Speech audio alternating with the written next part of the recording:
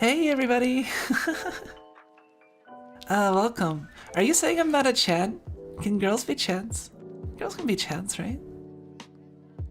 The meme is Virgin and Chad, right? Virgin X and Chad Y. So girls can be virgins. So girls can be Chads too, right? But welcome, Pac Vim and Badman. What's good? Oh man, the ghost is still here. Hey ghost. Things are doing pretty good. I say, all things considered. I am running a little bit late today. Hope nobody minds too much.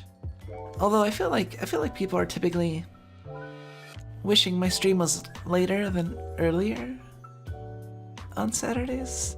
So it's probably fine, right?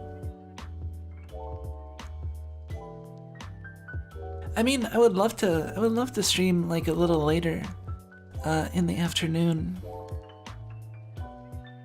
But I can't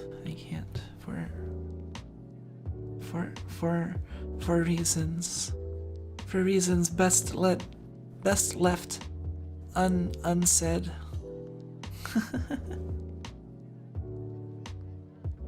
How's everyone doing today? Everyone doing alright? Gotta make sure chat hasn't frozen. I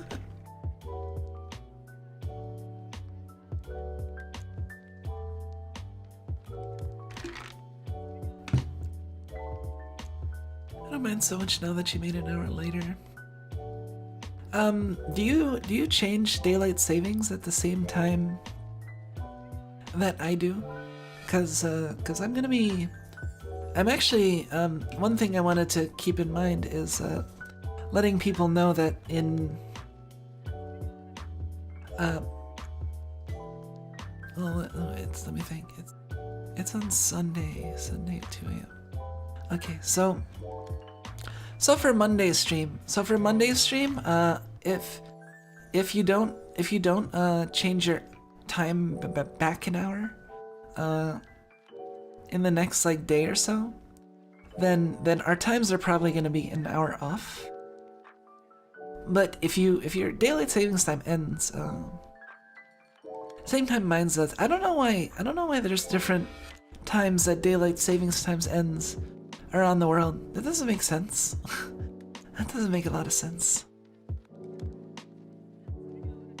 A little tired but awake. Yeah, I'm a little tired too. So I feel you. Chat is fine too, no worries. Okay, that's good.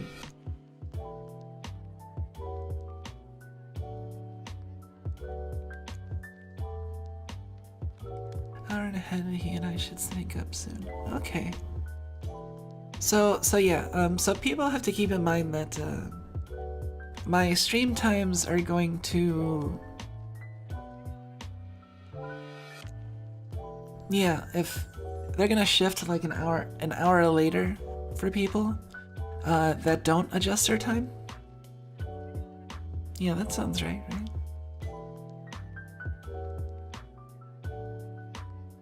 Yeah. Yeah, so yeah, if you so keep that in mind. Don't get surprised and be late to my stream, or else I'll be totally mad, like I always am. Nah, I'm not that type of person. Yeah, we're gonna probably check out Mahjong. I don't know how much I feel like Mahjong. We probably should. I went to the trouble of making the thumbnail. Sekkaku Tsukutakara. Let's see here. Yeah, I'm definitely a lot slower to start on like Saturdays versus other days. It's because of the time of day. Like if this stream was later, or if we were at my normal time, I'm a lot more active and warmed up, so to speak. I can't imagine a man Kumiko. You don't have to imagine it, cause look, I can do it right now. See? Don't I look mad?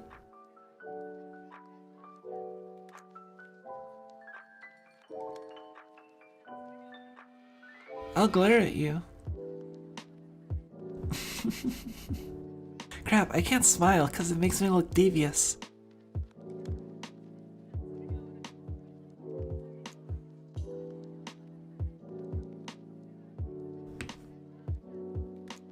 Oh, thank you. It makes you look smug. I think it's possible for you to make that model look angry. Really? This doesn't look angry? This doesn't look angry?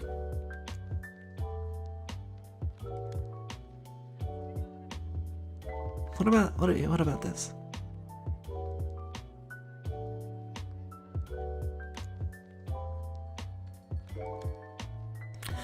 I think that's a pretty good job. Yeah. See? I think that's decent, right?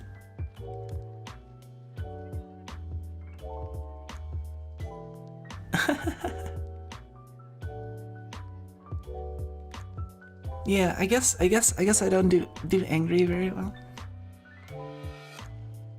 Come to think of it, I'm trying to think of how often I see Mama draw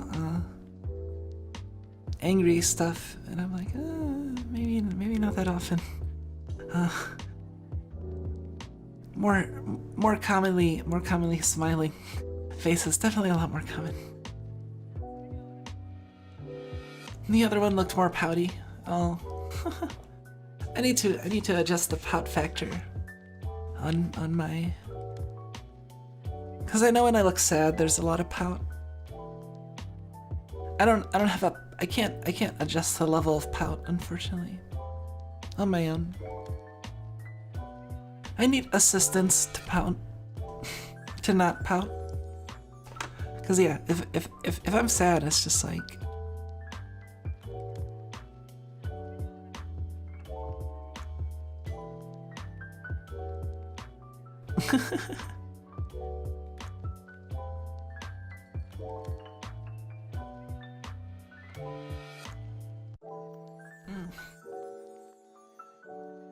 yeah, there's actually, like, I don't know, we should check out a little bit of the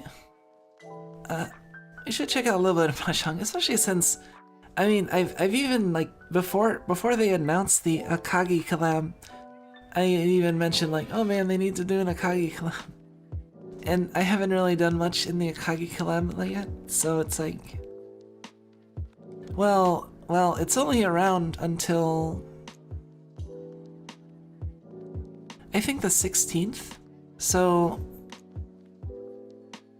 this weekend and next weekend it'll be around, but the weekend after it'll be gone. Which, if we want to play any of the special modes, I think we would have to... They have the Washizu Mahjong, which is kind of neat. I kind of want to try it. It's a little intimidating. Feels like there's way more to keep track of, and it's like, I don't know, the mind games that you would need to do. A little scary, you know? But we could try it. What can you unlock in it? I mean, you can get the normal stuff, like... the thing is that Washizu and Akagi are both like actual gacha characters. So they're not like welfare servants, or they're not like welfare characters, you know, or event characters. You actually have to roll for them, so there won't be quite as many terrible Akagis running around, I'm sure. but I'm sure it'll still happen, because, you know, every Akagi, every person that got an Akagi avatar can't be as good as Akagi. That just wouldn't make sense.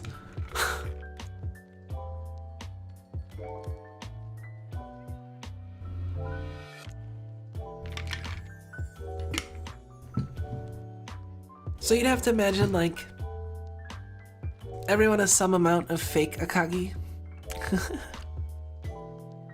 Let me see. Wait, actually, you know what I never did? Oh shit. What do I do here?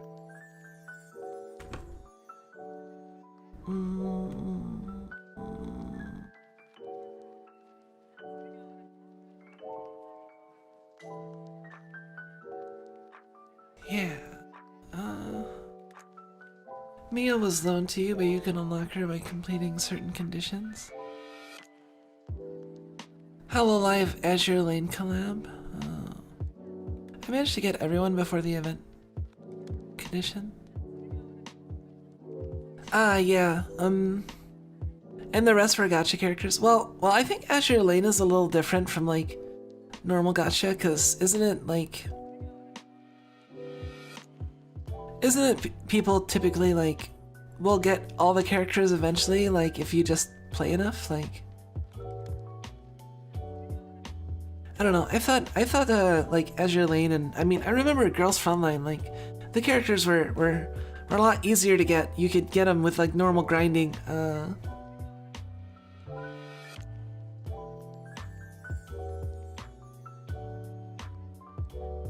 Maureen was moaning when your ship got hit. All of that's so suitable. That sounds fun. Makes me want to check out World of Warships. Man, they totally made that name on purpose, didn't they? Cause I'm like, that just makes me think World of Warcraft, but they obviously knew that, right?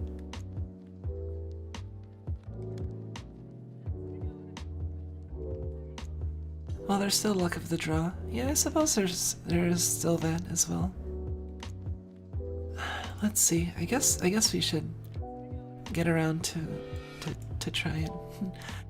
Honestly, it's like I'm trying my best not to just play War Monster Train. I'm like resisting the urge, holding my hand back from the mouse.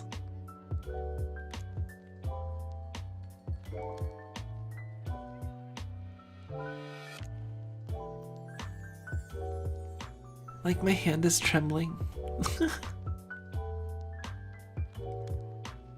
Let's see. Let's I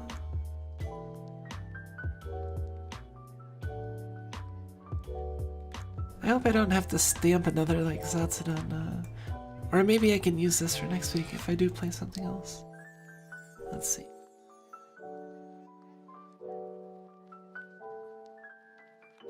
Akagi. That was December 2019. Also right after I started playing. Now this is where the rabbit hole led me. So wait, you rabbit holed into VTubers via Azure Lane in the Hololive collab?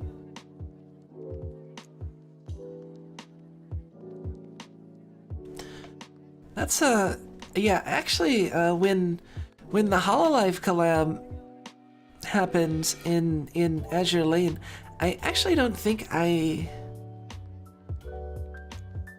was into VTubers yet. Come to think of it.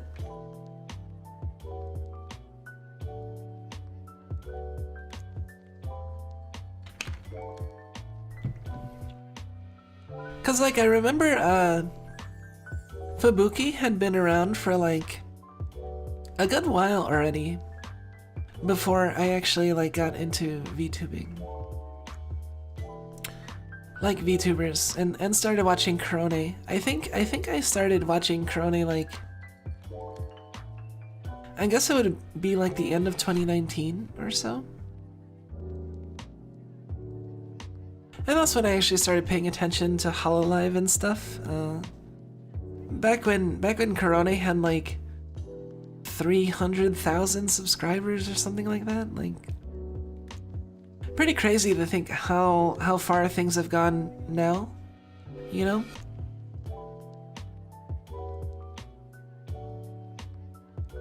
I knew about Kizuna Ai. Yeah, see, I also knew about Kizuna Ai, and I had watched a little bit of her stuff, but it didn't really click like that much with me. Like I thought it was interesting and I thought it was like neat, and I was like, man, that would be cool if I could do it, but like that's impossible because you need like super expensive equipment in a studio or something, right? Like, so I just kind of put it aside, and then also Nekamiya Hinata.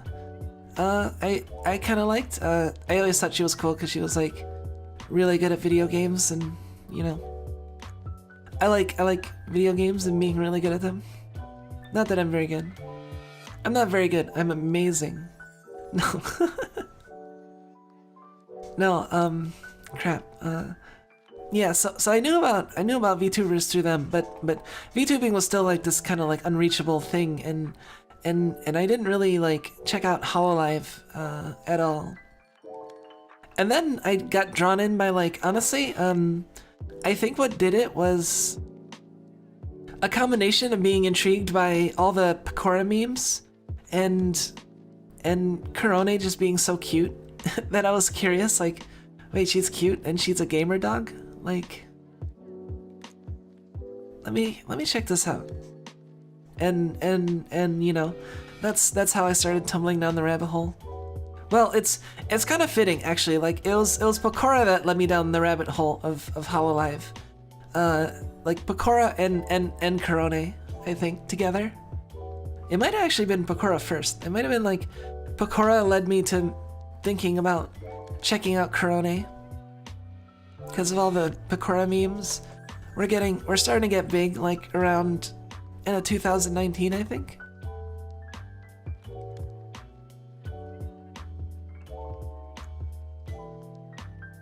Led my American friend down the rabbit hole. Very funny. He was very apprehensive them being included. I mean, if you're like randomly, well, it's not xenophobia if it's against VTubers, is it? I don't know. I guess someone would invent a new word for that. VTuber phobia. Top of the line VTuber Yominani Kumiko.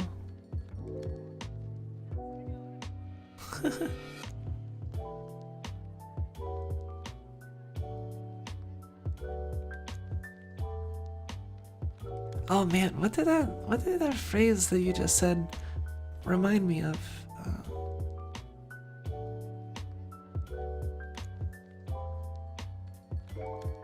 It definitely wasn't that. No, I don't think it was. I don't think it was a phobia either. Probably. I mean, that one. I don't think there are people that are actually like phobia against VTubers. I mean, that'd be kind of weird. I mean, I guess that's possible. I mean, that's kind of the rule. Like, if you can imagine, it's like Rule 34, but with just humans. Like, if you can imagine a type of person, probably a person exists or has existed at some point.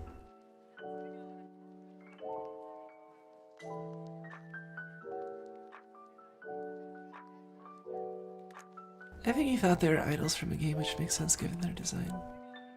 Luckily, he gave him a chance afterward.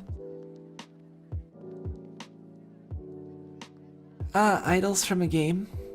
Yeah.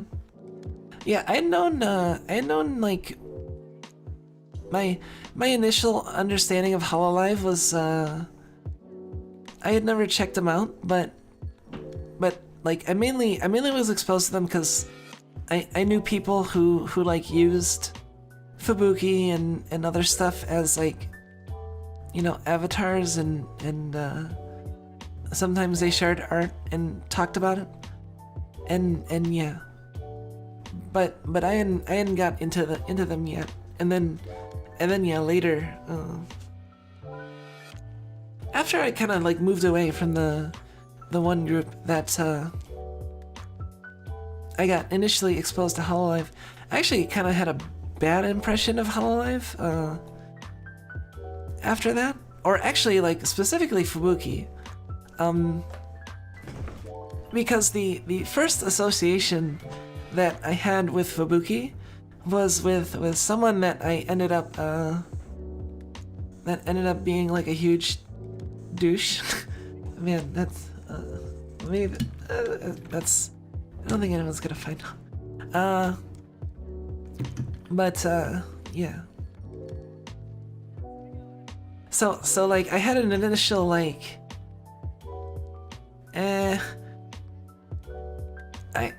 Fubuki is cool, but like I have a negative association. Like, have you ever had that?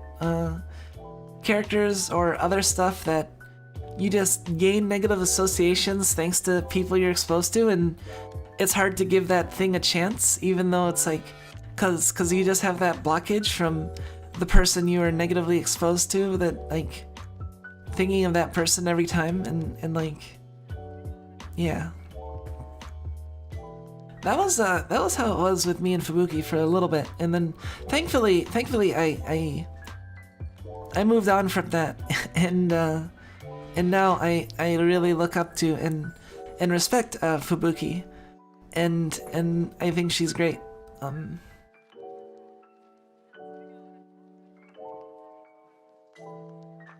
occasion, yes, although I can't think of many off the top of my head. Yeah, off the top of your head, it's kind of hard to think about. But it's been the case, right? Like I think probably most people would find that being the case, like at some point.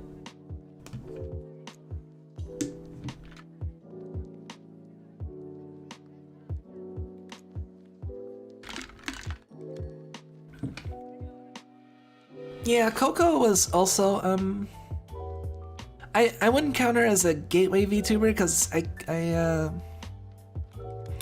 I learned about her like a fair bit after I was already kind of like regularly watching Korone. But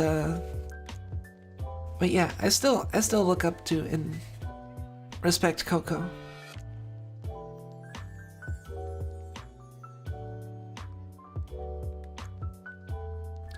I don't know. I just if you can't tell, I'm not really the, I don't know. There's a lot of people I kind of look up to and admire or respect and other stuff. And I mean, that's a lot of what I mean, it has a lot to do with why I wanted to get into, you know, VTubing in the first place, I guess. Is kind of like inspired by these like awesome people that are into it, you know, and wanting to be like that, and also maybe meet people like that, you know, and also you know, yeah, have company in my snugs. It's very, very nice, very, very comfy. I'm glad we can all have comfy times. Pretty cozy. I mean, you know, I mean, I'll probably get a little bit bigger in like a couple years, you know? I mean, probably not physically, but I mean like in terms of channel size, you know? I mean, if I stream regularly for like a year or two, and it'd be kind of weird if there wasn't any sort of increase whatsoever, right? I mean, you can't just take it for granted, right? But at the same time, it's like, man, there's a lot of people that you see that are like, man, I don't know, Kumiko will grow larger. Very nice thing you have going for yourself. Yeah, I think so too. Pretty happy about it. It's been nice, and it gives me something to look forward to each day, you know. Actually, one thing neat to think about is, let me check the calendar.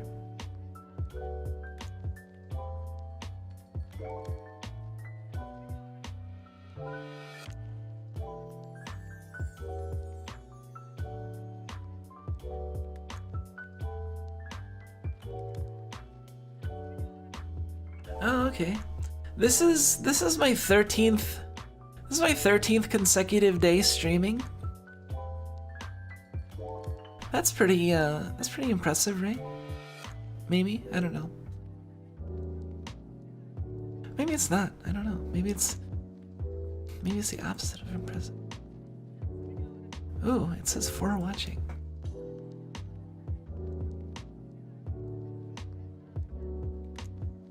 Let me check.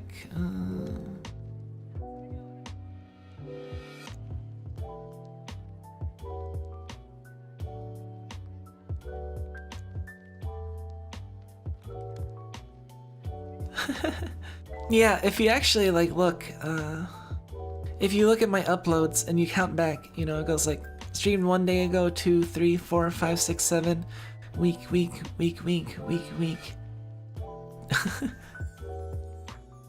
2 weeks, 2 weeks, 2 weeks, 2 weeks, 2 weeks. Like, yeah.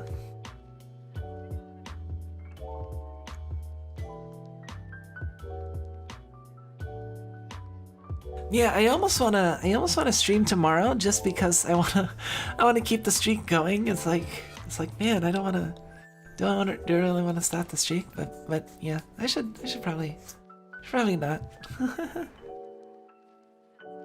It's slightly tempting. Like, sometimes I think about like, man, what if I just had like a gorilla stream like right now?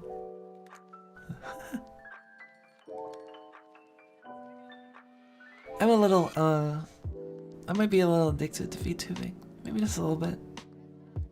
I'm glad people don't mind though. I feel like it helps me be, you know,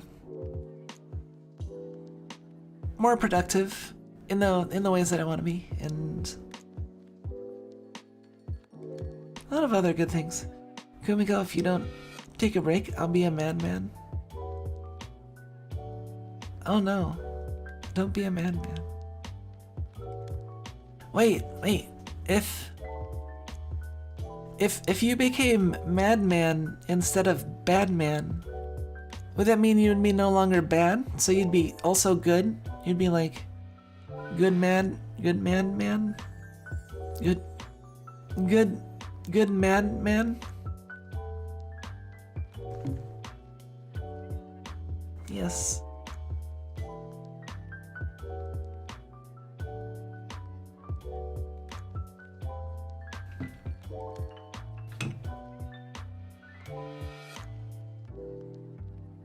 Maybe, so like, so if you were to like, if you were like to take testosterone, would you be like bad man? That was really dumb.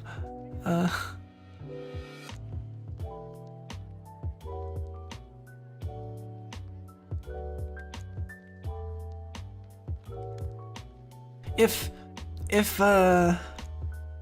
you got mad after playing a video game, would you be? If you got mad after being bad at a video game, would you be mad 'cause bad man?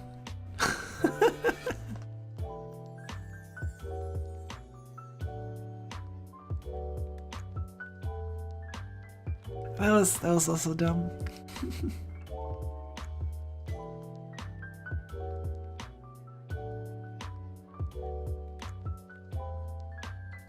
See, the chat is stunned into silence. I am in physical pain.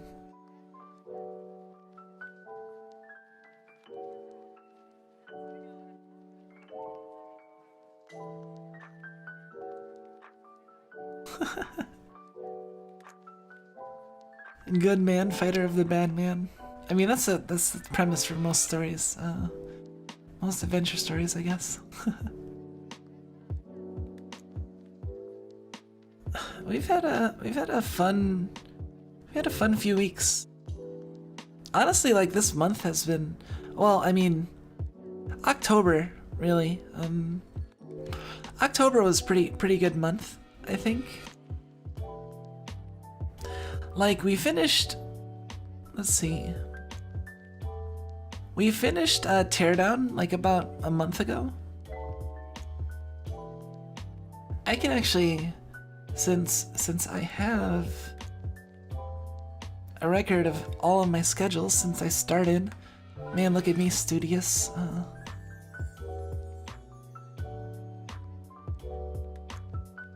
let's count it back.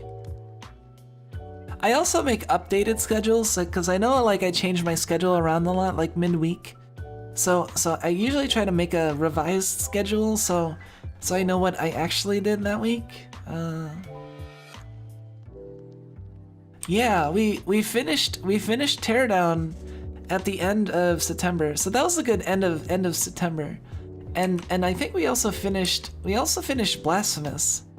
Yeah, we finished Blasphemous on October 1st. So like the end of September was like the end of Teardown Blasphemous times, and then we moved right on to Fuga, and that's when like the right after October started is when Fuga just like took over the schedule. And I streamed like almost 10 consecutive days of Fuga.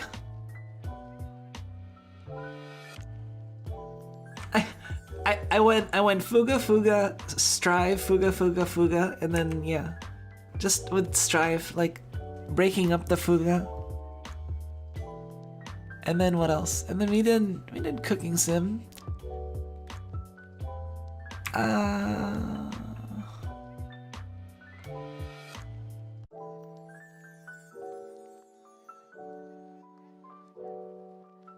Oh yeah, and then we had the community Strive. See, that was fun. That was pretty fun. And then we had I actually need to.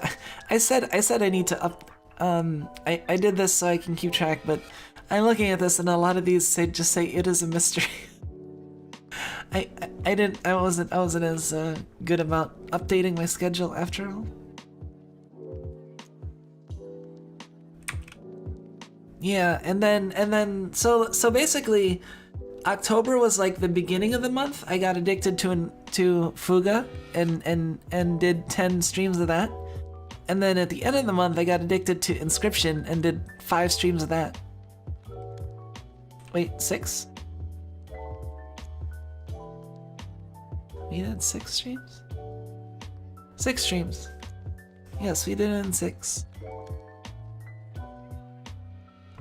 I was thinking about that whole Ero persona thing that was going around for a while. If you were me, my name would change to Good Man and that would be it. I could see Good Man. Yeah. I mean, Good Man seems just as viable as Bad Man.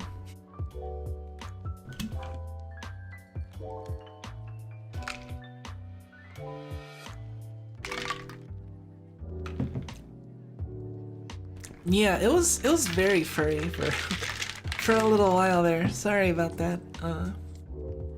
Wait, no, I shouldn't apologize for that. No, fuck that. No. I'm not sorry. Deal with it. Fuga was awesome. If you don't agree with me, well, that's just your opinion, man.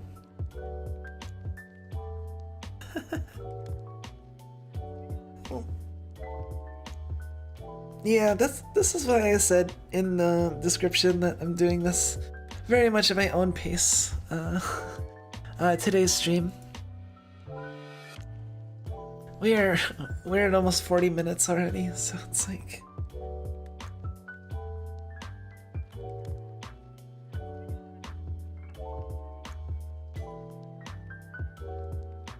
stretching.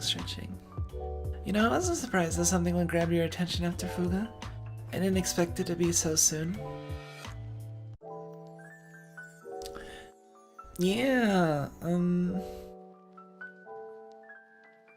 yeah, like after we finished Fuga, we had 1 week where we just kind of like did a bit of assorted stuff, you know? Started off with Cooking Sim, then Roller Coaster Tycoon, then the Strive Community Showdown, Into the Breach, you know? And then the next week, like the week of Halloween, was when we started Inscription. And then yeah, it's actually been a good time for being like really addicted to specific games, cause when I look at it,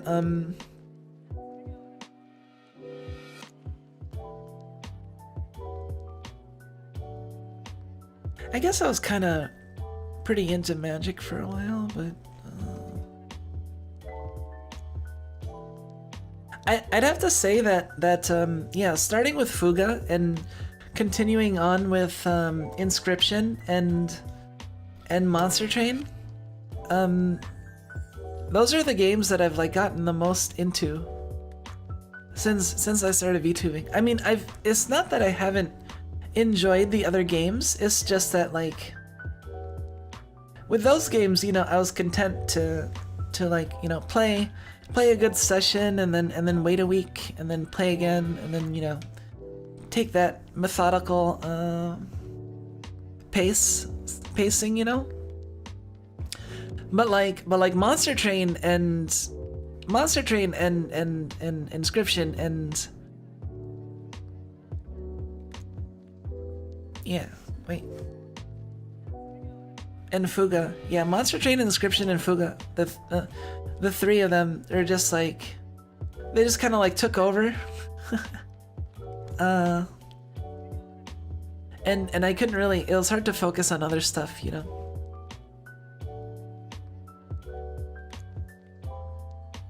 Inscription also seems to be getting more attention now. I'll chalk that up to you playing it. Oh yeah. I mean, you know how influential my my videos are. And I mean, I'm sure down the line when I'm like a super famous Hololive, there'll be people crawling my YouTube profile for millennia.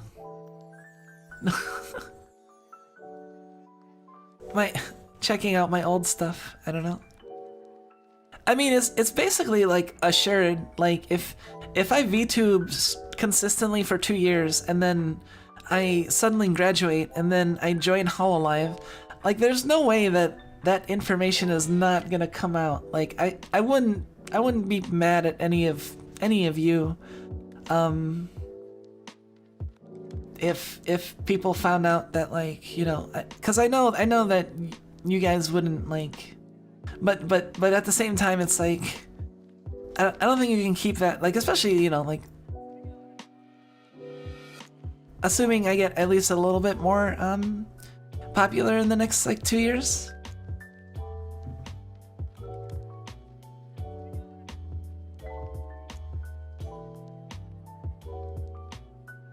Would you also follow us back on Twitter if you got big? I don't know, I don't know what the logistics would be like at that level when it comes to like managing one's Twitter profile. So I honestly don't know. I mean, I would want to, of course I would want to be like, yeah, I will befriend, I will follow all of you. But I don't know, like, I mean, ideally, I would like to stay in, I think, in indie, or at least have a fair bit of indie freedom, even if I join an agency. I don't know if that'd be possible, but I mean, like, I don't know, like how it, like, quote unquote, if I got big, I don't know what considerations there'd be in terms of like running a Twitter profile. I mean, like, if you're talking about like on here, like, I wouldn't, like, if I got big, I wouldn't like unfollow you or anything. I don't think. I mean, I wouldn't unfollow you because I got big.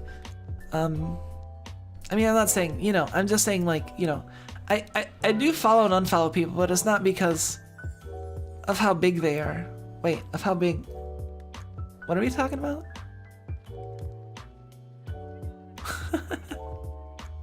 Hey, welcome, Randon. JP agency seems super restricted. Oh yeah, but aren't they a little less restrictive to like the EN side of things, you know? I don't know. I mean, there's a lot of agencies out there, and I don't really know. I don't really know a lot about most of them. I just sort of know like a few people in certain ones, I guess.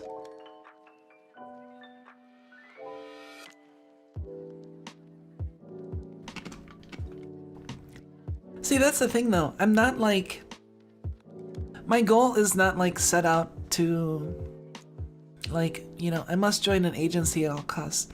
Like I said, I really like the journey as opposed to necessarily the destination, you know. So I'm using like the idea of getting into like Hololive or that kind of agency as kind of like a trajectory, you know, to guide my actions, which is good because it's like, you know, like it gives me some standards that I can consider applying to my own like work and content. I've lurked a fair bit. Oh man, that's wow, really? Thank you. Well, welcome. Yes,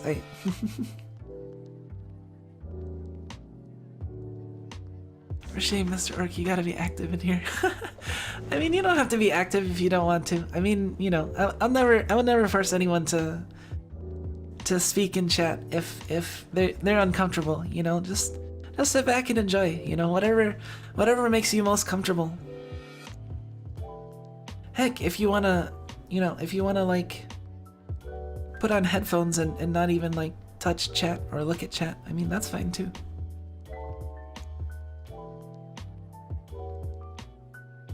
Sorry if you were looking forward to Roller Coaster Tycoon. Oh wait, Roller Coaster Tycoon. Sorry if you were looking forward to Mahjong Soul. We haven't gotten to that yet. It's not quite the Night of Legends that that I talked about. Although, if we don't get to it this week, we'll definitely get to it next week. Knock on wood. Just like we'll definitely check out Lost Ruins eventually. The meme continues. I thought you saying that was intentional. No. That's the thing. Like, some things are actually intentional. A lot of things, most things are actually just kind of me messing up, I think. I'm not very good at like, this is bad since I was in drama in high school, you know, back in the dark ages. But I'm not very good at acting, I think. Like when I do like tabletop RPGs, like my characters don't end up acting like super different from how I am. So it's like I don't know if I'm really that good at acting.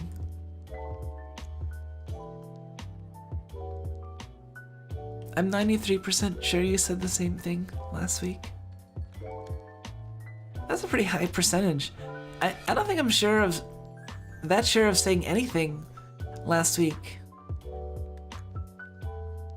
Well, I mean, I guess I'm sure that I said the things that are in the videos the streams I posted last week. Although I guess that's sort of like, I don't know, that's a philosophical question. Like, what if the universe just came into existence like a few seconds ago? You know.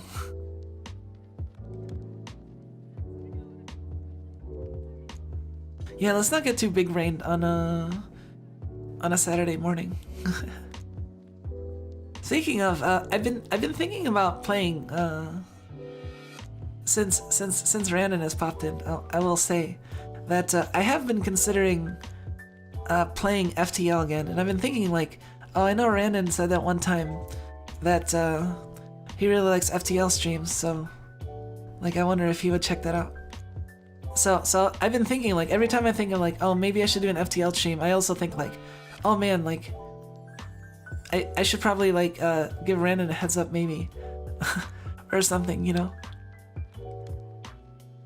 I'll definitely post about it in your server if I did an FTL stream, for sure. I worry about backseating though when I'm watching it being played. I mean, I don't know. I feel like with FTL, as long as like you're not actively talking about like what's immediately going. I mean, if you're talking about like, you know, what I would have done, you know, like oh, like I would have definitely picked up the the defense drone here and got cloaking instead of X or something. You know, that's fine. If it's like no, you should be shooting the engines. No, shoot the engines. You know, that's a different story. I think. But like if you're commenting on my run, like I think those sorts of comments are okay, right? Like oh, you like flak? I don't use flak that often. Or typically I would go for burst laser in that situation.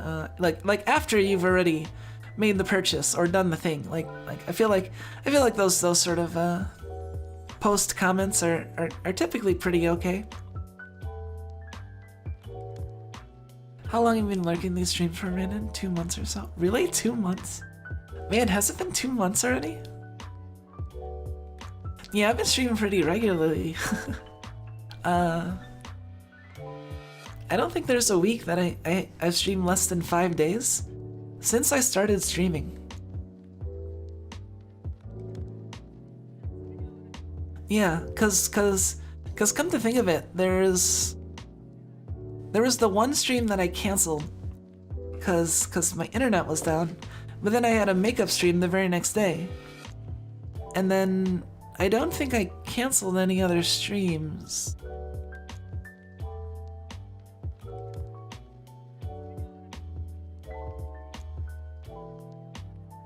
FTL is very much a decision-making game. Backseating can get frustrating. Yeah, I can see that. I mean, you know, I'm gonna if backseating gets too bad, like I can say something, but I don't think it'll be a problem. It probably won't be. I don't remember it being a problem like last time when I played FTL.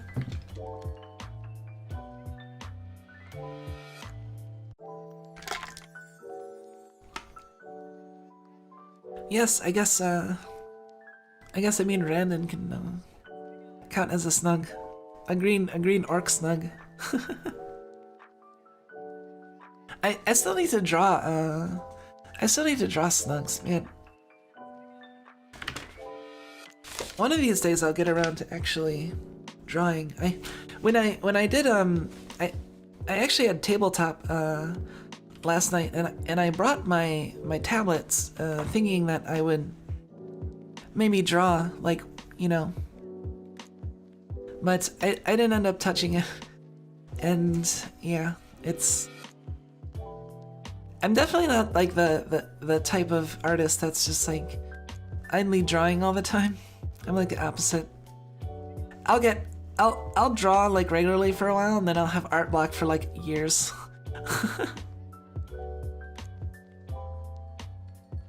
I can't backseat since I haven't played most of the games you stream. Yeah, that's another thing that like I think a lot of the games I play, my viewers have not seen, or only like maybe 1 or 2 have seen at most. So it's a little harder to backseat, you know.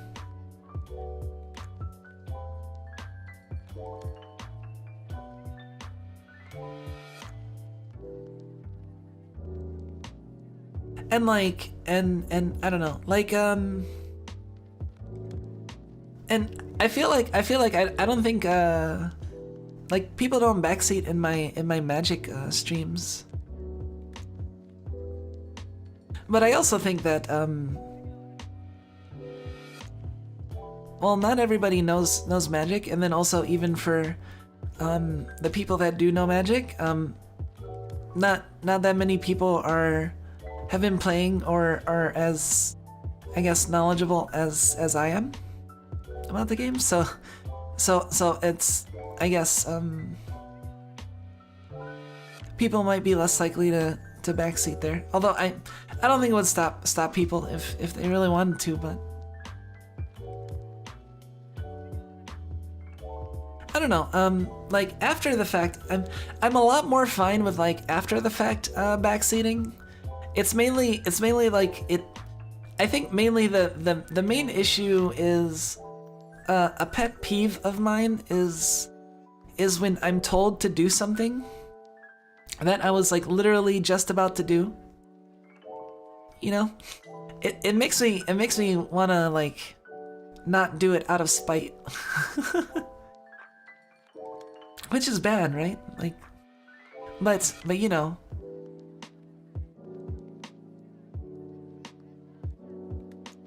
That reminds me.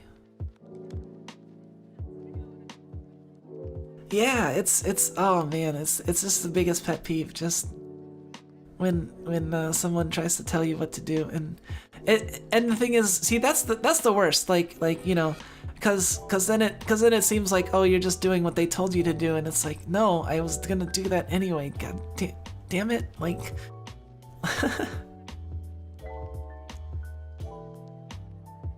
So I think that's the sort of backseating I think is probably the worst.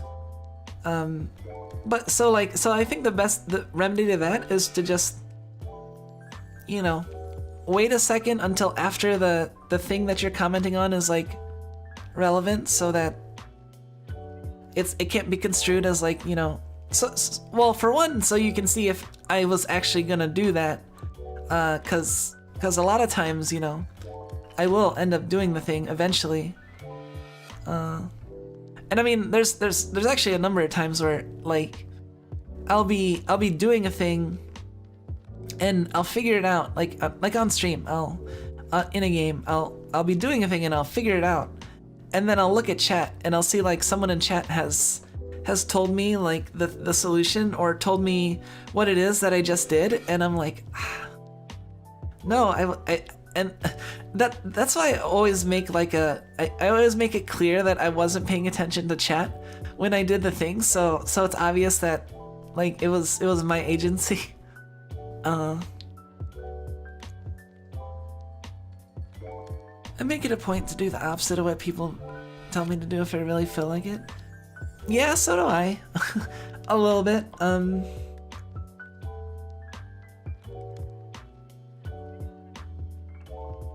I saw a post on Twitter saying the popular depiction of the Wendigo, either D&D or MTG's interpretation.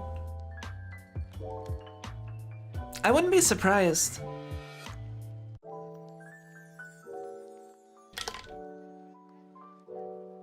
Like, isn't the whole Bahamut being a dragon thing? Like, isn't that all like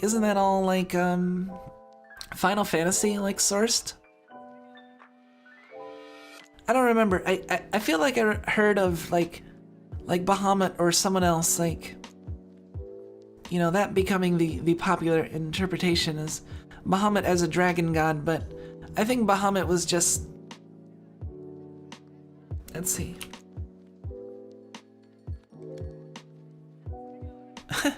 Well, when I search oh yeah, see, when I search Bahamut, the first thing I get is Forgotten Realms wiki was the dragon god of justice.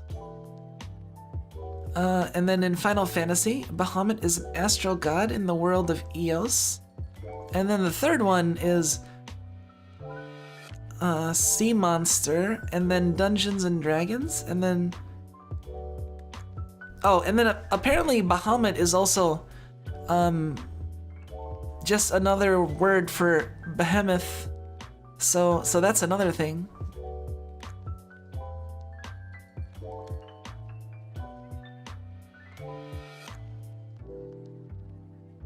Yeah. If you look at Wikipedia entry of Bahamut, it's like a land monster that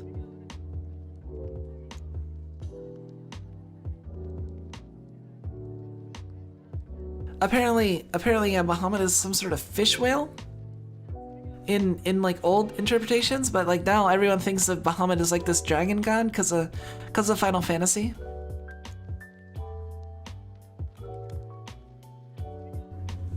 Let me see if. Oh, okay. No, it's apparently on the site it says that Kumiko, do you feel in control? I mean, I feel pretty in control. Yeah, it says the original source for Bahamut being a dragon god is actually D&D. So then I guess I mean that makes sense, and Final Fantasy was partially based on D&D, so the fact that it would pick up the whole Bahamut being a dragon god is, I guess, not too surprising.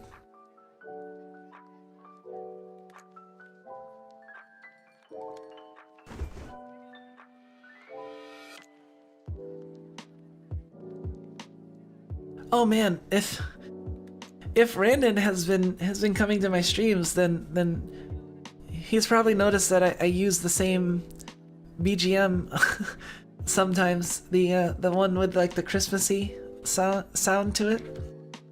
I didn't even realize like Randon used that in his streams until after like I had already been using it, and yeah, I think when I first was like, oh, I should start using it, I didn't actually know anyone who had been using that yet. It was just one of Sharo's songs that I found that I thought was cool, and you know, I hadn't heard anybody use it, so I'm like, okay, well, maybe I'll use it. Sharo is the artist on Dova-Syndrome that does like my intro, that Christmassy song, and a bunch of others, a lot of popular ones that Hololivers use and other people use, like Rushia and other people I know have used certain other, like Sharo is like pretty popular. Like I know that if I use something from Sharo, that it's more than likely gonna be used by someone else that's bigger than me. If not now, then eventually, you know? Like that's the case for my opening. Like eventually I saw Okayu using it in like a short part of it in one of her videos, and then I also saw like, I don't know, because everyone gets the music from Dova-Syndrome, so you get a lot of people using the same music, you know, even not intentionally. Like I even think most of the time it's not the case that like people are like, oh, I'm gonna use that person's music. It's just if you go on Dova-Syndrome and you search enough, you might find similar stuff. I mean, that's how I used what was it? I mean, Crony uses my ending theme as like one of her Zatsuwhat musics, you know, I think. So that's kind of neat. I think I've used that first. So, no, it's not like that matters, but you know, I mean, ideally I want to use stuff that people that are gonna watch my streams don't already have like a strong association with already, so I avoid, you know, potential bad associations if they don't like that, and also just like oversaturation.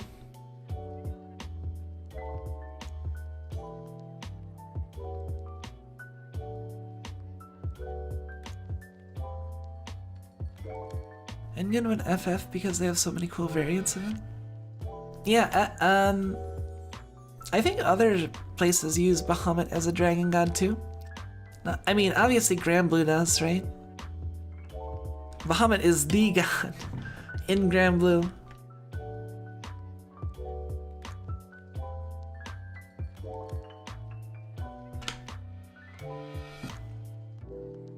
Oh man. That makes me want to play, like, now all of a sudden, now mentioning Bahamut, like, makes me think of Granblue because of Proto Bahamut and Ultimate Bahamut, and I'm just thinking of their fight themes, and man, it's so good. They're really good. Like, I've listened to them a ton, and they're still good. Ultimate Bahamut is just like pretty epic. I wonder if I could play. I mean, people play YouTube videos sometimes. I guess depends on if it's DRM music. If it's from Granblue, I guess it'll probably be fine. I mean, it's not like I have to mute it when I play Granblue, so...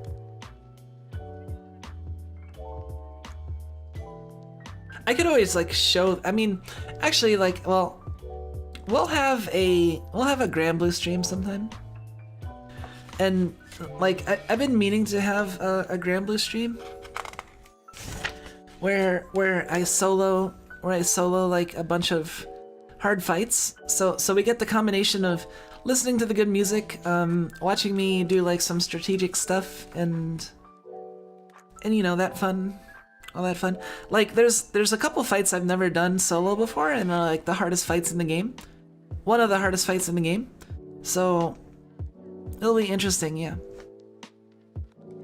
Yeah, I have a Primal Earth grid. If that means anything to anyone watching. I have a Primal Earth grid and all of the limited relevant Earth characters. The only ones I'm missing are like weird off ones, like Halloween. What's her name? Halloween Zeta Vasaraga and Halloween Kukuru. Yeah, Granblue has a lot of cool characters and a lot of fun outfits and other stuff. I mean, in some ways it is a slight shame that it's like a gacha game, but at the same time it's like, I don't know if it'd be quite the same if it wasn't. Would it be better? I'm not sure. I know some people avoid gacha like the plague, and I'm definitely not one of those people. I definitely like gacha a fair bit. I mean, although I haven't really been putting any time in gacha recently. I haven't even been getting like login bonuses, which is kind of bad. It's kind of bad, but at the same time, like there's always a side of me that's like, you know, it doesn't matter because it's just gacha. So it's like, I don't like stress out over it. I guess that's the important thing. Like, don't stress out over your games, unless like it's constructive stress or is stress as a result of wanting to be better at the game and you know, trying to get better and grinding or something. I don't know. But don't stress out over a game just because for other reasons. Yeah. Kumiko likes to be OP. I mean, I don't like to be underpowered. Who wants to be underpowered?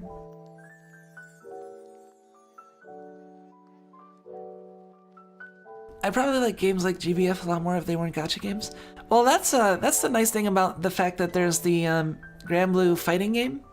Although that's another game I was considering getting back into. I got into it for a little while when it came out, and I kind of fell out of it. I have it on PS4. That's I think the main issue. Cause it'd be a lot easier for me to stream it if I got it on Steam, but then I'd have to like rebuy the game.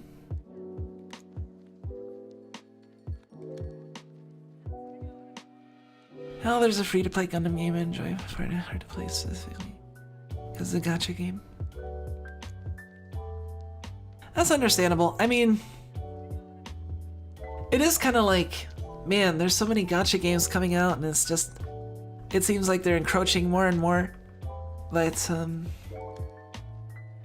you know, maybe in 5-10 years, you know, all we'll be playing is gacha games and reading ebooks. People will be like, man, remember the days of paper? No.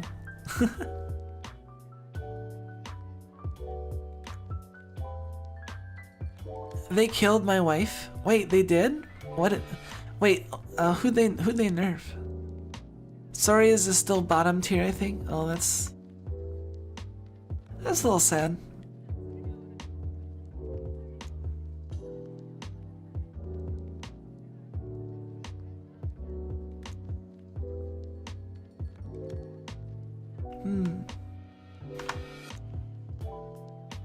Yeah, I really like playing Jita. She was a lot of fun. And doing the Eternal Ascendancy super with the extended button combo was like, that was like one of the first things I tried to master. Oh, Nanameya? Yeah,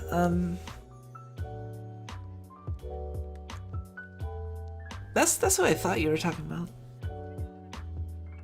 I don't know about Charlotta, but I hope she's still fine.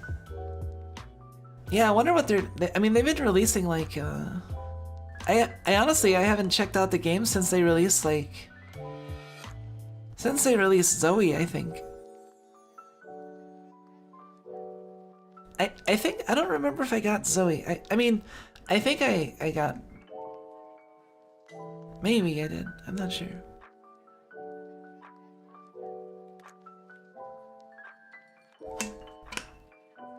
Wait, I probably got Zoe because now that I think of it, because I think I got her skin, maybe? I don't know. Hey, welcome, Terrence. I can't believe we've been playing Mahjong Souls for the past 1 hour and 30 minutes. What do you mean 1 hour and 30 minutes? Oh, well. I guess we did start 15 minutes late. Hey, 1 hour and 25 minutes. That's way different. And we're totally gonna we're totally not just gonna jump into Monster Train now. I see 1 hour and 10 minutes 12 seconds on my OBS. So how did Mahjong go? Well, I'd love to tell you, but it hasn't started yet. Yeah, we've been kind of just in Zatsuwhat. I should have just, I don't know. I made the thumbnail and damn it. Damn, all of us are wrong. Yes. Yeah, we have not gotten to Mahjong yet. And I don't know if we are. Unfortunately, I've been a lot more like capricious lately, and a little I guess whimsical. So I've been prone to wanting to change things up, and I'm not very good at keeping to my schedule that way. I mean, I'm fine at keeping to the times for the most part. It's more the what I'm gonna be doing on that time. I mean, Zatsuwhat is good, and games are always good. So games are high likelihood, but like, you know. And I guess that's just something people have to get used to, is that I can Zatsuwhat for like a long time before actually getting into the game. But I mean, I try not to do that for games that I'm like just starting, or you know, generally I try not to do that. But I can't believe Kumika would lie to us like this. Oh man, yes, I have betrayed you all. I'm already used to it. No! You're not used to me lying to you already? Wait, you expect me to lie to you? No. That's the opposite of what I wanna, No, I don't wanna lie to people. I mean, you know, despite being a VTuber, I think I'm pretty real.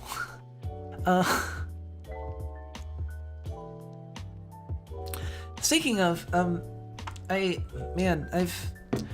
been kind of drinking like a fish a little. I guess that's good. I've been staying hydrated. It's because I've been talking a lot, but I'm gonna need to pop downstairs and refill my my bottle of tea. The pre-game Zatsuwhat is expectation. Yeah, see, that's what I do. I hit you with the hour-and-a-half Zatsudan, and then I'm like, oh, you thought it was Mahjong Soul, but it was me. Monster Train. It's sort of like it is a Ma game, right? Ma. If I say that I'm just playing Ma, I could be saying Mahjong Soul or Monster Train, right? So I'll just be like, yeah, guys, we're playing Mahjong.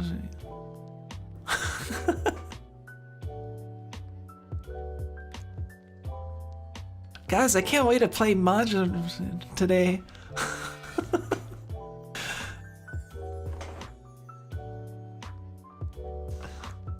Or it was me, Kumiko's.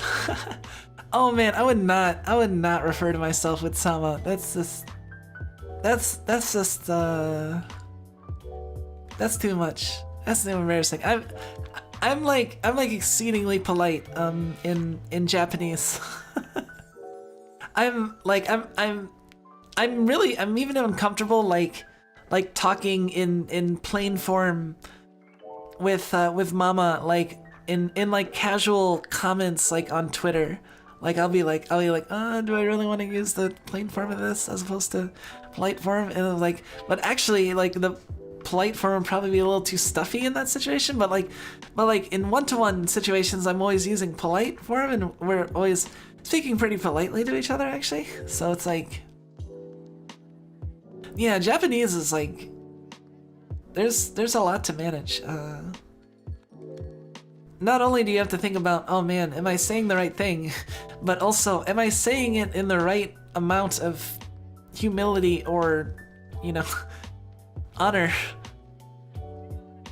And am I using the right one for the right person? Like, am I using the honor for myself or the honor for them, or, because it changes. There's a whole big like in-group out-group system in Japanese that depending on who's considered your in-group and out-group and who it is you're talking to, the relations of things can change. Let me think. Like, for example, if I wanted to say I'm giving something to like this other person, I would use agemasu. But if I was saying another person giving that to me, I would use kuremasu. If I was saying another person is giving something to another person, I would say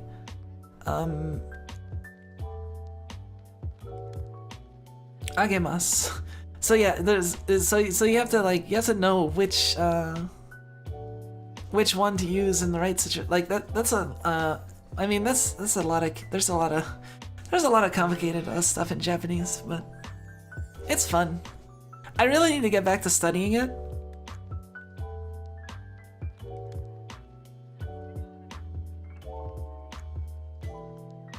I assume that means you use desu often. I mean, not really that much actually. Cause honestly, like when you're talking about stuff, you don't like you don't often will just say des, I guess. It's not like you'll be like sore wa x des all the time, If anything, you'd be using like masu stems on your verbs. But like, yeah, desu would be one. I mean, depending on the grammar construct, you would still not use desu. Yeah, it's complicated. Man, and honestly, there's like a fair bit I've forgotten, partially from lack of use, and also due to the fact that the last time I took a Japanese class was 10 years ago. Actually, more than 10 years ago. I didn't take any Japanese classes in my last year of... maybe my last 2 years. Yeah, because I think I was pretty much done with my Japanese stuff by my last, like, year or two of Yeah, so it's been like 11, 12 years since I've been in a Japanese class. And I mean, I've used my Japanese, so it's not like degraded like all the way or anything. But it's in some ways it's I guess in some ways it's better, and in some ways it's maybe slightly worse than how it was back when I was in, you know.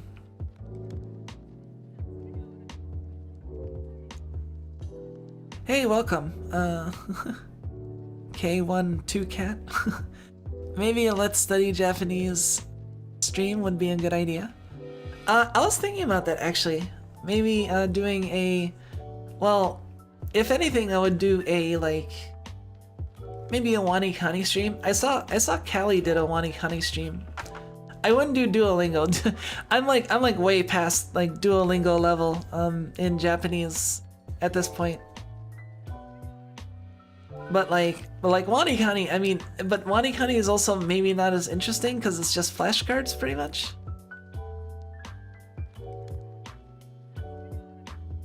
I guess there's mnemonics. The mnemonics can be kind of funny. Let me think. Yeah. I imagine what a weeb would say that to some people. I'm polite in Japanese.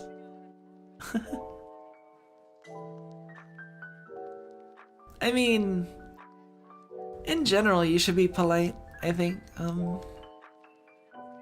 Like that's the thing. Like you need to know plain form, the non-polite version for conjugation purposes, and depending on what part like of the sentence it's in, you might not use the plain form, or you might not use the polite form even though it's still a polite sentence.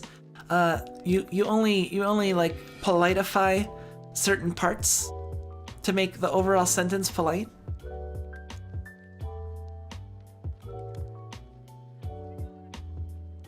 I forgot the name off the top of my head, but it's Keigo.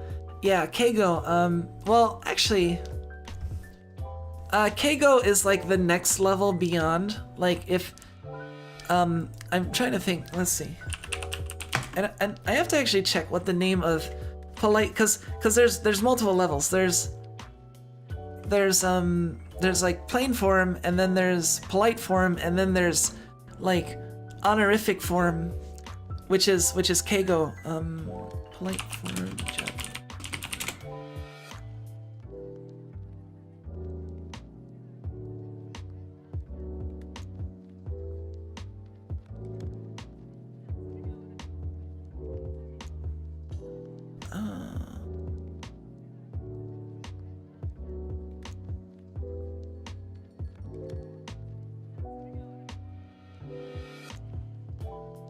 Honorific.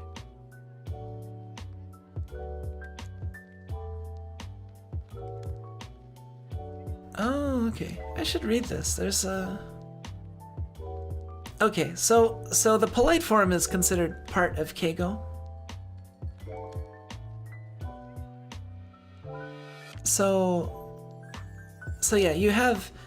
yeah, so Desu would be like part of that, but like the Keigo form, it like would actually be like Song Keigo is really like overdoing it in a lot of cases. So, but you also kind of have to know some of it, because people will talk to you in Keigo, and not just like polite form, like in actual honorific form. I'm trying to see if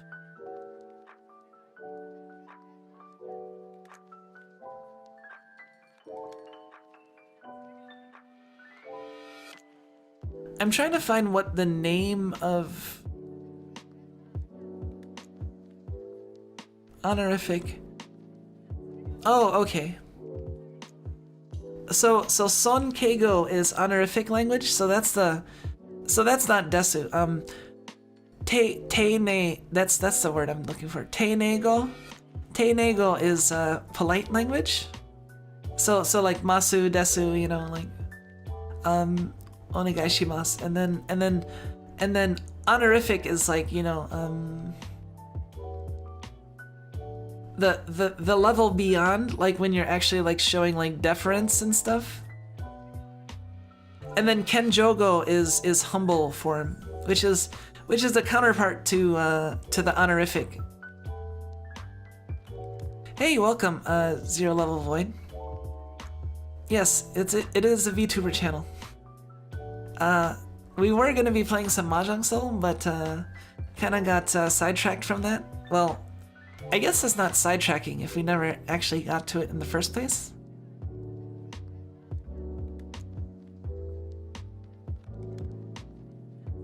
Yeah.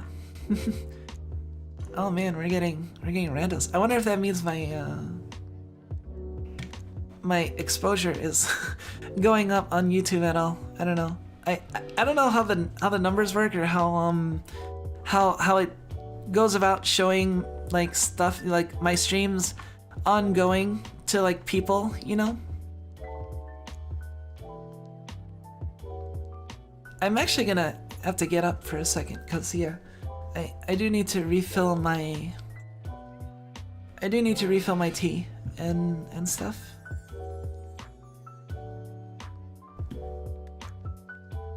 And then when I get back, we'll get to either Maj Soul or Monster Train. One of the two. I'll think about it, what I feel like.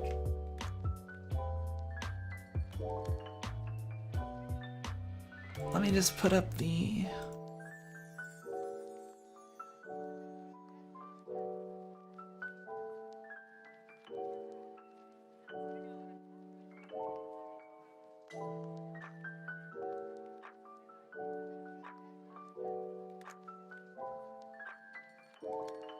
Alright. I really need to make like a hat. I should draw a hat and I'll make a note. Draw my BRB hat. It just needs to be like one of those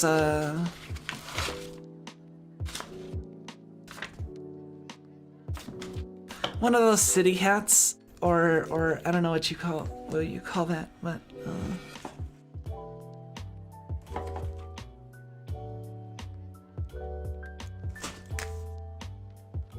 one of those you know, the hats that have like, man, I sound really old. The hats that have words on them.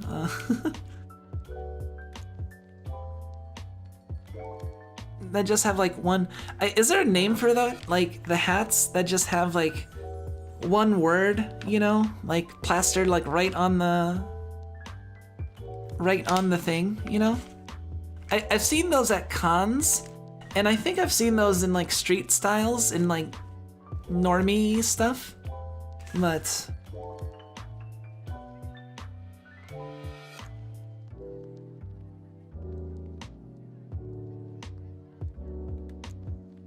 they're just called caps. There's not like a special name for those specifically. Okay. Yeah, I'm just curious. Anyway, yeah, I'll be right back. Give me 1 second. Let me just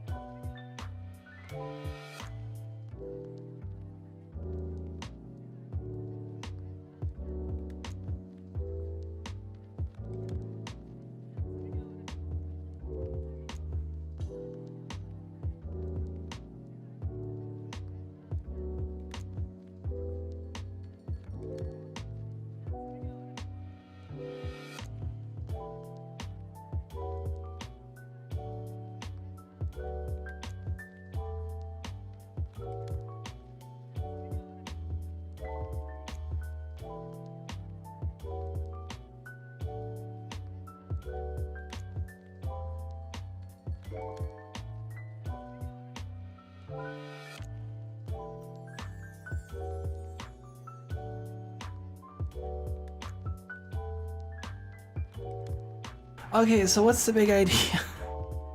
What the hell? I don't know how this happened. Sorry it took so long. Oh man, I missed a lot of conversation. Thank you. I feel like I'm tripping out right now. I'm just... I filled up my water bottle,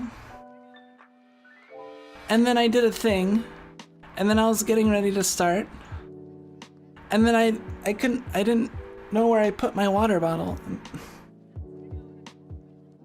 and I looked around the entire house for it like 3 times, and I can't find it. I filled it up. I filled it with ice, and I filled it with like tea, and I closed it, and it's just floating in the abyss. Like, did one of you guys steal it? Like, I'm legit thinking like someone fucking spirited it away, cause seriously, it's like, where the fuck did it go? Holy shit. Holy shit. I am so upset. I just wanna... It's one of those things where I just feel like I can't... Like, I don't want to stop looking for it until I find it, you know what I mean? Like where the hell could it have gone? Like, literally, it just disappeared. I ended up just resorting to getting another drink because I realized I was like searching for like 10 minutes or something.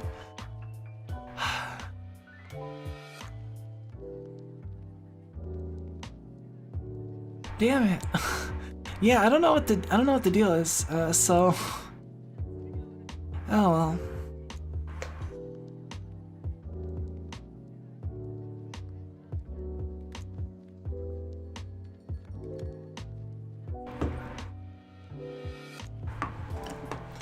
I'm sure I'll find it after the stream. Maybe. Sorry, I keep like looking around because I swear, like, I don't know how I could have just set it down and then it just disappeared. Like, the cats, like, did one of the cats like literally steal it? Like, did I set it behind something? Did it? I even like looked in places that I didn't even go since the stream started. Like, that's how bad I was like trying to look for it. Like, I'm like, well, I didn't go outside, but I'll check outside anyway. Like,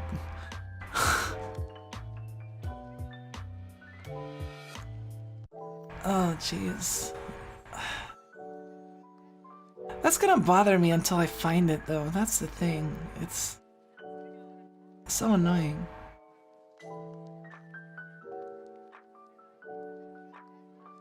Now it's a real mystery stream. Yeah, apparently. I feel like I should change the description and thumbnail, maybe. No, I mean, we're an hour and 43 minutes in, we haven't gotten to Mahjong. Maybe we'll have... Here, how about this? I'll make you a deal. Well, because I want to find my bottle, and I kind of want to just play like more Monster Chain, maybe. So I'll make you a deal, because the collab is going on, so I'll have a midweek Mahjong stream next week. Well, I wanted to talk about what we were doing next week, yeah. Kumi-do. Yeah, we'll have a midweek Mahjong stream, so you can check out the Akagi collab, since it's also kind of like checking out Akagi stuff, so it's kind of not just Mahjong, so maybe has slightly more appeal. I know there's like actual story stuff and like basically like VN stuff with like Akagi and Washizu, so it's actually kind of would be interesting to check out. I peeked through it a little bit, but I didn't really read it much, so I'll save myself for us checking it out. We'll check it out this week. And I will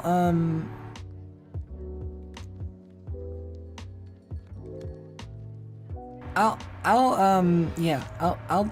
post about that. I'll post about my schedule soon. Damn it. I wanna look somewhere. I feel bad. Yeah, I know that's not very interesting of me, but I keep feeling like it's like it's like floating next to me or like something. I don't know. Someone's holding it above my head. Misha, did you hide it?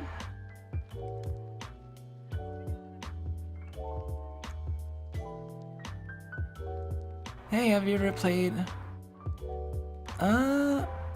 I've never heard of that. So, no. But, welcome. Yeah, I'll change the description of the...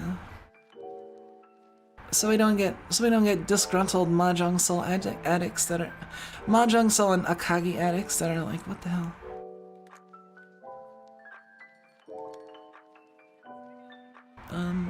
Let's see.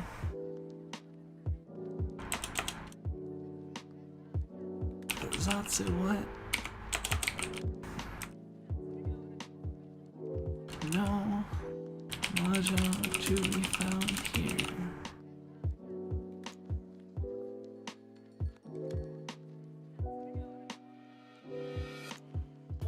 Let's change the thumbnail to something suitable.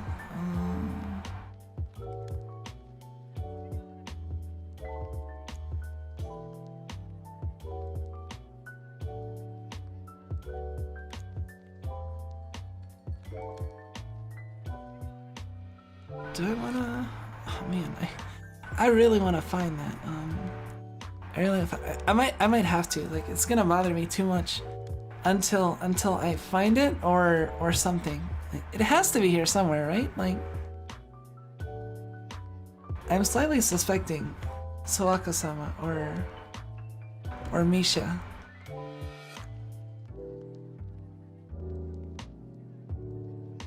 Yeah, let me just change the thumbnail and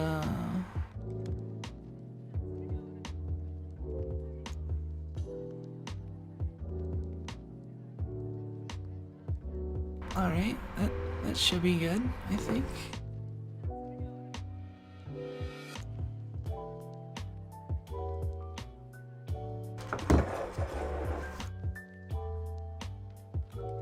Let's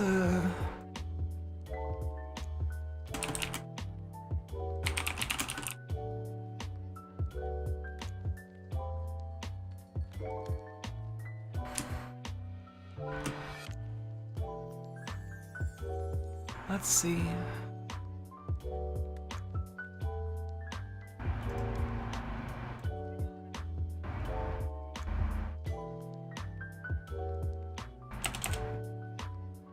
Oh, that's because I'm not showing it.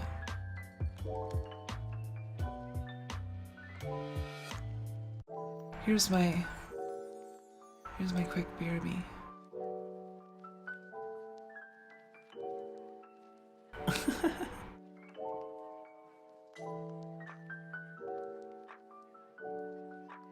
Yeah. Sorry, I'll be right back. I'll try not to be gone more than... I'll time myself. I'll set a timer. So I'm not like searching and then lose track of time.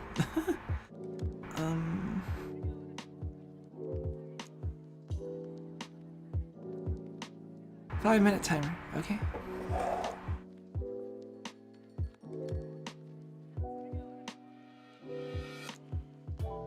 Alright, starting now.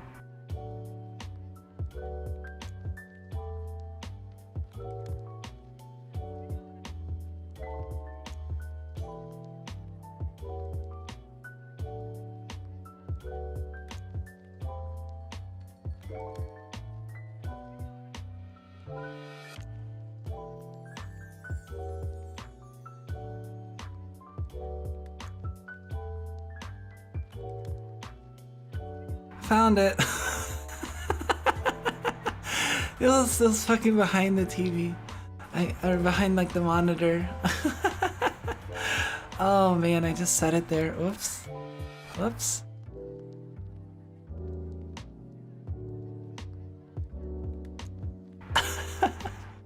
Oh, whoops. I didn't even mean to leave the text like this, but I I'm glad it looks funny. I guess I'll leave it like that. But I'm gonna use, since I found it so quickly, I'm gonna use my bonus time to imbibe. I'll be right back, and then we'll have some fun times. All right. I mean, not that we're not having fun times already, but we'll have fun times of a slightly different accord. I don't know. Oh no, I'm saying the I don't know thing. Oh no. Anyway, be right back. Well, I'm still on that 5-minute timer, so it says 3 minutes 21 seconds right now. So yeah, still being our being, BRB.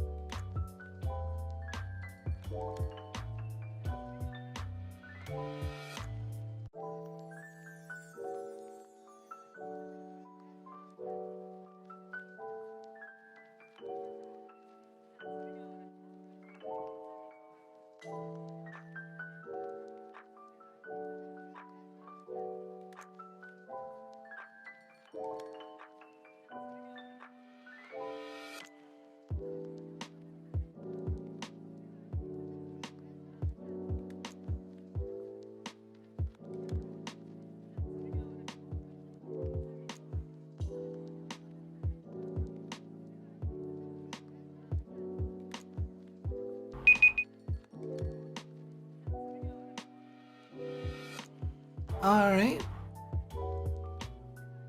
My timer just went off. So that means I'm officially back. Where the F is that water bottle? Yes. Let me get rid of this though. See, I had actually like changed it. See, I'll show you. I'll prove it to you that I changed it. See, I changed it to make it nicer, right?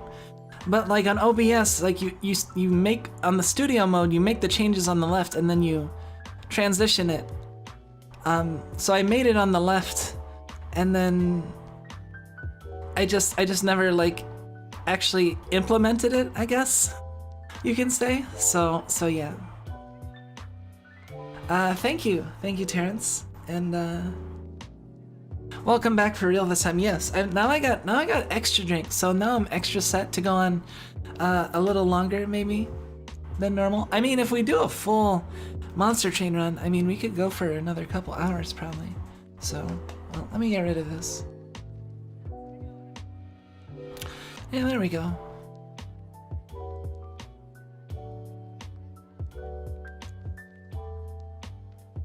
Reminds me of the time where I lost my house keys and spent a whole hour looking for them. Like, I feel like that just sort of happens. Like, maybe it happens slightly more when you get older, but I feel like, you know, everyone has the experience of losing something, right? Like over the course of their life, like everyone's gonna have the experience of having lost like tons of just random stuff at some point, just here or there, you know, misplaced, or I'm sure, like over the, you know, accumulate over the course of one's lifetime, right? Where was I going with that? Nah, it doesn't matter. Let's play some Monster Train.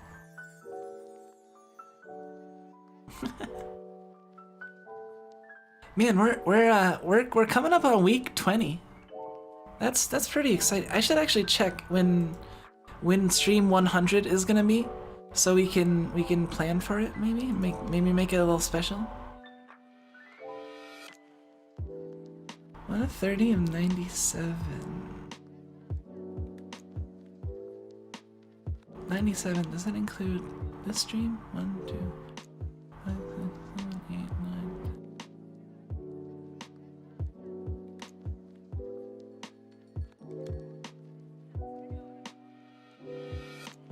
Alright, okay, so 97, so 2 more streams, and then the third stream is the 100th stream. That's like 100 streams in like 3 months.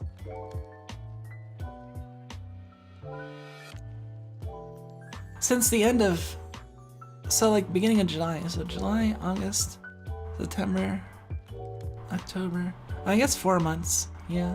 100 streams in a little over 4 months. That must be pretty good, right? Yeah, so I'll make a note of that. So three streams from now. So that would be Monday. So assuming I don't stream tomorrow, that would be Wednesday. I'm pretty sure I'm not gonna stream tomorrow. I mean, as much as I don't want to break my streak of and go for the 14. Well, if I go for 14, then it's not gonna be 14. It's gonna be at least 17, because I'm gonna be streaming on Monday. But well then, thank you for hanging out with me while I stream. I appreciate it. Let's write, like, so Wednesday. I'll probably take a break on Sunday, I imagine. I like Monster Train, but I'm not quite as fired up about it. I mean, I still love the game and I still want to play it. Like, I want to play it like right now, but I'm not quite as like thirsting as I was when I first started playing, you know. Let's see. So Wednesday.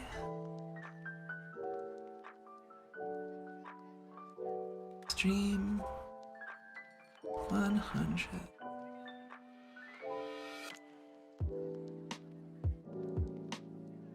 What if that bottle gets lost again? Can we have a Cluedo? What's Cluedo? Cluedo? No problem, you're a very cozy streamer, very chill. I'm glad. That is kind of the vibe that I wanted to. It's kind of the vibe that I wanted to put out, you know. So.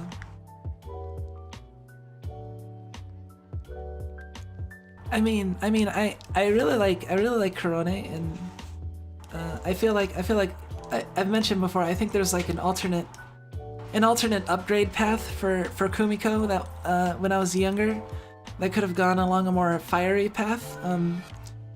Maybe more like Corona, but I went the more mellow side.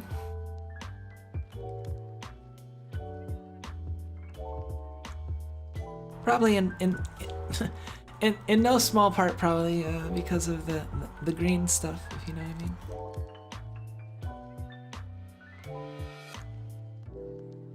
Let's see, stream number 100.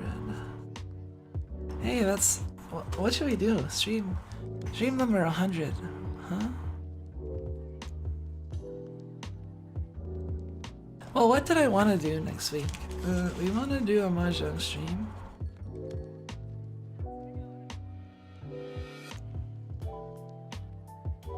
I kind of want to put Lost Ruins on here, but at the same time, it's like such a meme now that it's like actually playing it is like.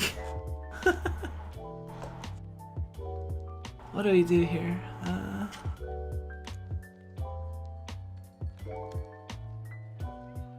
We could try to like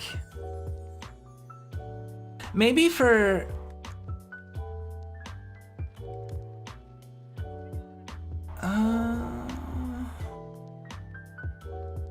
I was gonna say maybe for like the 100th stream I can have like a marathon stream, and then I can also try to like 100% like Inscription or Fuga or or Hades, but I think Hades would take me a lot longer than the others. But Fuga I think I'd be able to do Fuga in like the span of a normal stream. I don't know how long it would take me to finish Inscription, like fully achievement out, but we could try it. I don't know. Like we could that could be the Wednesday maybe. That's the current best idea I have so far. So it'll be like a for 100 stream 100 going for 100%, like 100%ing my favorite games of this year, which all happen to come in the month of October. Does that mean Silk Song is destined to come out next October? I mean, they've been delaying it, so I hope it's next I hope it's like next, early next year, but when Silk Song comes out, oh, that's gonna be another game. I expect having back-to-back streams when Silk Song comes out, probably until I beat it. I can imagine. I'm gonna wanna play it as much as like I can. So playing it every day would be nice,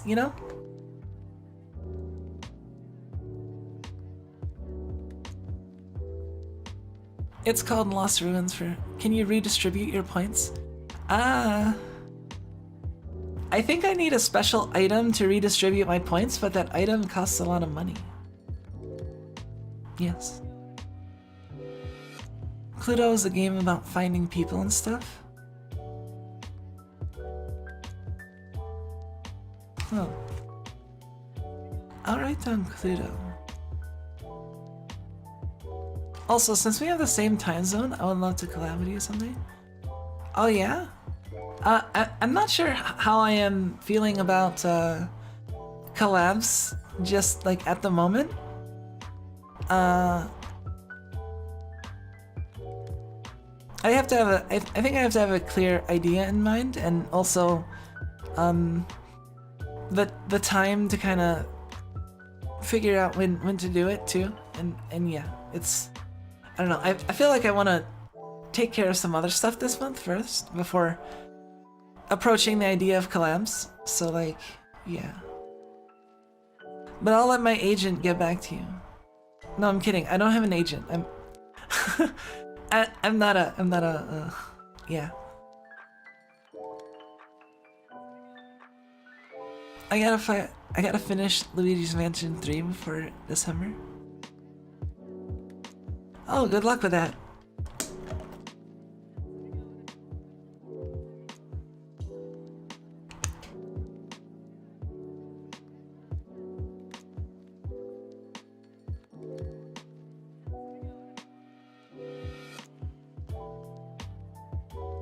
Definitely be something to plan after your 100th stream. Yeah, after my 100th stream. I think that sounds like a fun idea. Playing cause I feel like the best way for me to have a marathon stream that's not that one of the best ways to be stimulating enough for me to last in an entire marathon stream, that would be like, you know, as long as the one we did, what was it, the other day, like 2 days ago? Yeah, in order to get that long, I mean, sometimes I can feel inspired. Like, I mean, I've been feeling obviously inspired to talk and stuff right now, because we are at 2 hours and we haven't gotten to a game yet. Whoopsie. Oh well. Yeah, I know Randon's stream starts like, I think 20 minutes ago, so I know he's probably gone at this point, but I do appreciate him coming. That's kind of, oh man, and the fact to hear the fact that he's been lurking for a while. So. Also, oh wow. Anyway, let's get to Monster Train. How about that? I've been really like I've been really into the Monster Train music lately. It's been like stuck in my head. Like, it's been constantly getting stuck in my head, and I just, yeah, it's just on loop, like various stuff all the time. I don't know. Do people have that, like, where they, what is it? Like, think about music and like have like an internal jukebox or an internal music player, just kind of like playing music in their head, you know? I don't know, cause that's what I do. Like that's why I can have like hour-long car rides in like complete silence, cause like I have enough like sound going on just in my head, chatter and stuff, that it's like chatter and music and stuff, that it's like, you know, I can just drive for an hour in silence and not be bored.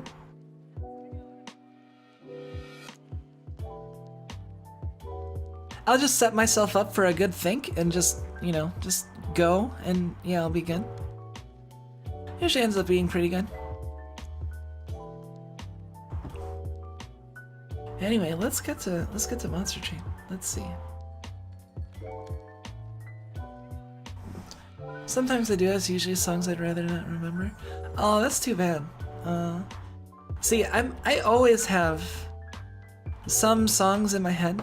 Like, I usually have like a small playlist of songs that are just kind of like on random in my head, that I don't have full control over.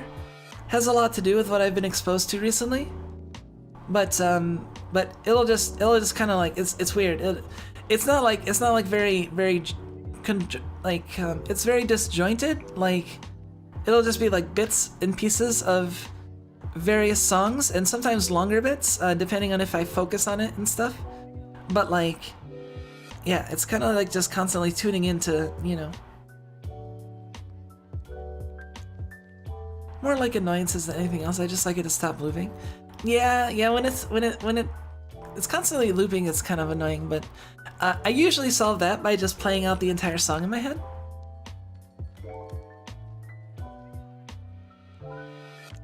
Personally, I prefer actually listening to the songs at dangerous volumes.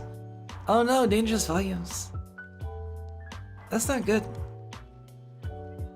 I mean, I'm not gonna say don't do it, but don't do it. No.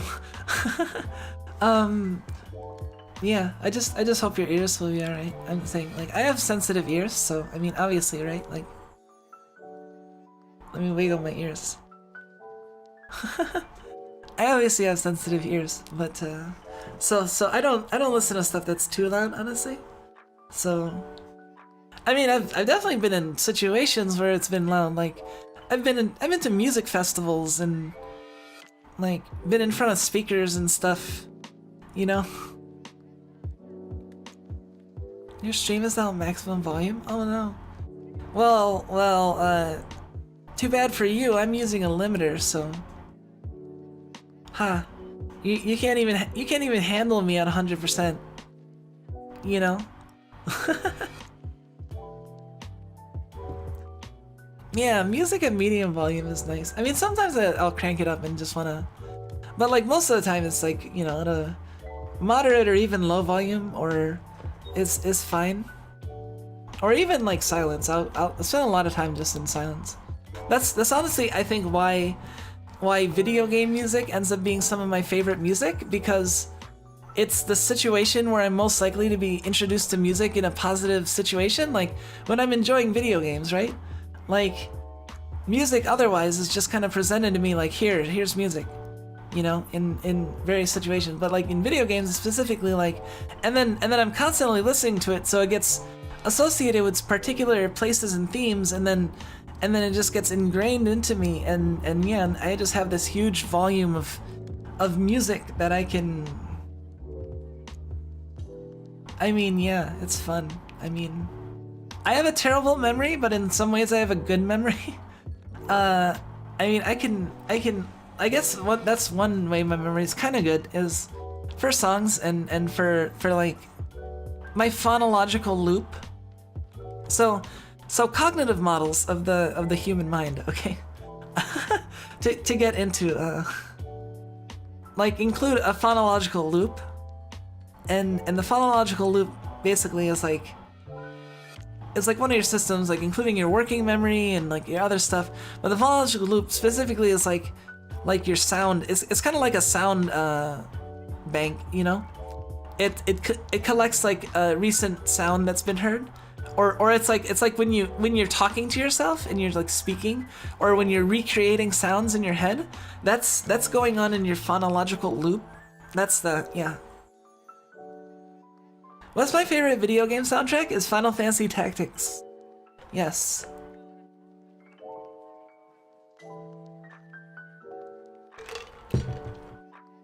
I'll always answer that first because it was like my first favorite. It was my first distinct favorite video game soundtrack because I remember it's literally the first eBay purchase I ever made back in like the late 90s. Yeah, in the late 90s where I made I bought the bootleg soundtrack to Final Fantasy Tactics. Yeah, don't tell me, I might go to jail. Don't tell anybody, I might go to jail. But yeah, I bought a bootleg Final Fantasy Tactics soundtrack on eBay in like the late 90s for like $20-30. I had to borrow you know, cuz I was like really young at the time, right? I mean, but yeah, it was my favorite because the music was just so good and so moving and got stuck in my head. So I was like, I have to have this. And you know, that was before the days of YouTube and easily being able to get music. I mean, eventually Napster came around and stuff, or maybe Napster came. I forget what order things came in. But yeah, but I needed to listen to it, so I got it on, and I listened to that CD like tons of times.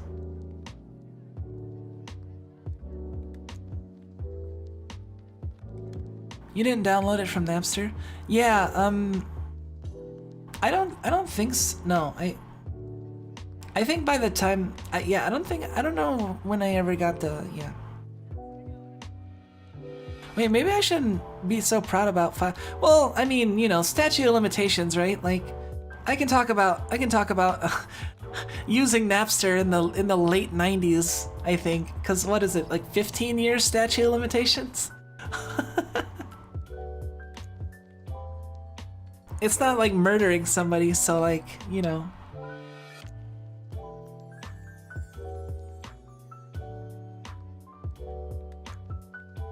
And I mean, like, everybody fucking used Napster back then. Like, that's why it got so like.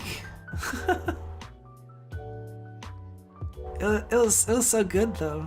Like going from no YouTube, no file sharing to Napster was like a huge jump. It was huge. Like suddenly, like just all this music and stuff just at your fingertips, and it's like, holy crap! Like the power was just like unparalleled, and I got into like all this techno music and other stuff because of it, and yeah, it was like,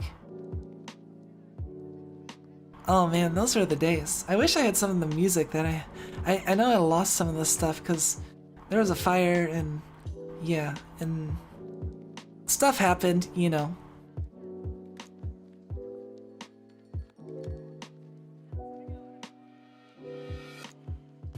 It's a pirate's life for me. Yeah, I feel you. I feel you. You know, I will always...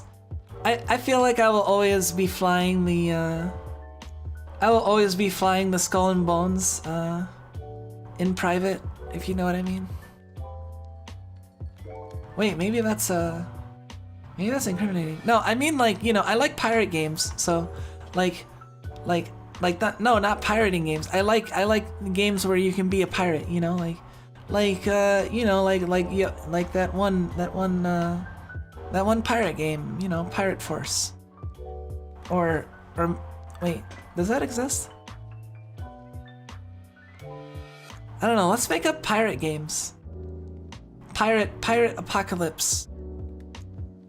I think anything sounds good if you like put it like apocalypse, like, I don't know. If you say the X apocalypse, you know, it can often sound pretty good.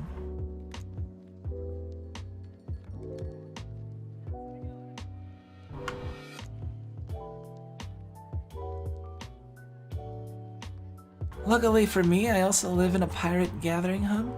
No one's catching me. Oh my.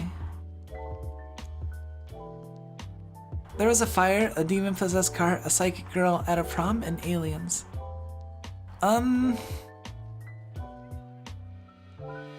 There's plenty of weird shit, but I think not most of those things.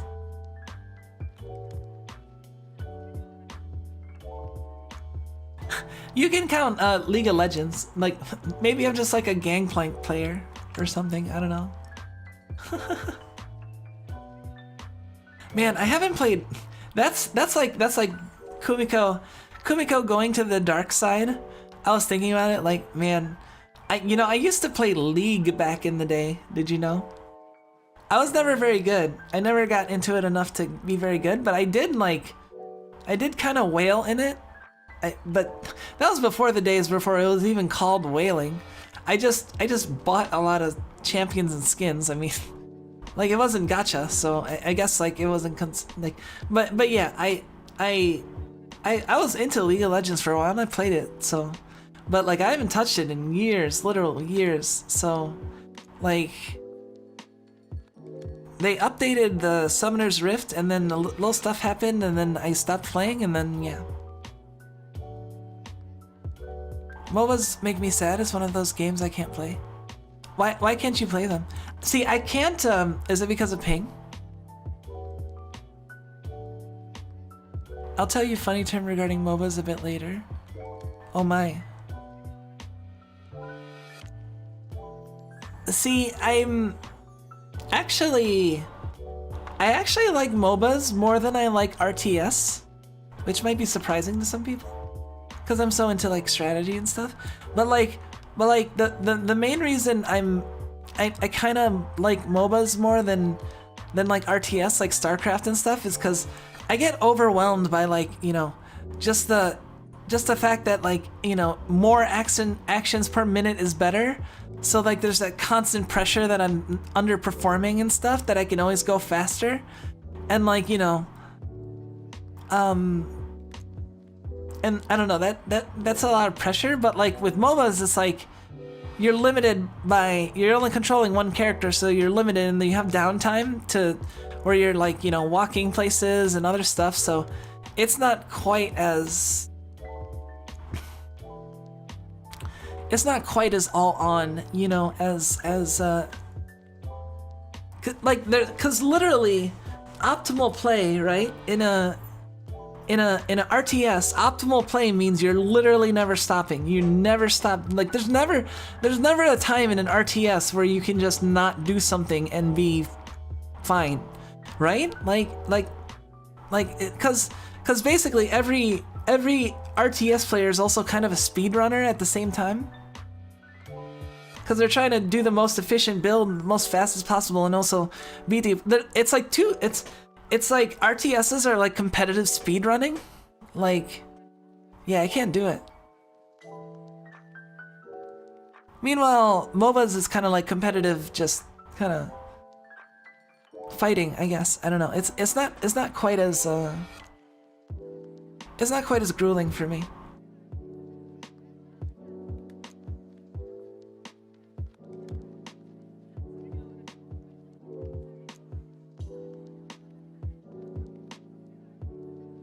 And also, like, you know, because it's a team aspect, I think, is good too. As opposed to RTSs where it's going to be really focused. I mean, I guess if you really got into it, it's just... I don't know.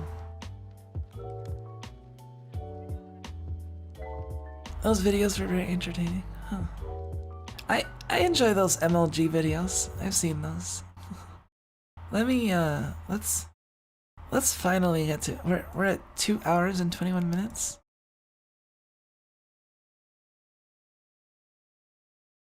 How about we get to Monster Train?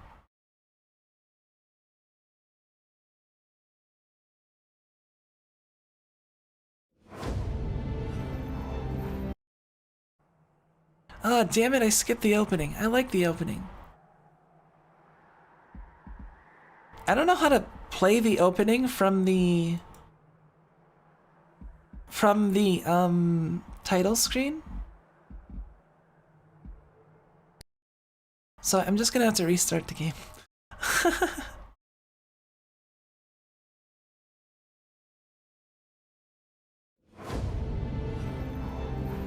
Hell. New record for pre-game Zatsuwhat. It might be. When heaven extinguished the pyre. I love the voice too. One spark is enough to reignite a revolution.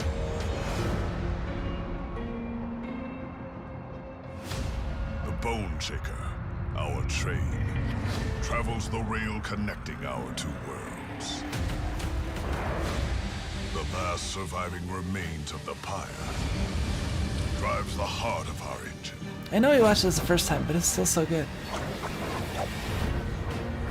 The gilded wing will stop at nothing to destroy it.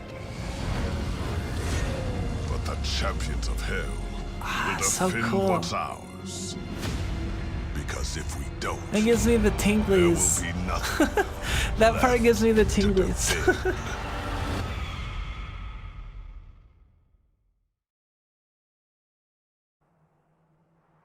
Anyway.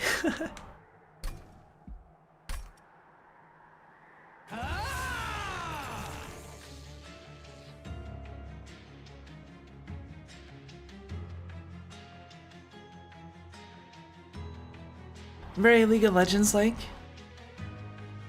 What, this game? Oh, this game is like nothing like League of Legends, but so what should I play? I kind of want to play the Shardtail Queen again. I tried her out, and she's actually kind of fun. And I think I can make, I don't know.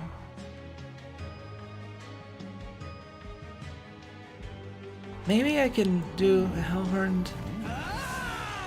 Yeah, we're gonna do a Hellhorned run, and we're gonna pair with.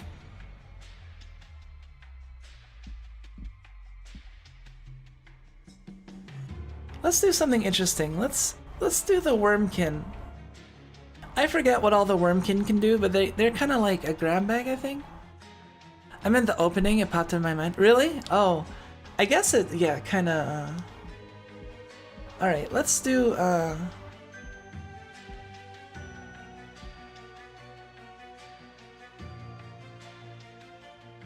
Let's see. Do we want Fracture or Echo Break? I think we want Echo Break.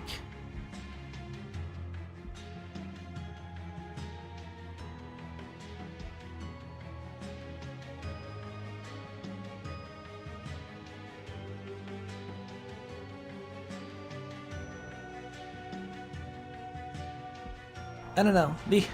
This thing is also I love the noise it makes. No.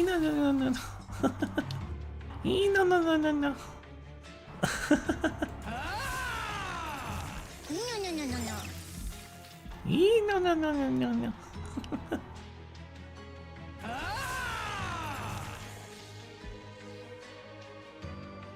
But yeah, let's do the Wormkin. And,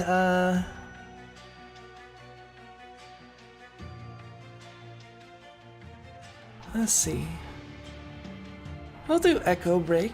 And a copy of the primary clan starter.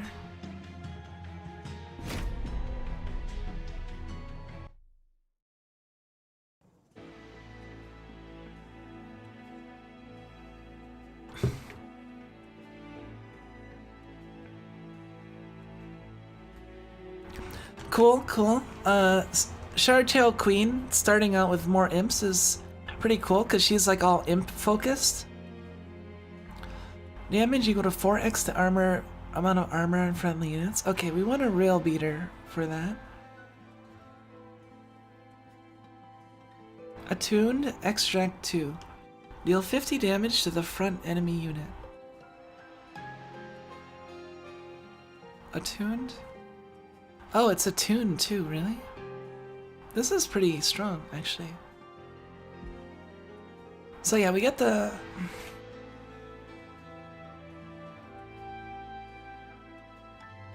Oh no, Seraph the Diligent will devour your spells.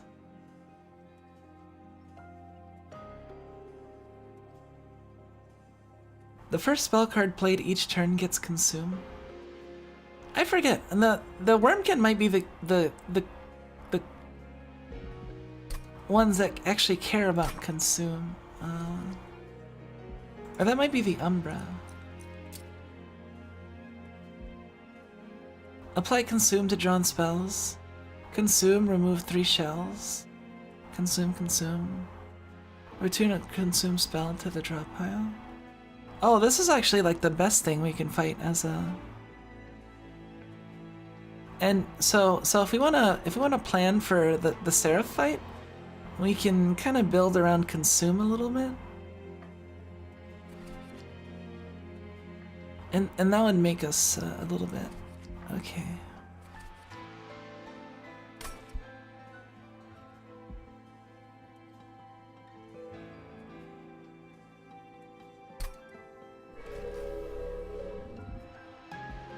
Let's see, what do we get for our champion? Hey, welcome, Akrin.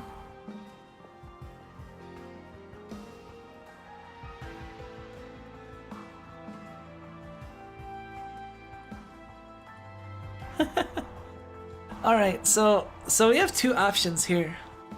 See, the fun thing about the Shardtail Queen is like she uses imps in various ways.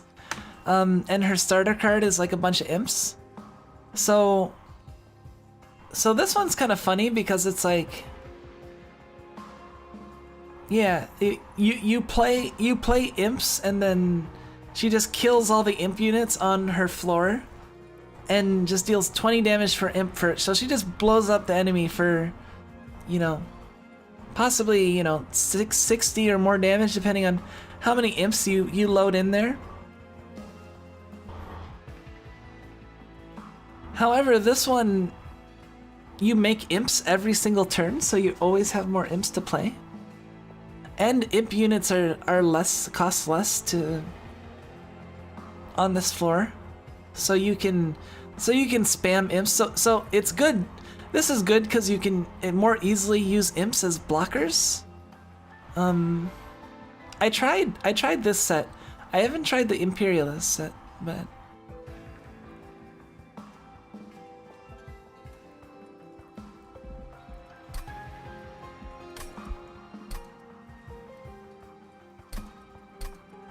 we did start with molting imps, not fledgling imps, so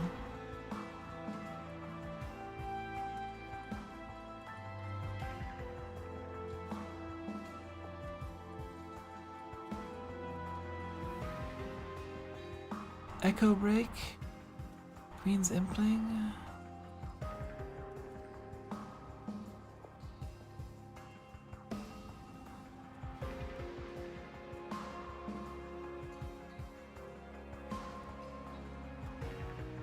So if we...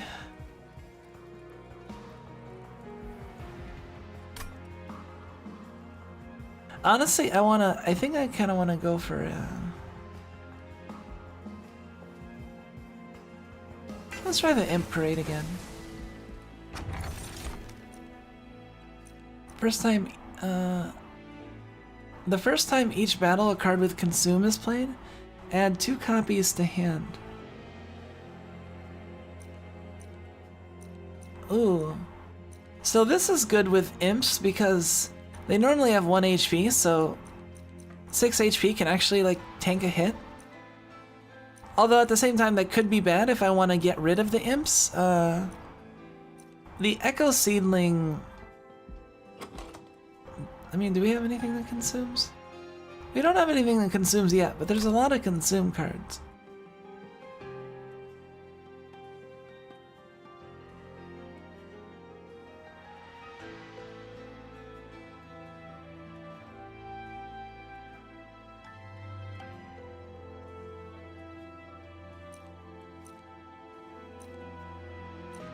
I don't know, it's hard to decide. Well, since we're doing... let's go this way. Divine Boons.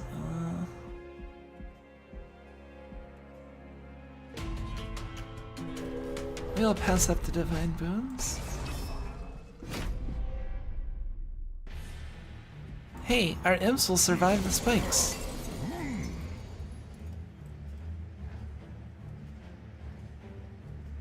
Alright, we will put...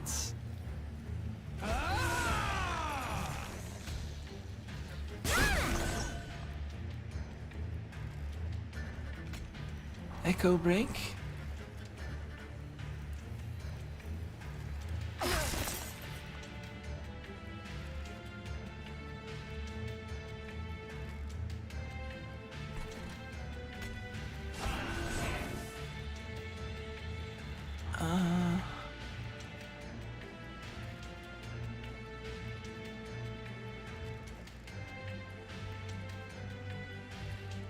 Triggers after dealing low gain damage shield. I think we just want to kill that, yeah.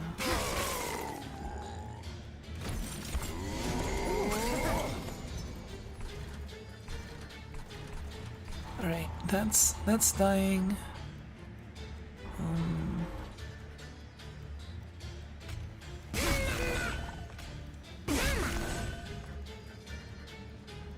See, having the 6 HP is actually kind of significant.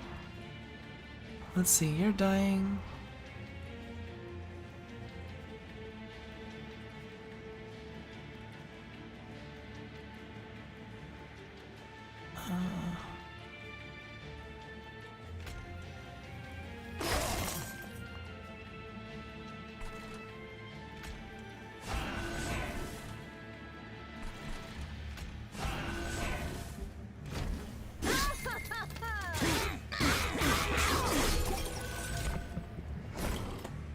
Brief respite.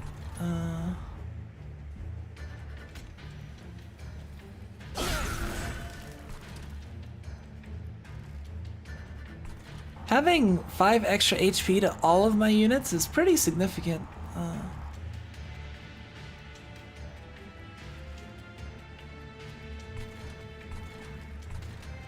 So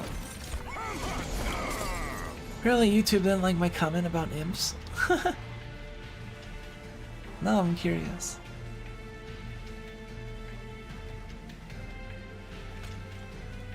We'll throw that down. And it dies.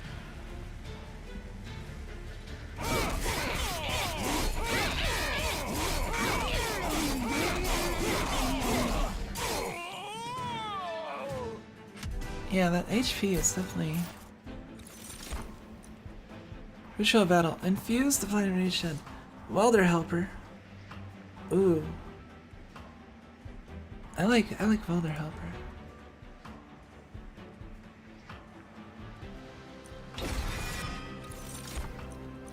Proclamation. Extract 1, apply 10. Apply armor 2 per to friendly units.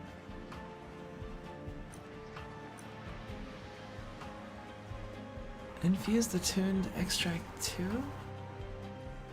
We already have like 2 proclamations, don't we?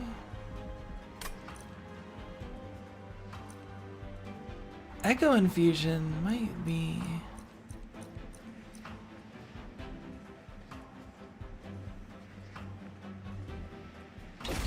Let's get this, since we're gonna have a bunch of people on the... Alright, for this, I'm gonna try to play smart here. Units. Uncommon and rare unit.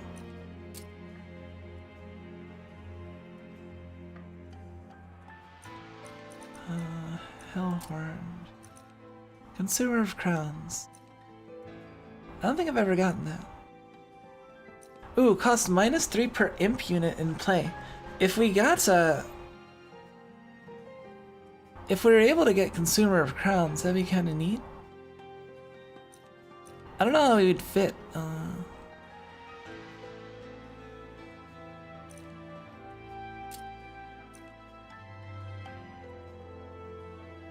Pyre Chomper is probably be good to have at least one. Well, it would be either between like Steelworker.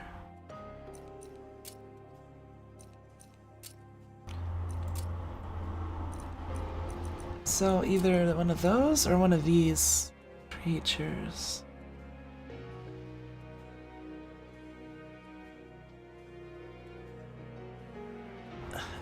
Inspire?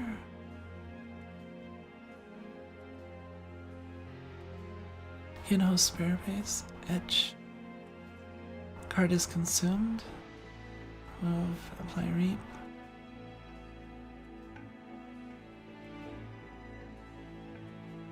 Kinhost Pupa.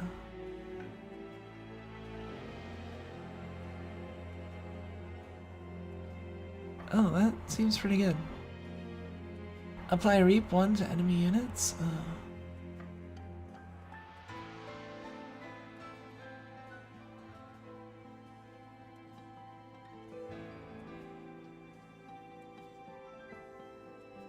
Armor 20, strike.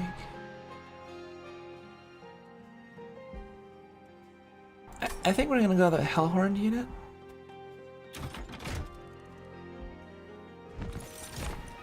Apex Imp, what? I've never heard of this before.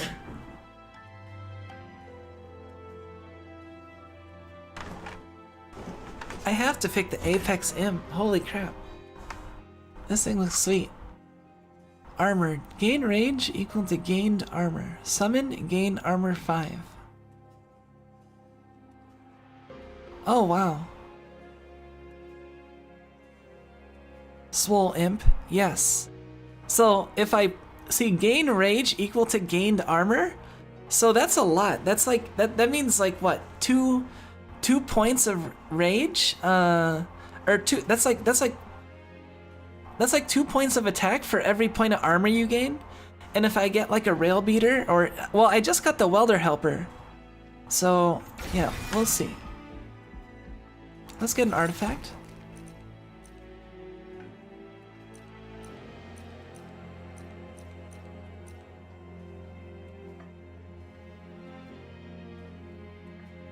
Ooh, this is a hard one.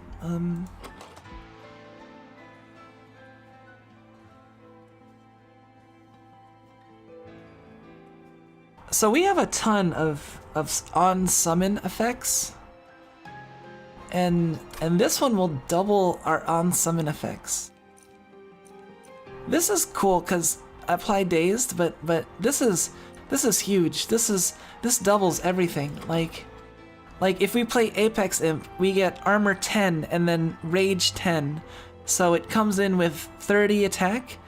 And then if we play in a welder helper suddenly gives 80 attack on play to the front unit and 40 armor. Like, holy shit. Like, we have to take that. Upgrade a unit with quick. +3 per.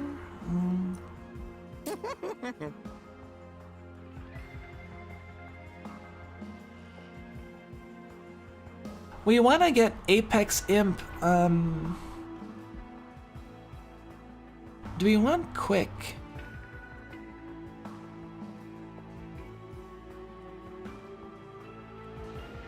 What would be ideal for him? Multi-strike? We don't really care about endless.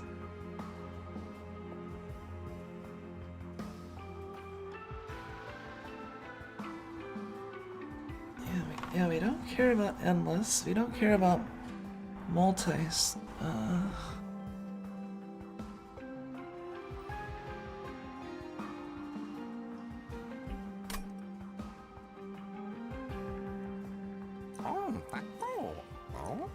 Let's reroll.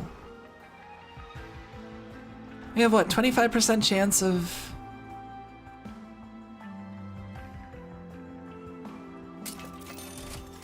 Multi-strike, there we go.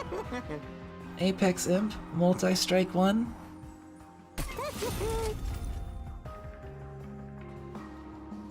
And if we can get quick on him, that'll be pretty nice. Hopefully he'll be able to like kill the first 2 people on every wave. Yeah, we got the swole imp now.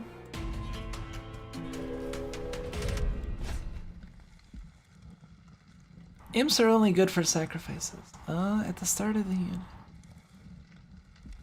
We will do the Mark of Invasion. The enemy units that appear are pretty weak. They're like 5 power.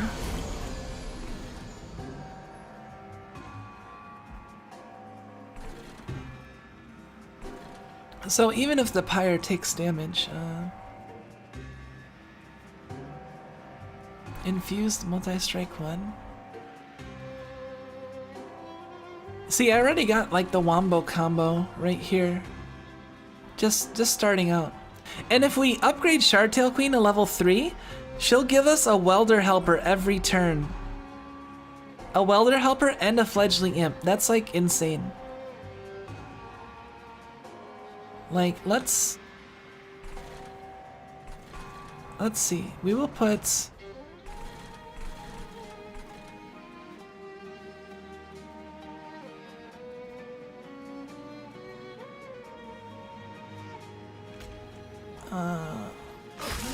we will kill... We'll kill 1.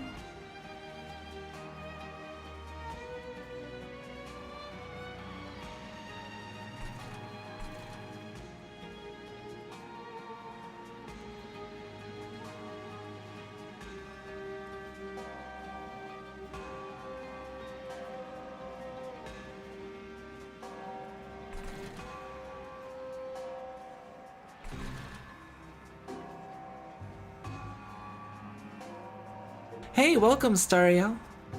Yeah, we're just doing some, Imp units cost -1. I could play... I lose all the... If I fill up things completely, then... Armor 20 to the front rail unit. Let's...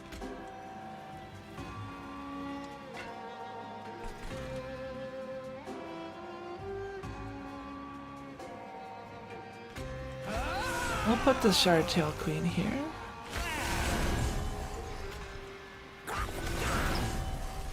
Jeez.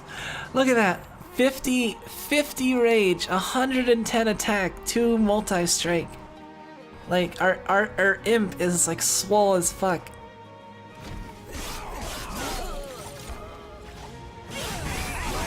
Zero luck, Oscar. Actually, Kuma, there's something I was curious about. Do you sometimes not catch the bottommost comments? Bottommost comments? I don't know, sometimes I feel like sometimes what I'll do is I'll look away for a bit, some messenger will come in, I'll look, but I'll look from like the bottom up and start commenting, and then like I'll forget to go all the way and I'll miss some stuff. Like I feel like that might happen more often. 5 damaged enemy units. Okay, we will We will pop that group. Our swole imp is just gonna destroy this.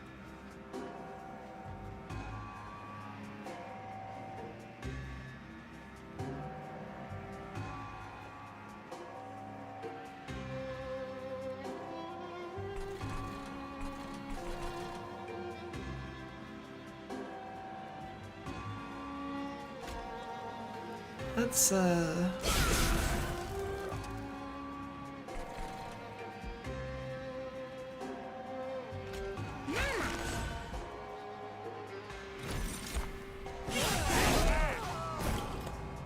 brief respite.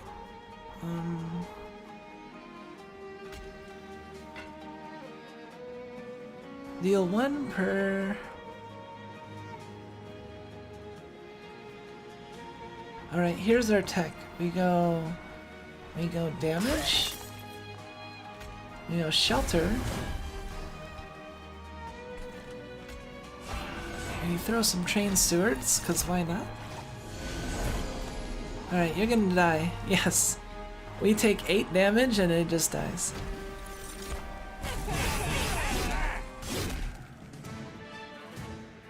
Did you ever have your GG community day? I hate I couldn't be there. I thought that I would have had my PC back then. Yeah, we did. That was last week? No, that was 2 weeks ago. Sorry. Let me check.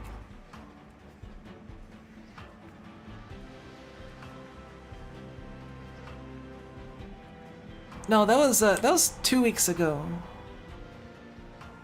Wait.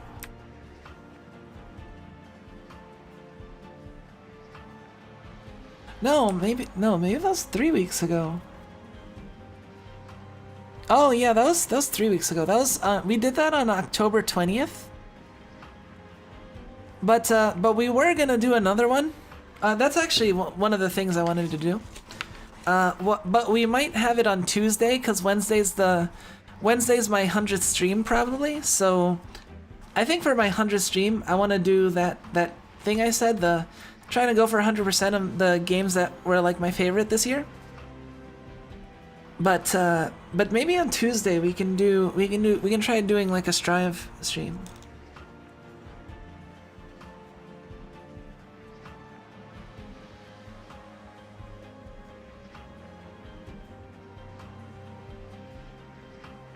So Mahjong stream, Strive stream, Chivo hunt.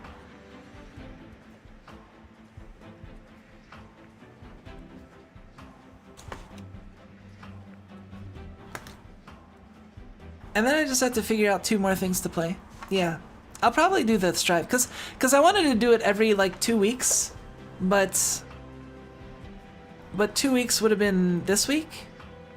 So it's and last time it delayed a week too. So I think what's more likely is that we're gonna be having like a every 3 weeks try to have a Strive community stream. Hey, welcome Zamiril. Yeah, thank you. Isn't this a nice Mahjong stream? Don't you like the tiles I have?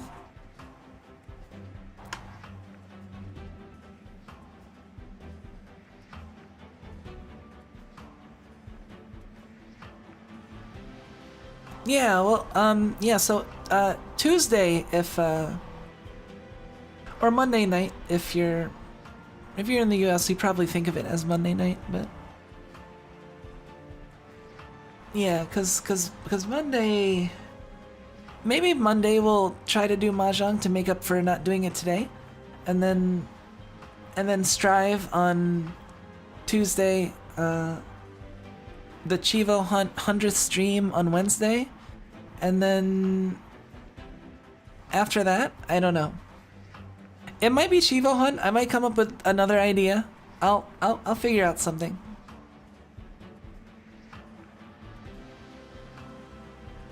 Got that red tiles and everything? Yes, the red tiles. I actually do have red tiles.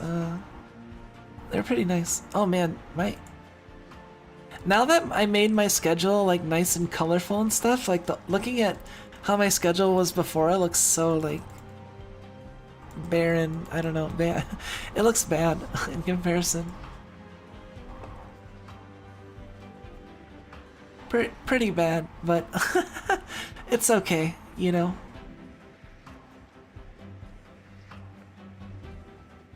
I don't know how many of you are keeping a library of all of my previous stream schedules. That'd be kind of well, I wouldn't judge you.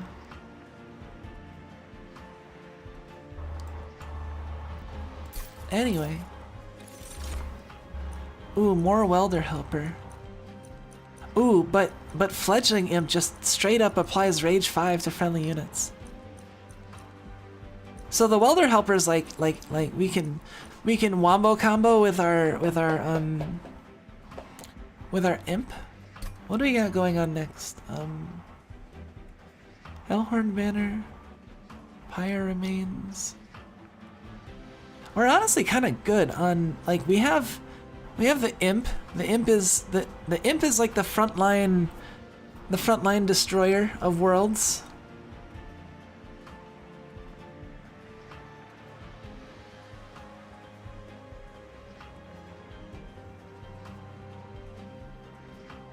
So, and then the Shardtail Queen will occupy her own, like, just throwing imps in front of her every turn to keep from dying, and then just attacking herself, you know?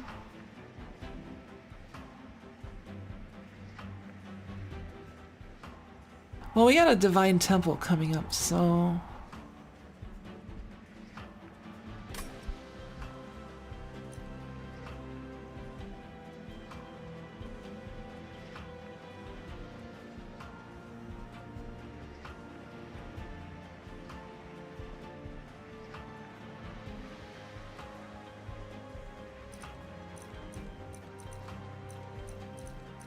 Fusing a welder helper to something is pretty cool, cause like, yeah, you basically get like the benefits of both. Well, you get armor on the unit, and then it also like procs an armor effect on, but it's a whole party effect. Like, it's not just one.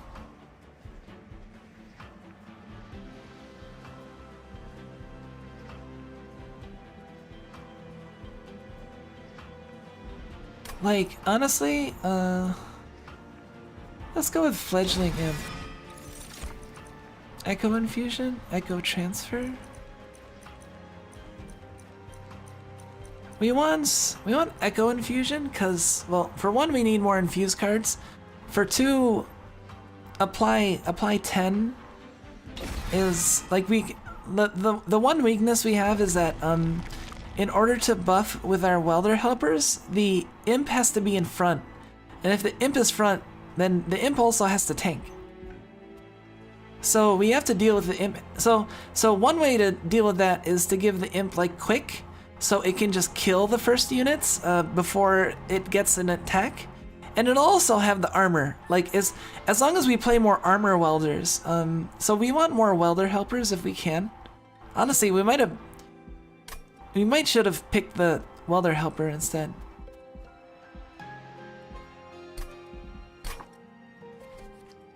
I don't think I've ever gotten this.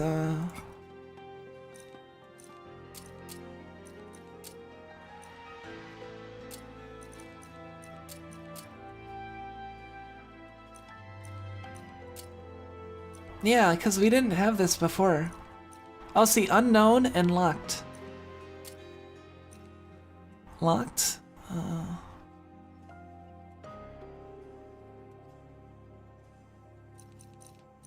Let's see, what do we want? Strike, apply melee weakness 1, summon. If we get the Hellhorn banner unit, we won't get the Apex Imp on the first turn, always. But we can get Steelworker. There's a chance of getting Steelworker if we go the Hellhorn unit.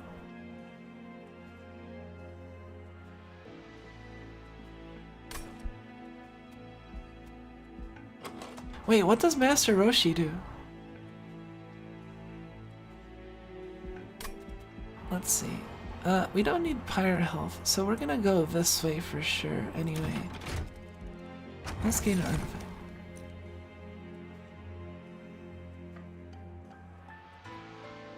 "50% chance to remove all buff effects on an enemy unit when it enters your train."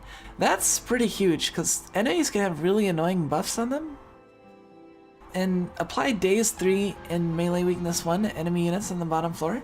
This gives you, like, free setup, basically, on the bottom floor on turn 1.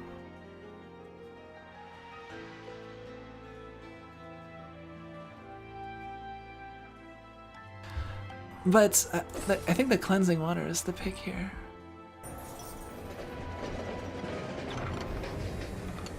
Oh man, Dante's Candle. This guy is... I heard he's another multi-striker too. Dante's Candle, like, okay, so these things, these are like blights, right? And they make your deck worse. But later I heard you get him, and then he has when you play him, he gains multi-strike equal to the number of blights in your deck. So he's like a unit with like multi-strike, you know, when you play him, he'll have like multi-strike 4 already. So he can easily like take over a run.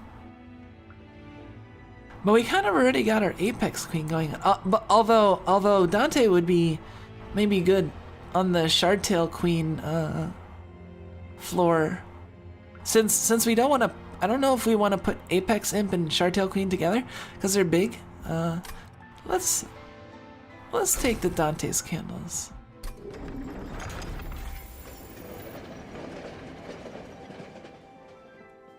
Oh, makes himself buff up, like, yeah. Steelworker. We want the Steelworker.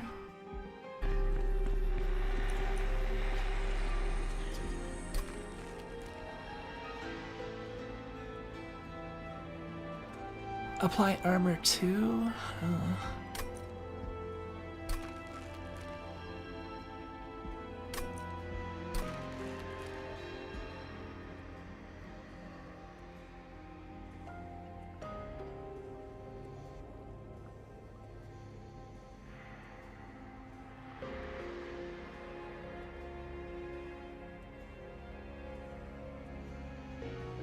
All right, so.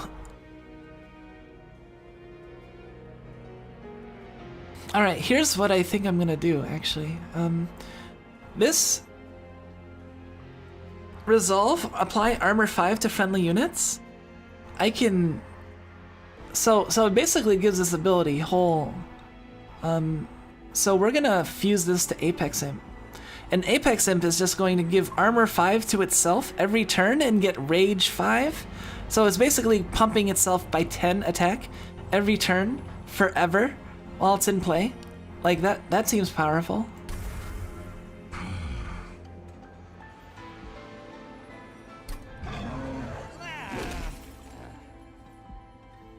And then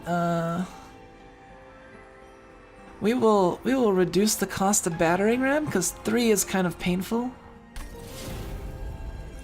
And now we are on very difficult. Threat level extreme. Right before the boss too, so that's actually not great. And we have those Dante's Candles, so constructed barrels explode twice. That's not too bad. We got the...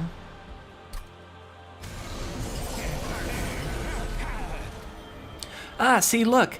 The water was removed on these 3, so now they're just like 1 attack.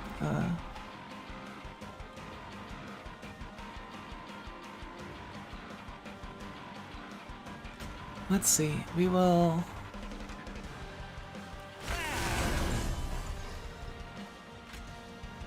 Look at that. It goes from 30 to 110 attack. Rage 40. That's sexy. And then we will put the Shardtail Queen on floor 2.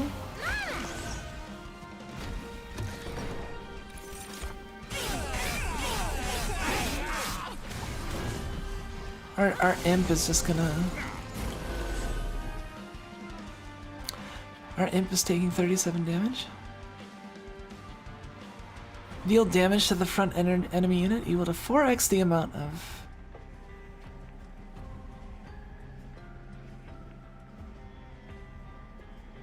At the start of this unit's turn.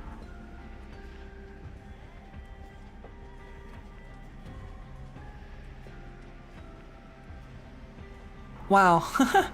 4x the amount of armor, 208 damage to the front enemy unit. Heck, we might even be able to kill... Let's just kill you. Wow, this kills both of you? How does it kill both of you? Oh, it triggers twice! Holy shit! Oh my god, this is amazing. This summon ability triggered an additional time is like one of the best things I could get on this. Look at, I'm dealing 237 damage to him. Start off, and then let's deal even more.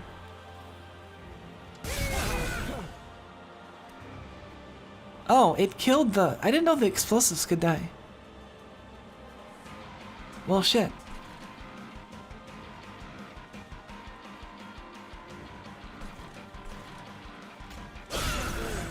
Let's just put the melting in. Shit, we might be able to get the achievement for...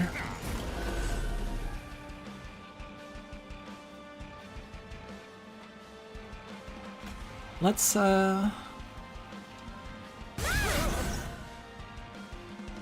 50 damage to the front enemy unit.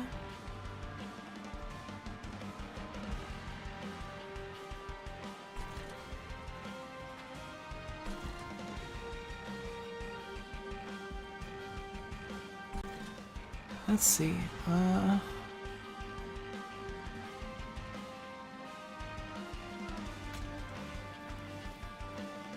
We will go 25.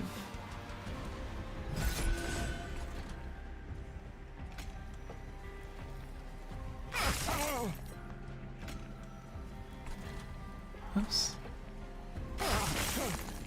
227.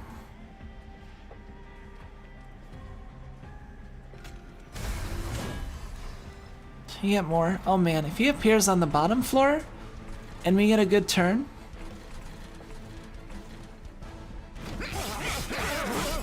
If we get an achievement if we kill him before he does the relentless phase, so this will say waves remaining, so he's on the okay.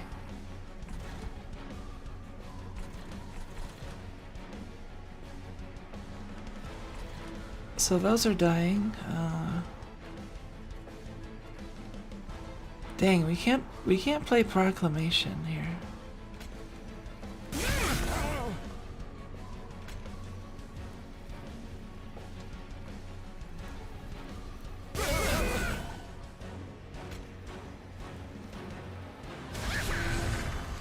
$63 damage. Can't play it. I think if it says waves remaining 1, I think we'll have one more chance. Let's see. If it goes to the first... Alright.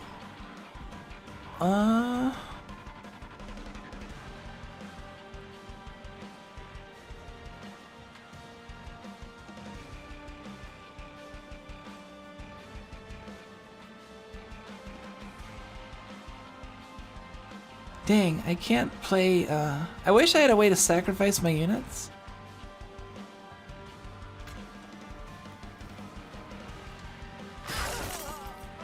Oh, he's dead! I beat him before the relentless phase. He's just straight up dead. Let's see that slow down.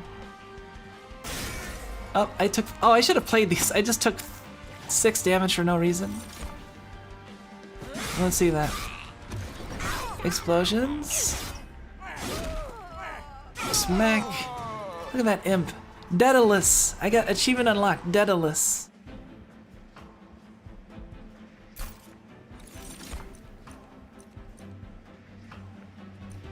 Return 5 consume spells. Remove 3 shells.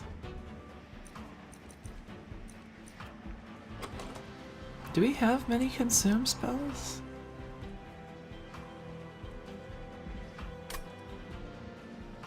Honestly, I kind of want to just take this for like later.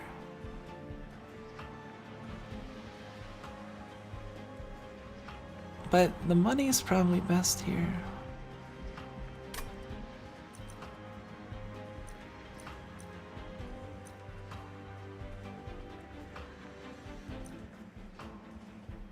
Let's get the Wormkin. It'll come into handy on the final battle.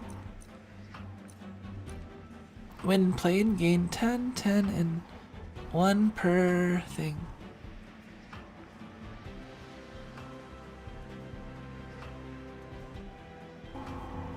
So it's just a big fat unit. Do I care about something like that? Well, let's see. Ideally, it would be at least a 20-25 or a 30-45?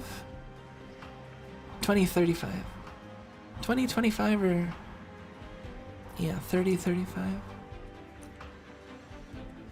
Or the rail beater.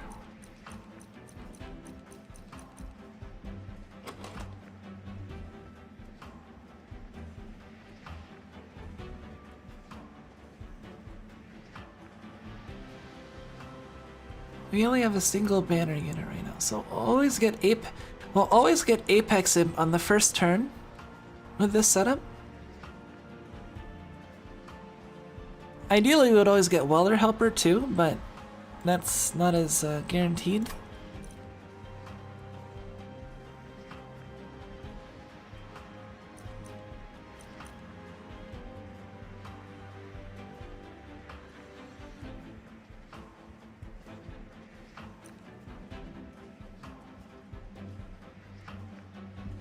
Rail meter.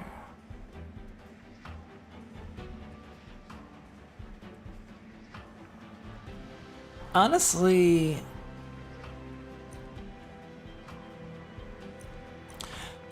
getting the Kinhost Carapace would not be a bad thing for later, because if I get a second unit that's worth keeping, like the Dante, I can fuse this and it's summon +10/+10, and I get the summon things trigger twice, so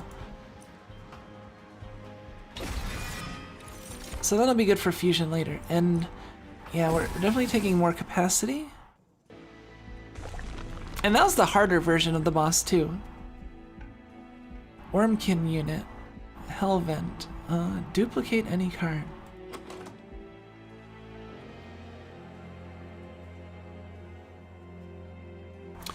Well, we have a decision here.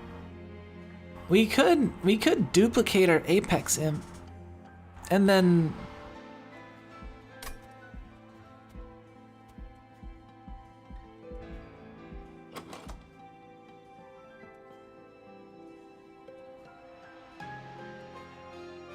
let's see, if we duplicate our Apex Imp, we can...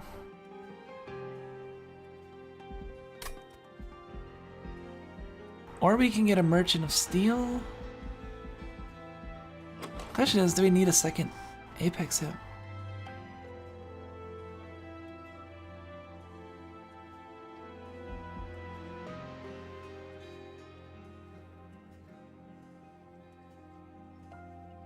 Resolve, apply... Actually, Apex Imp is self-sufficient on a line. So, I think we can actually use... yeah, but the Pyre Health is... so that would be better than another Wormkin unit.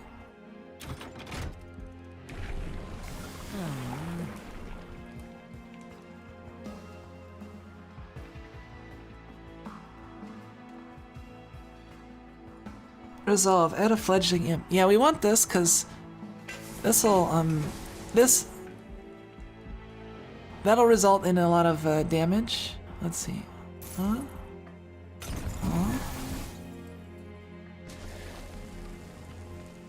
We will dupe our Apex Imp. Double Apex Imp.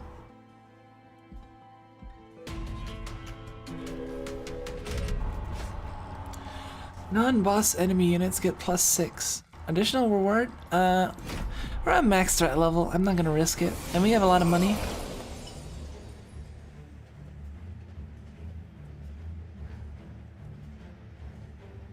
Alright, we got Kinhost Carapace. Let's...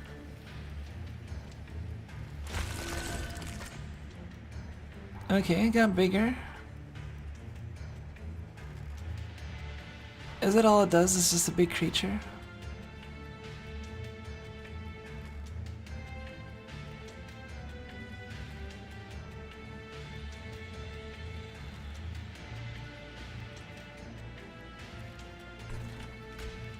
I think we want to set up the Shard-Tailed Queen.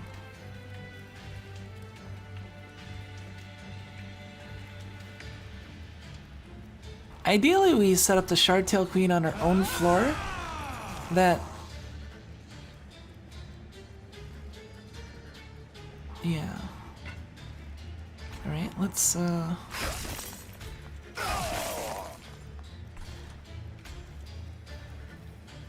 And we will not play our multi-imp.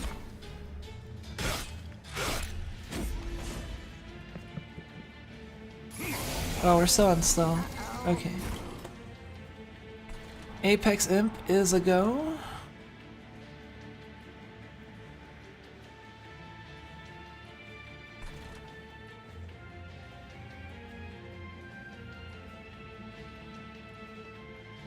Let's see, we'll throw a single Impling here. He'll throw you there.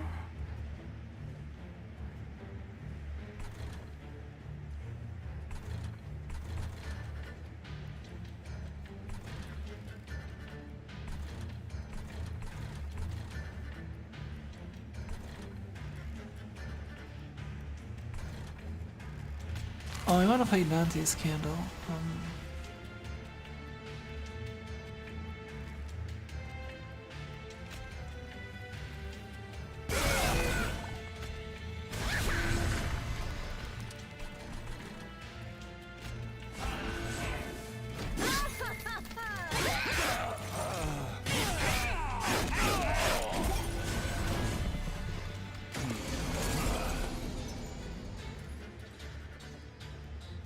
You're taking 3 damage. Man, I guess we have a lot of cards in our deck at this point. 30 cards, almost? That's a lot.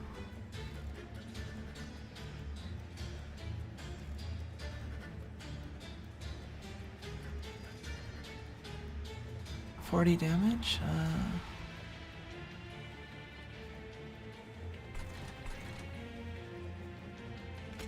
Let's put this Apex Imp here.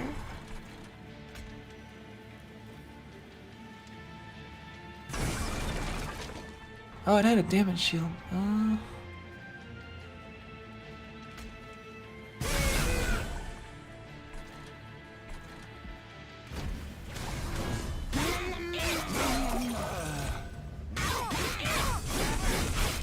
See, this is a fun setup. I like the way it's going right now. Alright, we got our welder helper.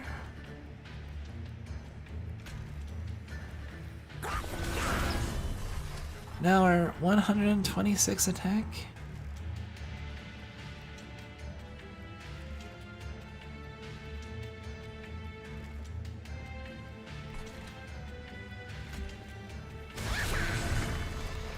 Oh man, and every time we play one of these, it gets 10 attacks. So every time you play one, everything gets 20 attack.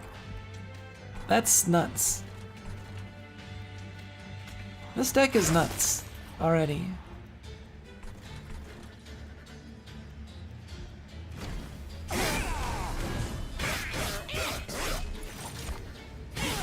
And we're getting fledgling imps every turn, so we're never gonna run out.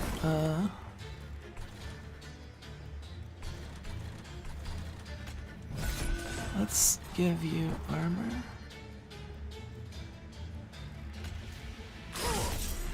Do damage there. Let's give you more armor.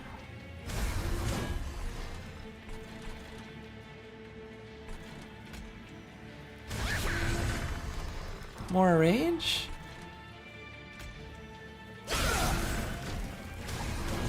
Alright, this bottom wave is definitely winning on the first.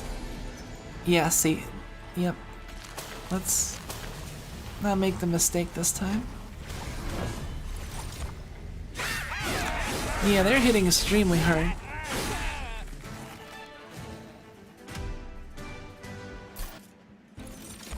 This is why I wanted to get multi-strike so bad. Ooh, deal 5 damage, apply... Apply armor 20.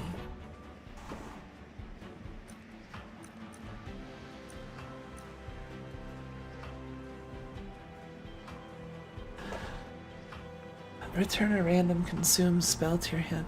Oh, Impish Scholar would actually be, like, if we have consume... That's actually better than the... That's actually better than the Wormkin etchings.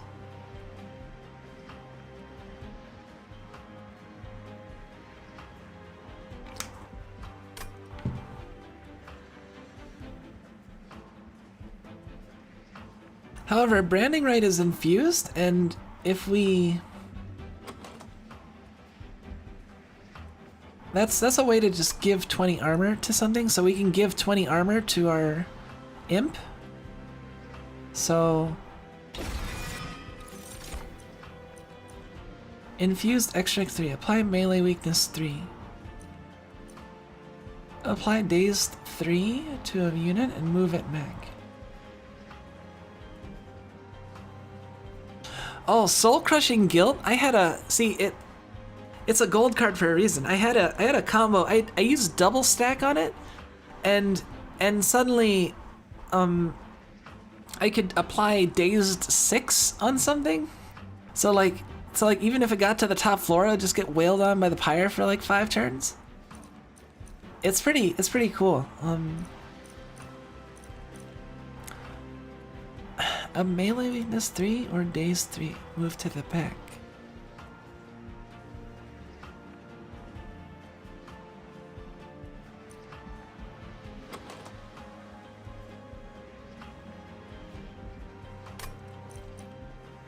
Force Contamination, Soul Crushing Guilt.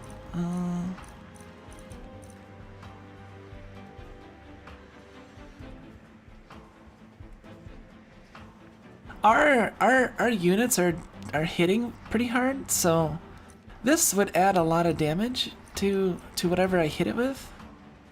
This, on the other hand, would just say fuck you to the thing. Let's get the... this is infused. Let's go with this. Oh, hey, it's Dante, I think? Hello, friend. My pleasure to see you. Excuse my manners. I was right. My name is Dante, a collector of rare artifacts and renowned pain in the ass to all those with wings. At your service. I appreciate your help. I was able to evade those insufferable creatures. And for carrying my load, I think I'll join you if you have me. Dante's Cloak. +2 magic power for every blight card in your deck. Dante Deceptive. When played, gain a stack of multi-strike for each blight card. Oh man. We will have you, yes. Hey, I got a achievement. Dante's Inferno. Makes sense, right?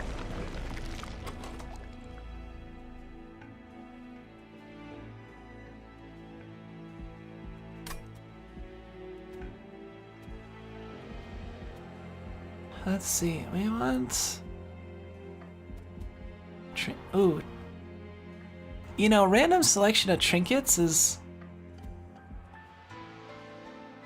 Random selection. So we have 525 gold. We do have a Merchant of Magic, and we haven't hit up a Merchant yet. Man, look at our Echo Breaks suddenly deal +8 damage.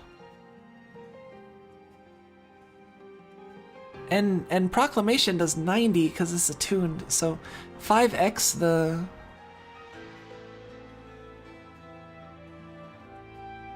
Wait, why is it that much?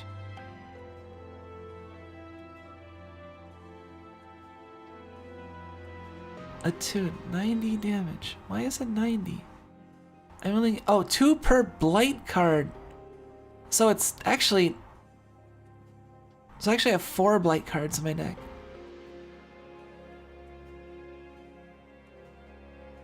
So we want, so actually if we get a way to multiply cards, we might actually want to multiply our dead weight, which is kind of funny. Oh, and we got a Divine Temple.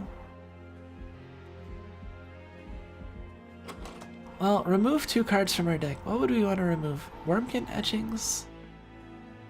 No, we want to keep Wormkin Etchings.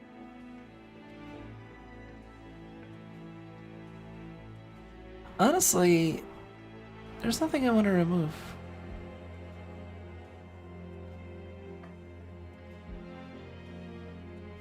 I don't think there's anything I want to remove.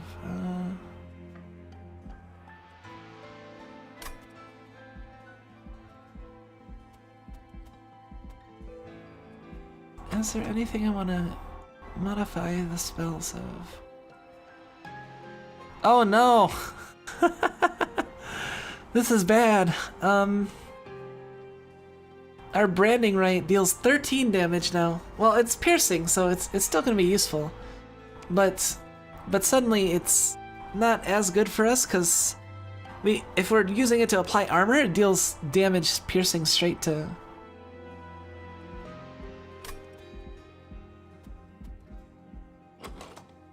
So yeah, we don't want to increase the power anymore. What would you say is the best deck you made so far? Oh, that's too hard to imagine.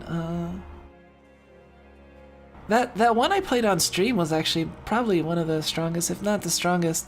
The one where we had the morsel made and it was just getting too absurd.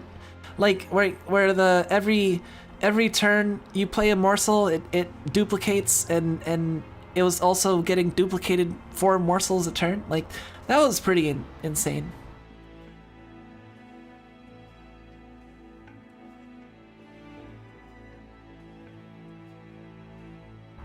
I guess our spells are kind of expensive and we could use making them cheaper. Like the Echo Breaks for free would be nice.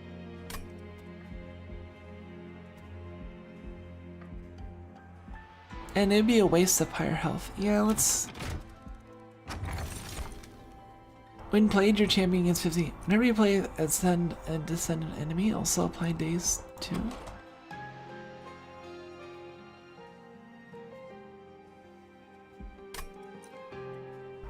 Let's go with a 50% max health.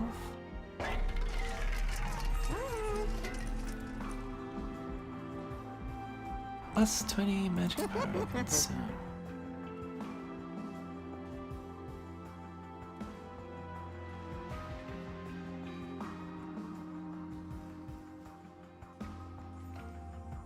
So we will make our Echo Break cheaper.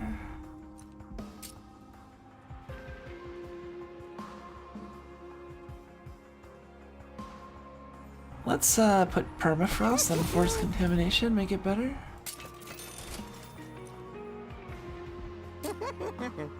Remove Consume? No.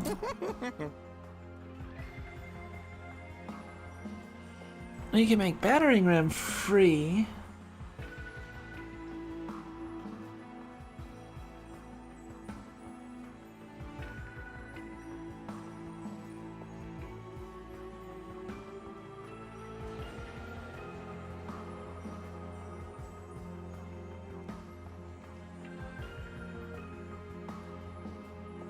Wait, there's better combos than making it free. Let's...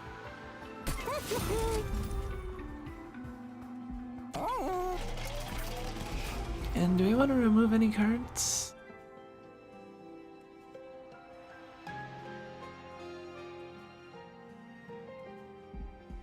Honestly, the Wormkin Etchings, but that'll be useful for the final battle, I think.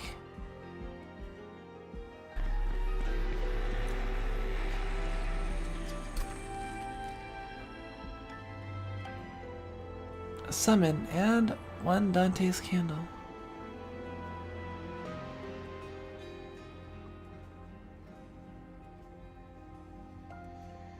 Alright, we're gonna sacrifice this Kinho's Carapace. and infuse it to Dante. So now when Kino's when it comes into play, it's gonna get plus 20 because the summon will trigger twice. But we're at 95 pack shards.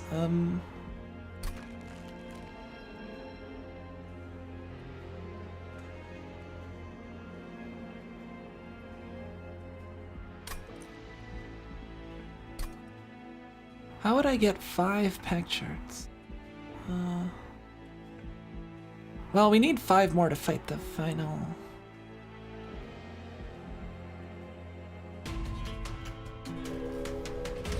Would you say this is the best deck you made so far? Oh yeah, that's what you said. Not what would. 850? Nah, let's not risk it.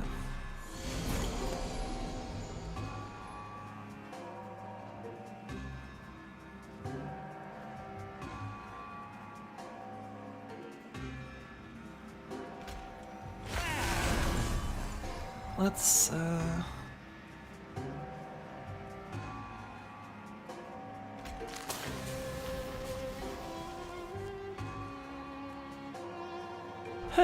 just 90 damage.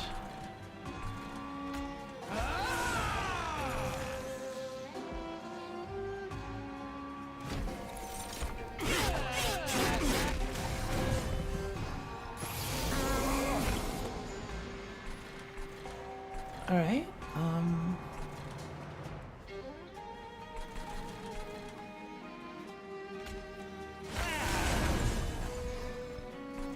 we'll put Dante on the same line as the Shardtail Queen. So all 3 of our lines have good multi-attackers. Let's, welder hop. X.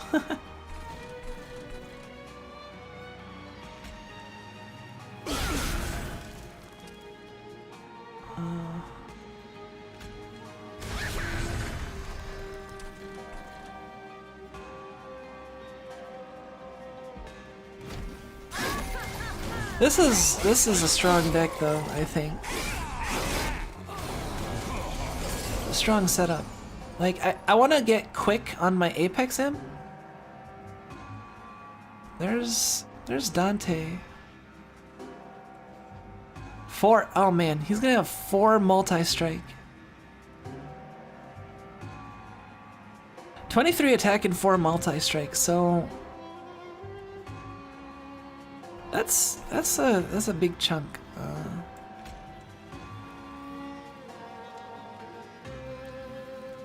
Or maybe we should put him on the.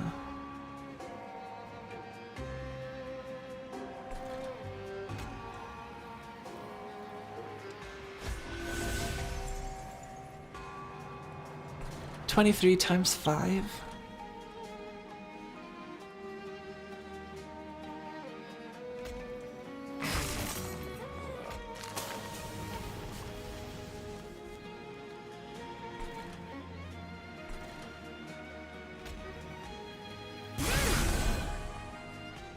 Alright, we have killed this.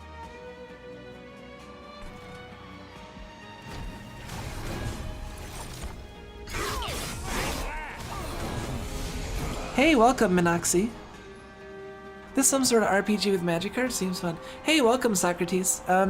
This is a kind of like Slay the Spire, but it's a deck builder, but it's also like tower defense at the same time.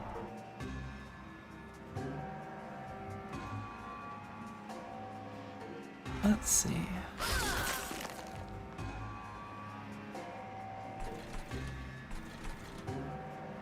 Huh.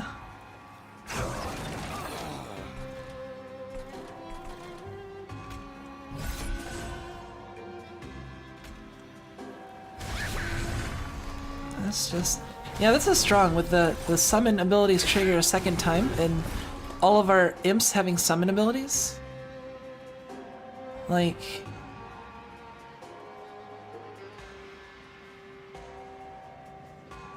Let's see, we'll play it. Like, watch this. We will go to 202.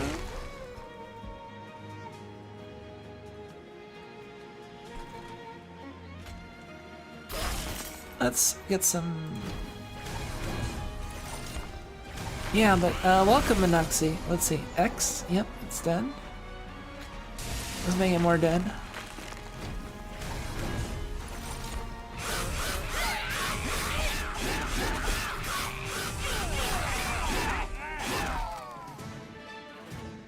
See, they're not even getting to our other floors yet. Like, and our other floors are just as strong as our first floor.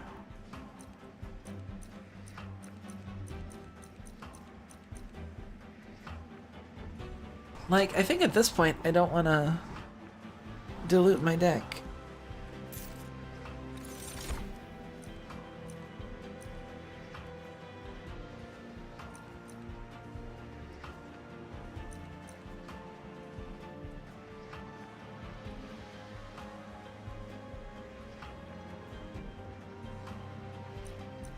I guess this is another good payoff for...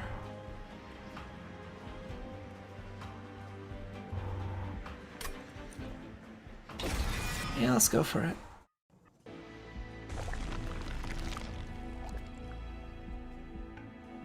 Merchant of Magic.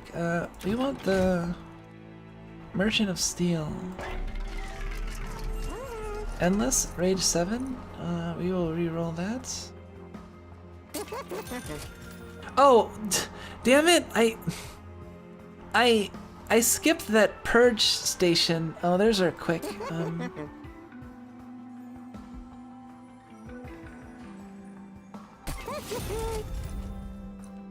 We skipped the first purge station, but of course we have things we want to remove from our deck. These stupid train stewards. I just like tune them out.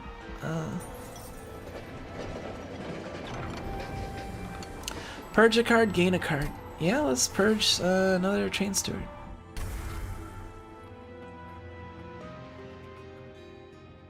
Again, a random rare Hellhorn card. Random. Let's go for the rare Hellhorn. Hey, that's actually 15 times the number of imp units in your deck. So like 1 billion damage. I'll take it. Yeah, the train stewards are not pulling their weight. Let's see, do we wanna... We got a duplicated Hellvent. We wanna hit the Merchant of Steel again.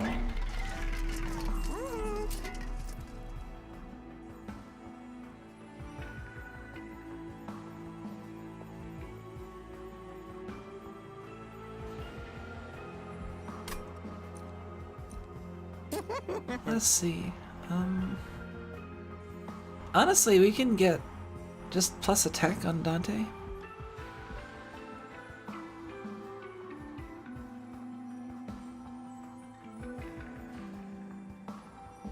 Or do we want plus 5 and plus 10? This would be useful for Thorns.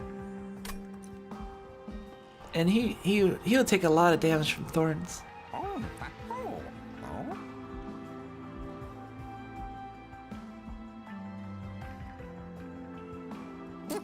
Eh.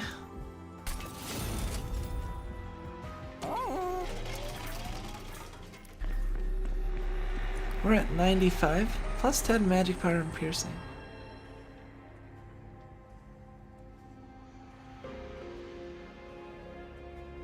$150 damage. So we just need 10 more.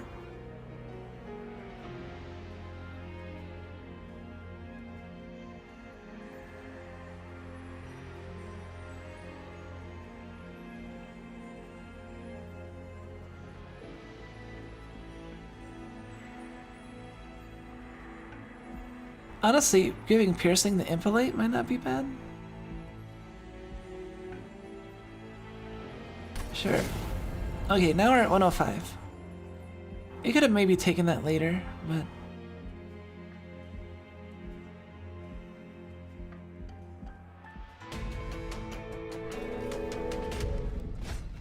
Blinding and Looming Dark Shadow. Dazed 1. Rally. Incant.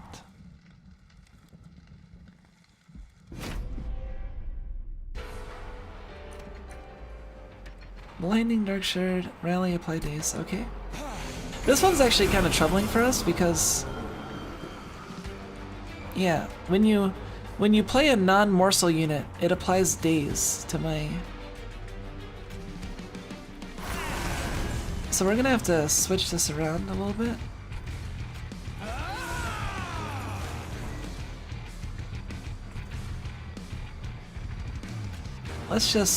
Let's see if we can't get the achievement on this too. Bang, damage. We don't care if you're dazed.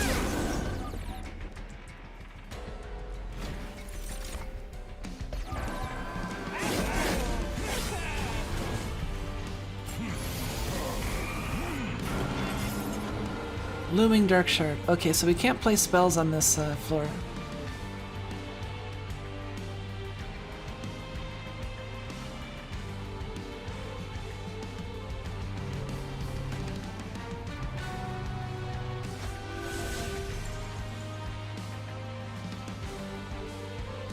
Why aren't you taking damage? Oh, not a target in combat for the next. You're the quick.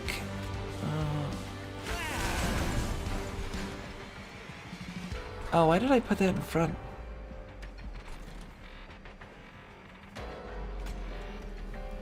Let's...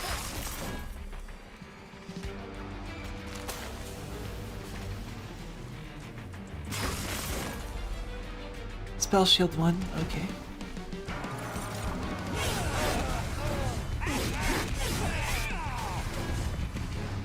That's so cool that it just gets armor and it also blinding dark shard, okay. So we can't summon stuff on this floor.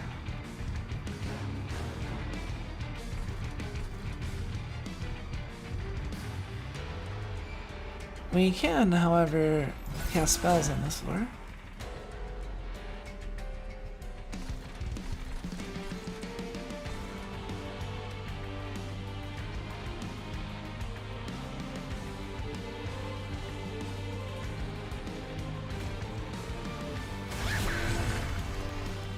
Alright, now they're dead.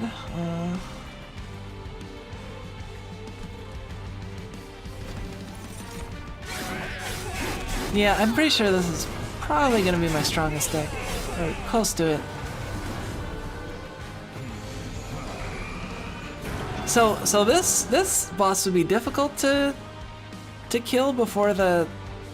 Cause he's stealthy the entire time, so you have to actually like kill him with spells. Spells, okay.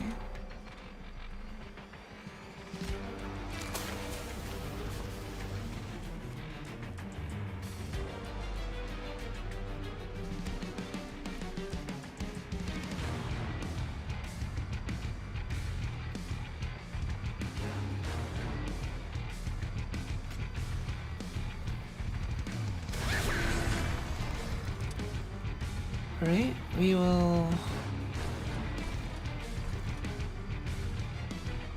When you play a spell on this floor, okay.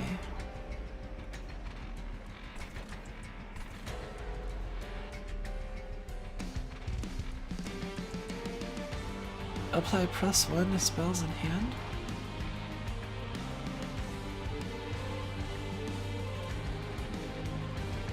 Honestly, I'll take that in exchange for giving melee weakness 3.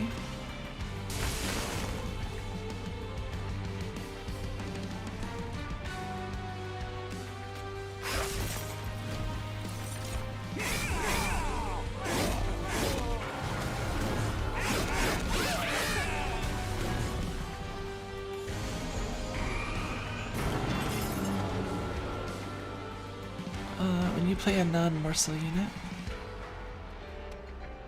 well, then the daze doesn't matter because...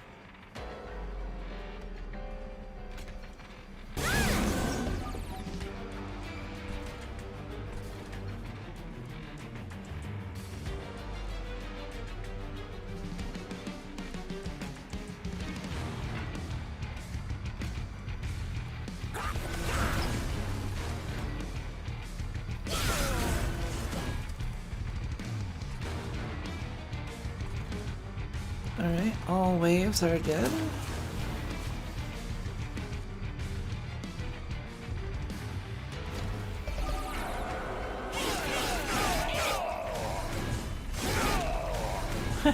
Just punch the hell out of him. Okay, spells this time. Man, you'd have to deal a lot of damage. Well, we can just pass the turn here.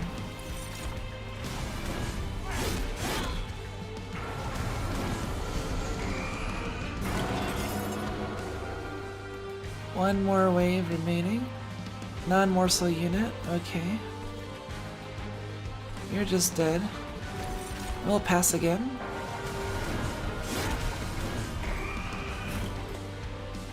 And you're just dead. Let's play these.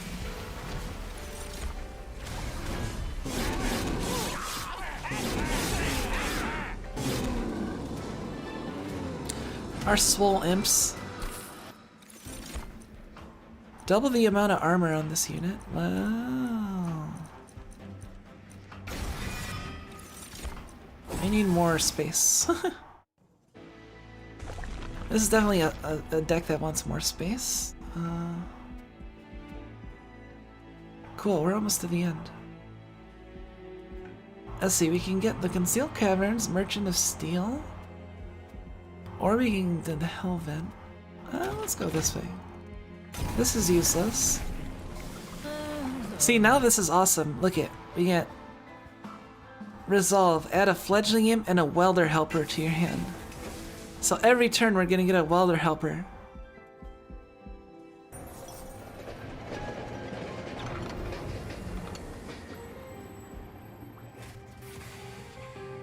Purge a spell. Create 3 copies with unhinged power.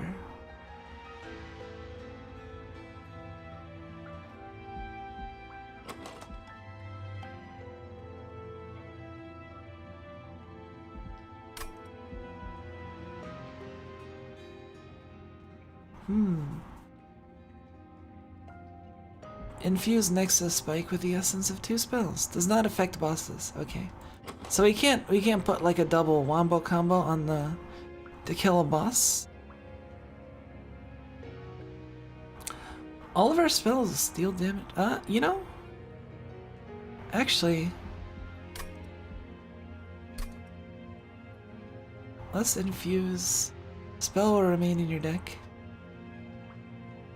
Let's get the double the amount of armor.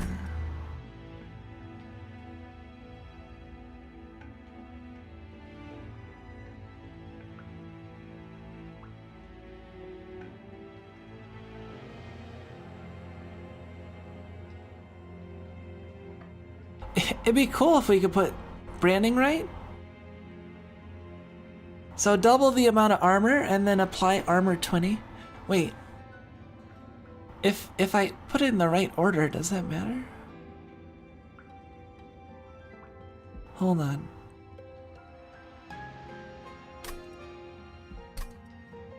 Let's do this in a logical order. Or we could do like double the amount of armor and then battering ram.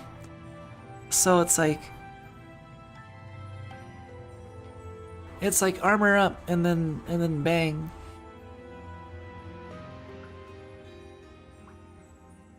Oh no, wait, it can't deal damage to bosses, so let's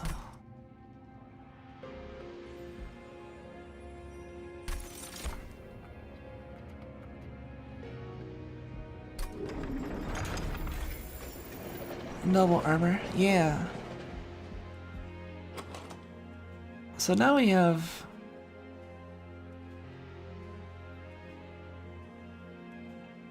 does not affect bosses. Play branding right, play reinforce.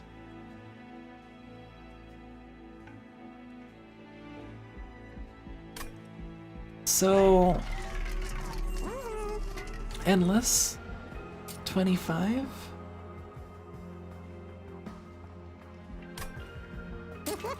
We'll reroll. Large stone.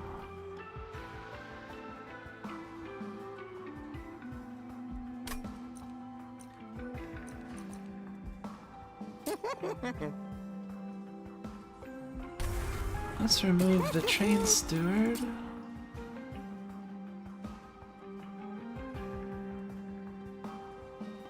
Welder helper,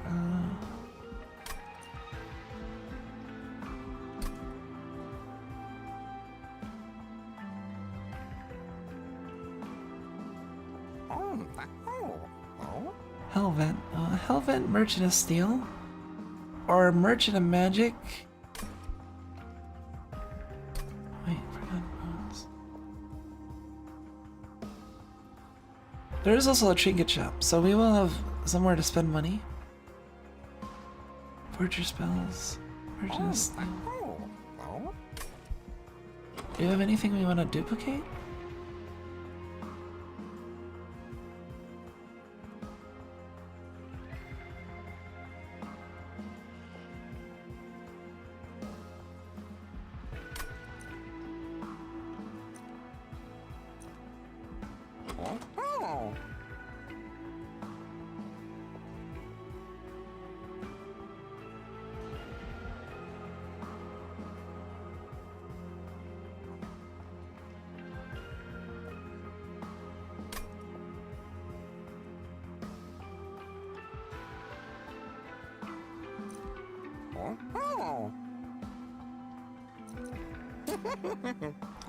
Let's get some upgrades.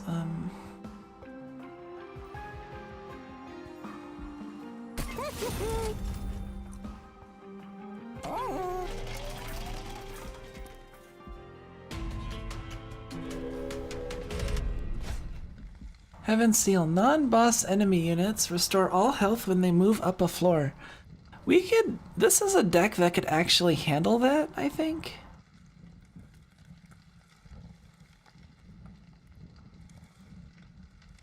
Like, I think our deck can handle it. This is a dangerous one.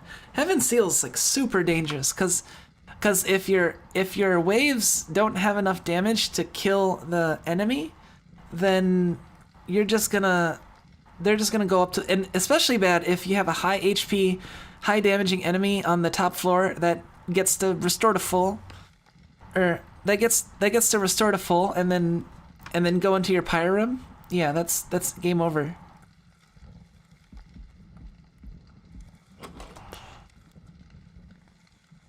So basically, you have to be able to output enough damage to...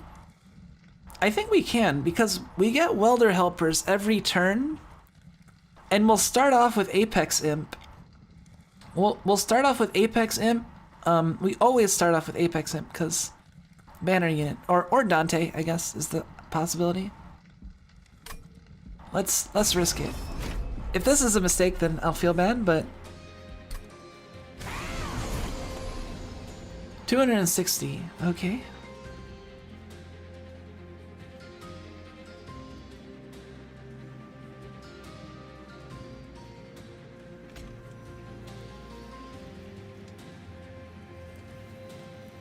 Yeah, but that thing is 260 health. Oh man.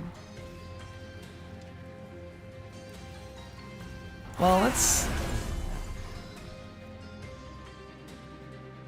You're dying.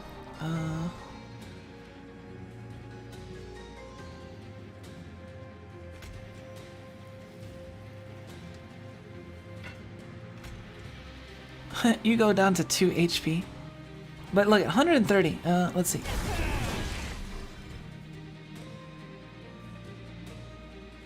So it did work in the order that I... See, putting in the right order was important.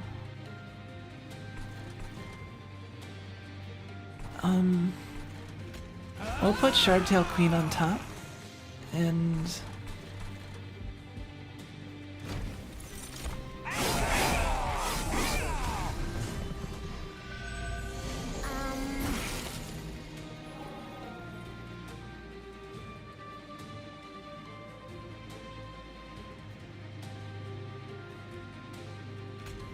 Okay, let's put Apex Imp.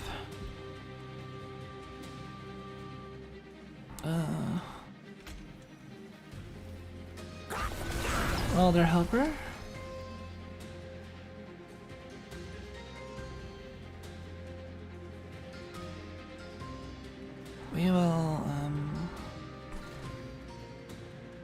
Alright, that's just dying.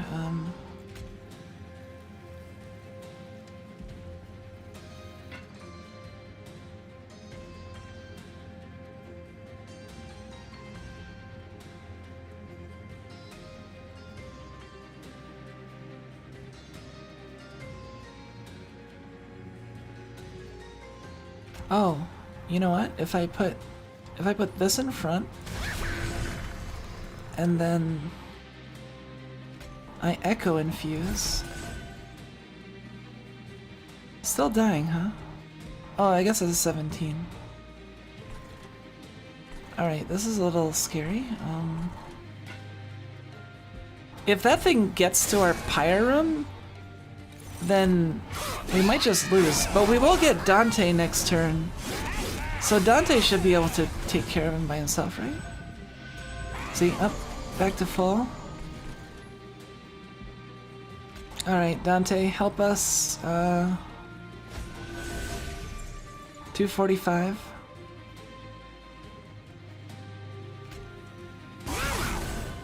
Alright, now that's good.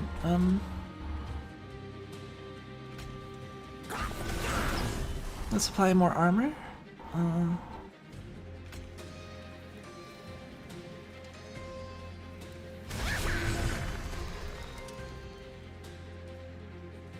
Two plus 8 damage.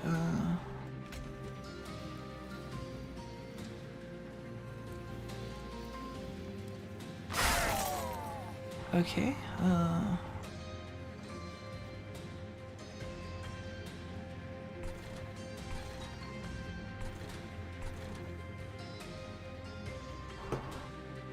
I think we can just pass here. Look at that, 5 attacks. So yeah, now we get welder helpers every turn and we can, yeah, they apply armor 40 and 80 attack to our front unit. Look at that.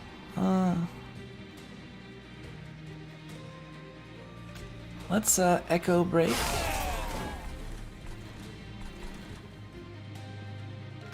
Play another welder helper. Play another welder helper. 414 damage.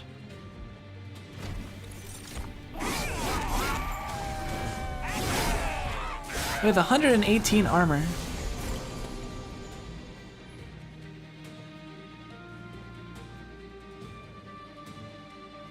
Look at all these imps. I want to do it. Double the armor. 658.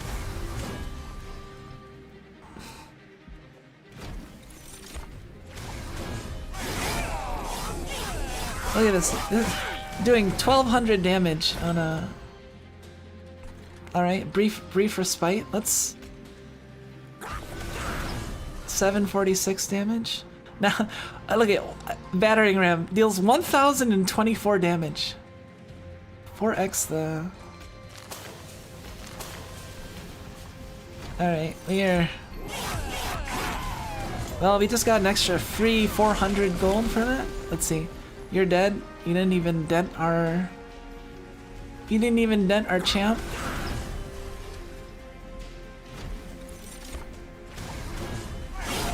Oh yeah, we're...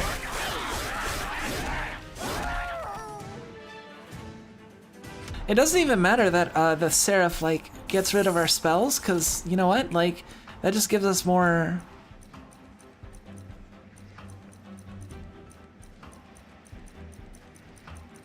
Consume, apply reach. March of Shields actually, like, if we...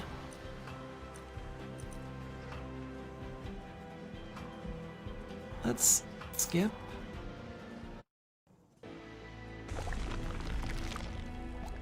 Alright, we're on the final... I think we go this way. Restore pirate health. Endless.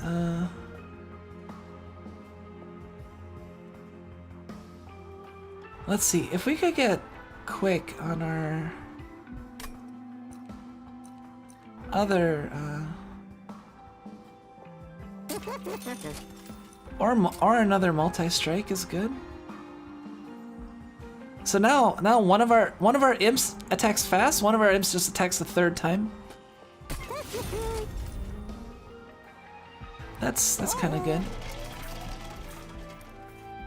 And then we can duplicate any spell, or let's see what's in the trinkets.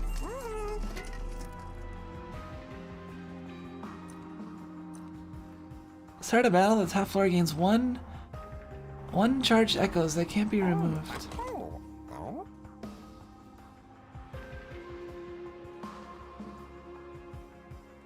Charged echoes can't be removed.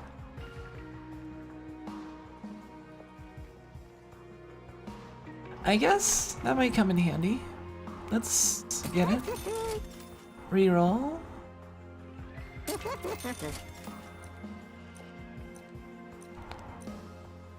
Spell cards with consume have a 50% chance to be discarded instead. Merchant. Well, that'll help us in the final battle because it gives consume to our first spells. So I think that'll counter that. Merchant cost reduced by 25%. Kind of pointless to get that now. We don't even want to check the Divine Temple. Alright, now to dupe a...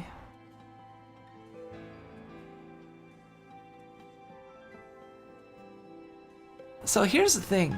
We could dupe... Well, it'll add 15 pack shards, make the game harder. Well, I mean, who cares, right? Like, I mean, we're pretty... However, if I just dupe a deadweight, he gets another multi-attack. I think I'll do that. Yes, I just duplicated a deadweight.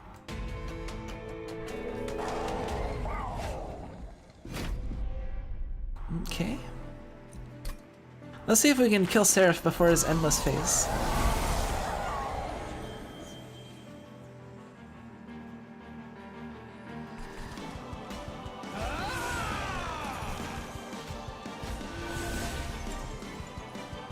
We'll put our...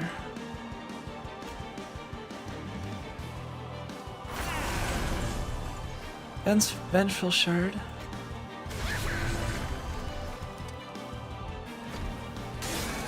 Oh no, our perfect run.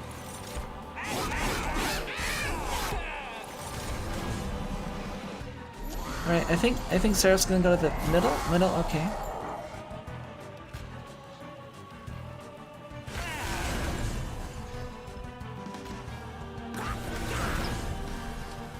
Alright, now we destroy the first 3 rows.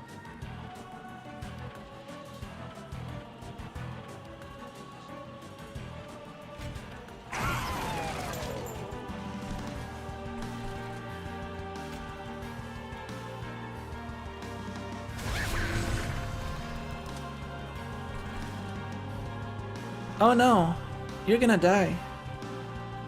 Sorry, guy. I wasn't paying attention. Oh yeah, this track is really good too. It's okay, we only need one.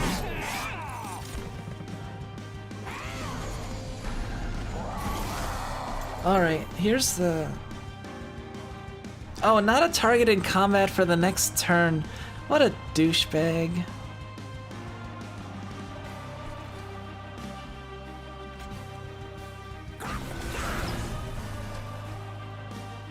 Alright, well, we killed that wave.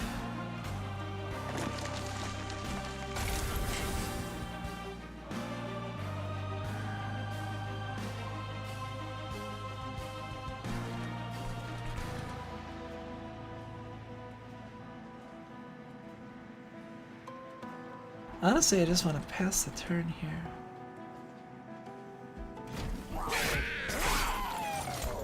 Alright, now we can attack the Seraph, but we have 4 turns to do it.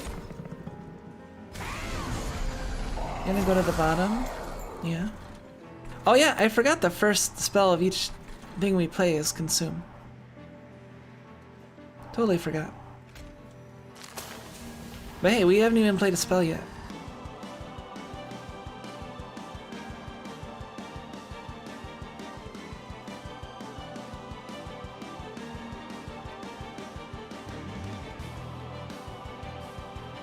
We will take 5 damage to our pyre. We want to destroy these so that the next wave can just get free reign. Nope, we can't.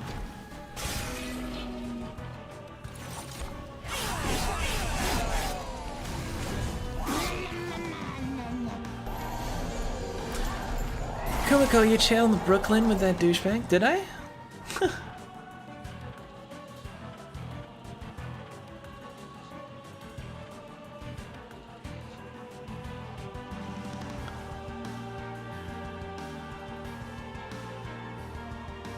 Infuse extract 1.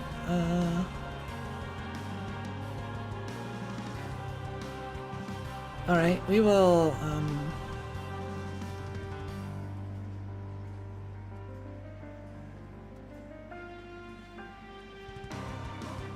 let's see, I want to hit him with force contamination.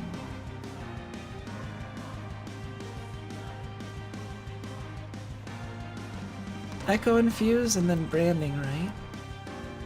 We can do another welder helper.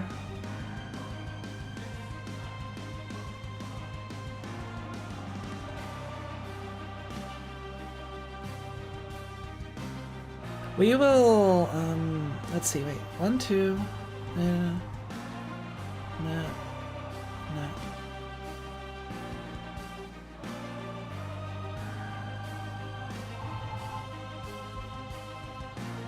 Armor 20,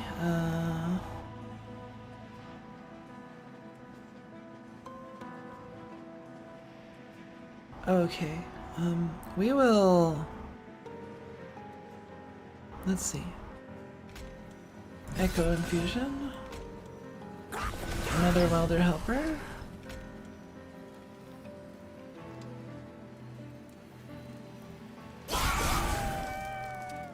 put Molting Imp in front. Oh no, that's why we wanted to play the branding right. I can't play it.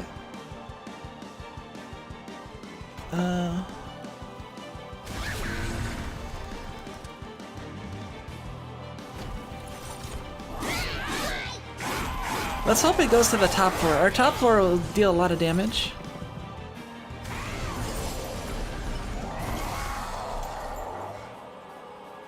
$405. And we got the melee weakness 3.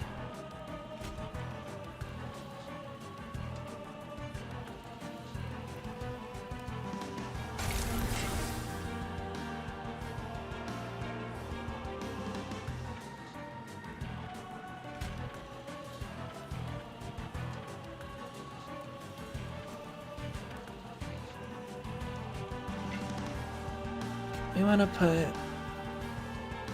welder helper.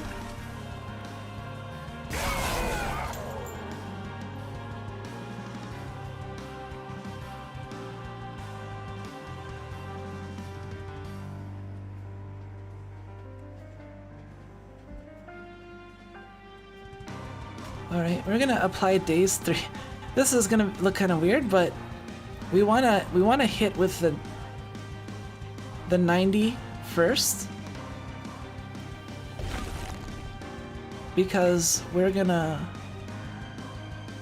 wait. Oh no, it cost 1. That's okay. That was kind of dumb then. Let's see.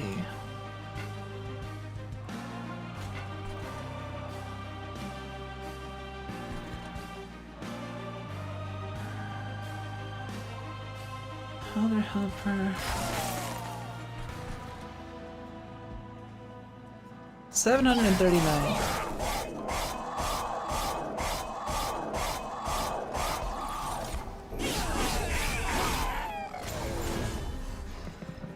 Probably not going to the second floor. First floor. Yeah, we're not gonna get the achievement. You can tell we're doing good because we're just going for achievements now.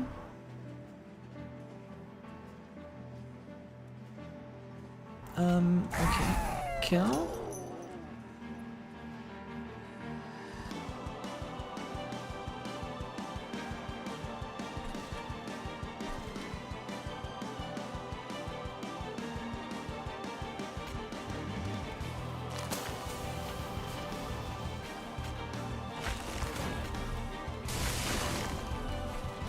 Okay, we have applied your melee weakness.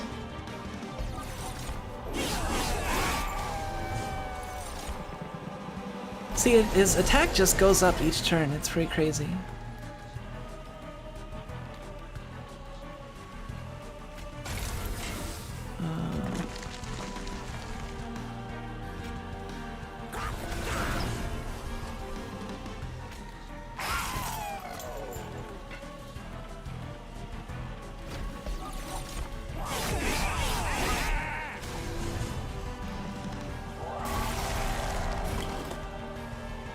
Yeah, you can't do shit.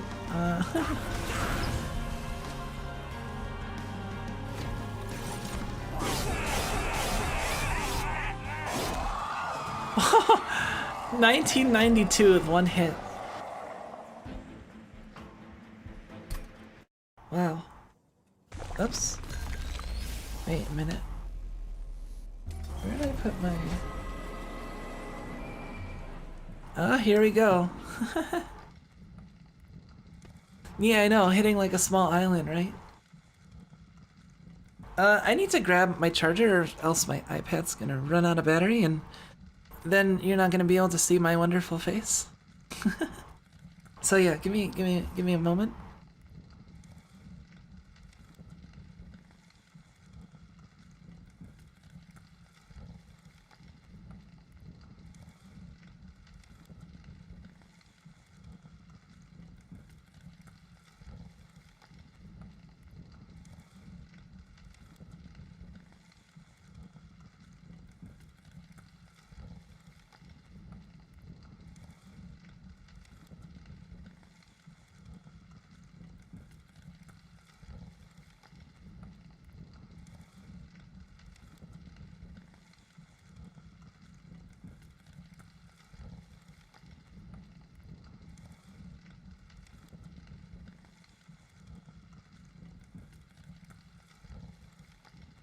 I was so mad with that fucking water bottle. Like, have you ever set something down and just like forgot where you put it, and you put it in a place that that's not normal, so you can't find it, you know?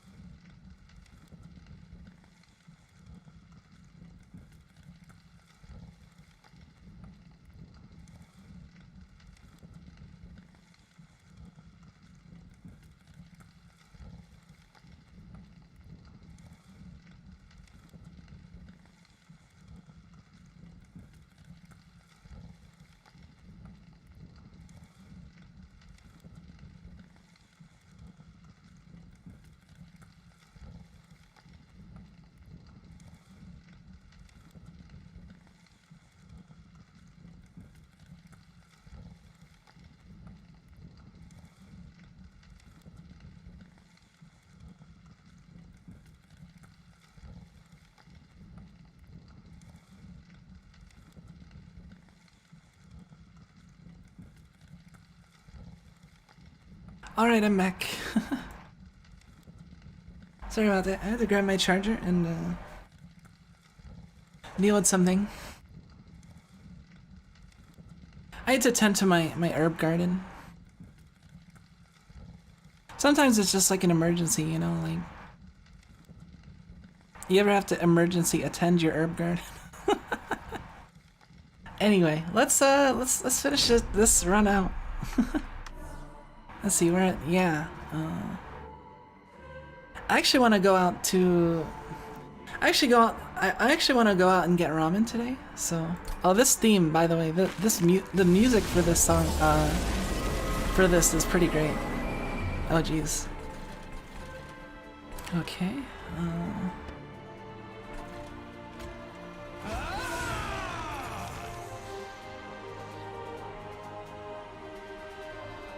Let's put them on the same line.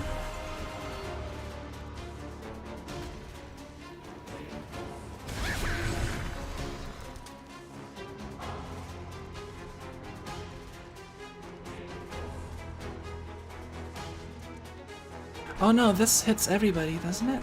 Attacks all? Trample? Okay, oh no, this is just multi-attack on the first floor. Okay.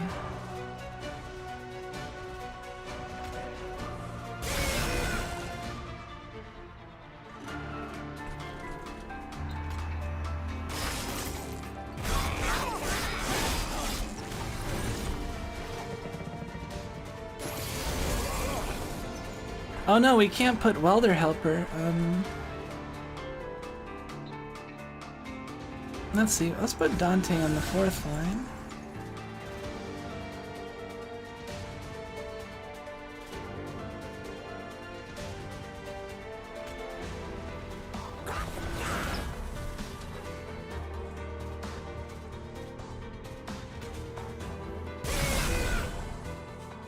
Wait, you take more damage now?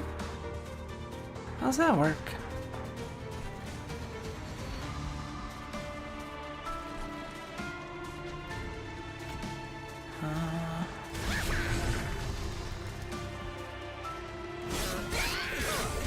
See, the imps make great like meat shields, and because I keep summoning two every turn, I never run out. So it's, and then by the time like it actually comes for the final fight, like I've charged so much because every turn apply armor 5 to friendly units on the Apex imp. Like these Apex imps are great. Like I'm let's see.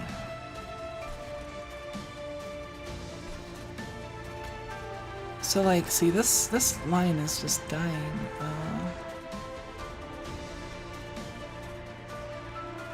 Let's put you in front.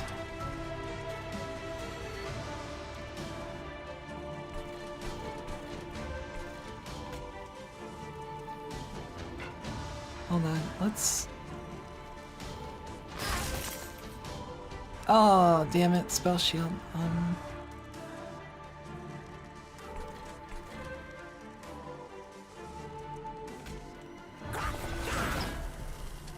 Okay, let's I guess we could have put the Apex imp and then that would have been the smart thing to do.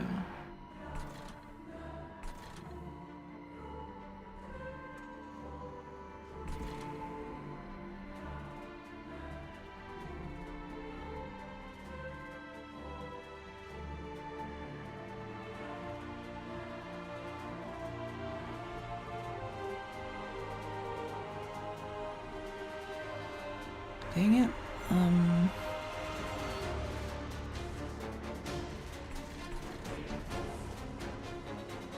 Hold on, if I put you there. Oh, there we go. Those are good numbers.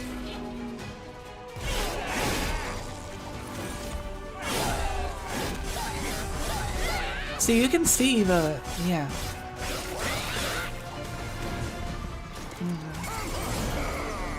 Want to see some Planet Buster level damage? Yes. Oh, Planet Busters are so good. All right, we're doing 400 damage to on one turn. This is just what this wave does.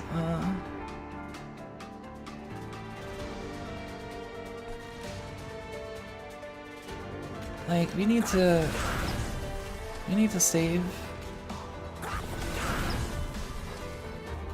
There. Now our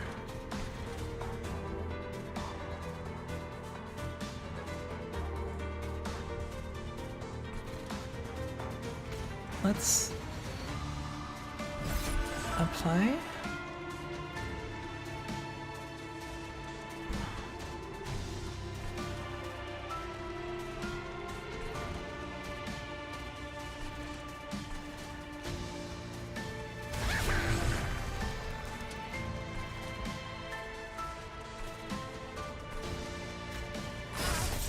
Yeah, I guess we're doing this all on the second and third line. We'll put you up there.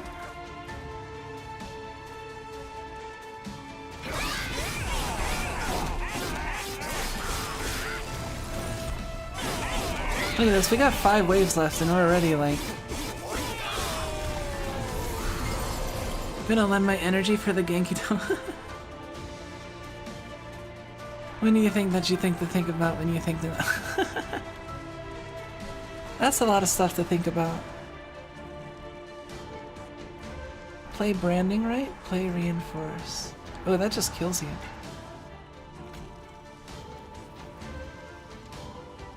Alright, we will play...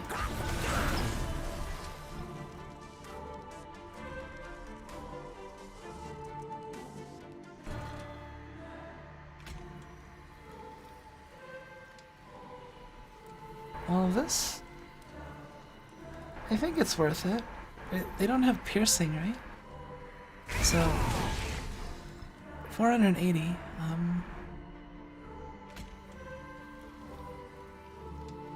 and 1674.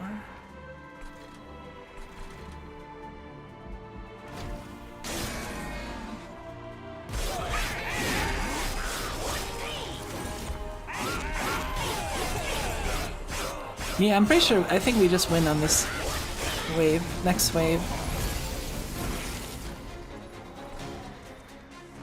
Yep. Yep. Watch this, we're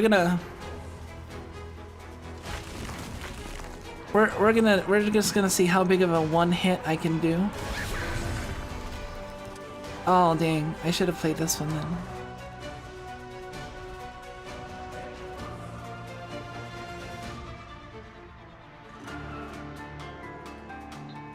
Alright, well, let's slow this down. Alright.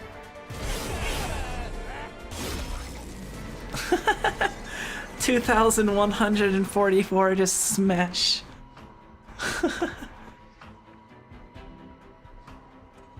Man, we got a lot of points for that.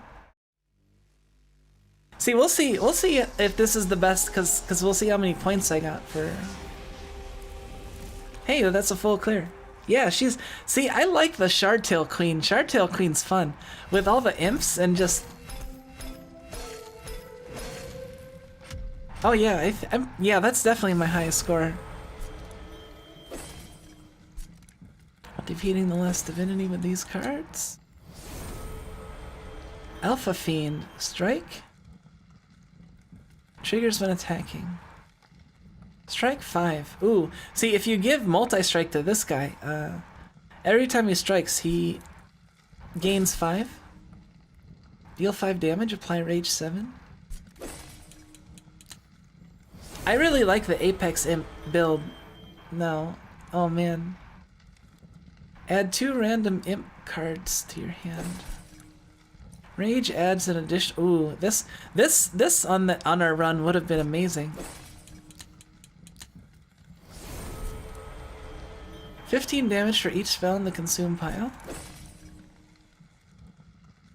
First time each.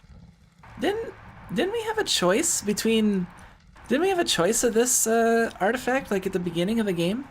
And we picked the summon, the double summons We definitely did the right choice. Like, the double summons were amazing. Like, we probably still would have done well if without it, but like with it, like we just, yeah. We get the nice sounds.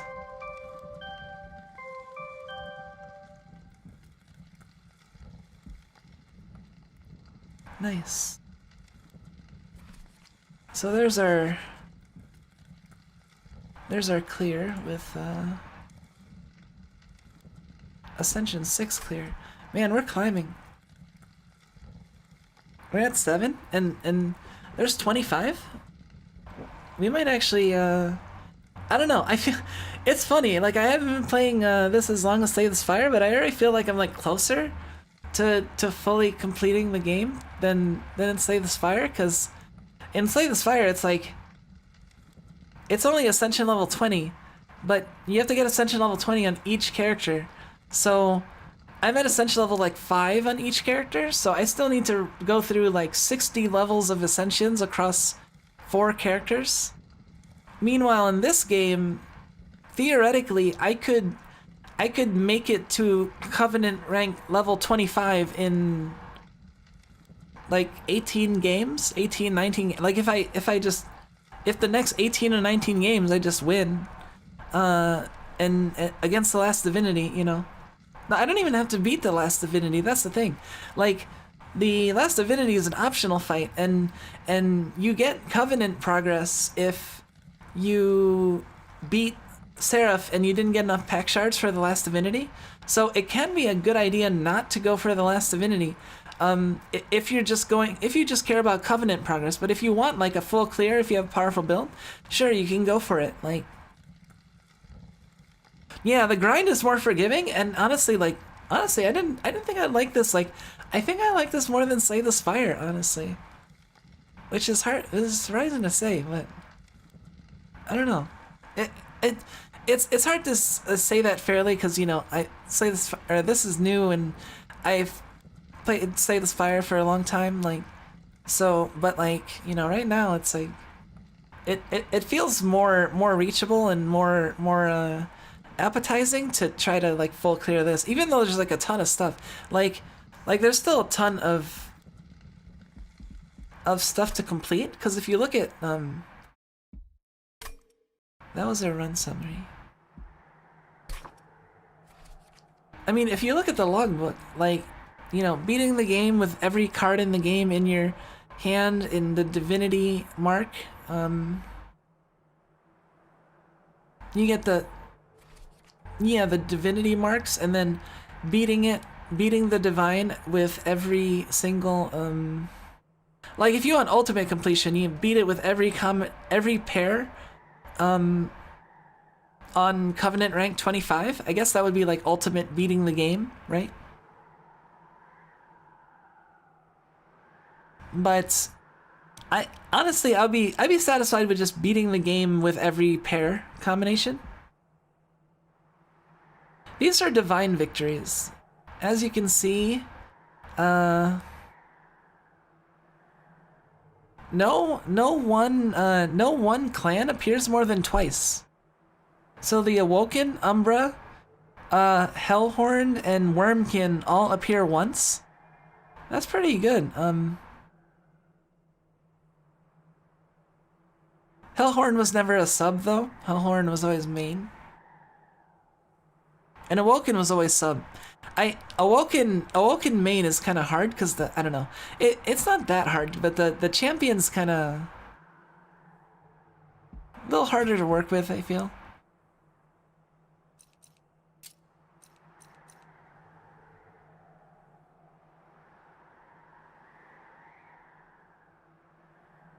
Lil Fade, I think, is the waifu of the game.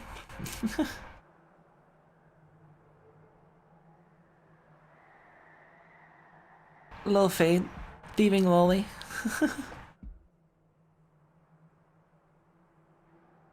Rector Flicker is a priest and a gang leader. Well, it's probably Rector Flicker, not Rector Flicker. There's actually different. These the candle units are really cool, and I think they did a really good job in pasting the unlocks so that you get these guys last, because these guys are kind of trippy, because they kind of turn like a lot of the things on the game on its head. Like, you don't typically get your units back after they die. Like, this is all about like recurring your units and making them repeatedly die.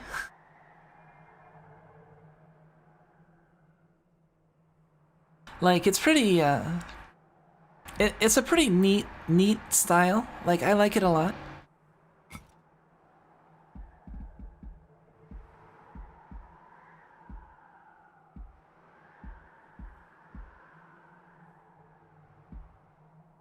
See, and I'm also doing completion of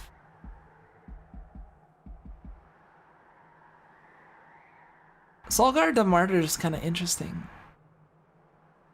Basically, it's the counting spells that you play on that floor and trying to maximize that. That's the combo.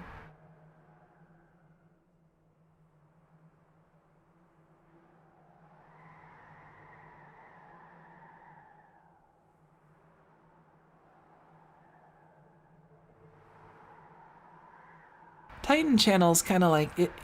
He just has big stats, and it takes a while to get out. And then Soulguard the Martyr just deals. This one, Dire Channel, deals damage, and this one will constantly apply. This one's kind of like a tank, but weird.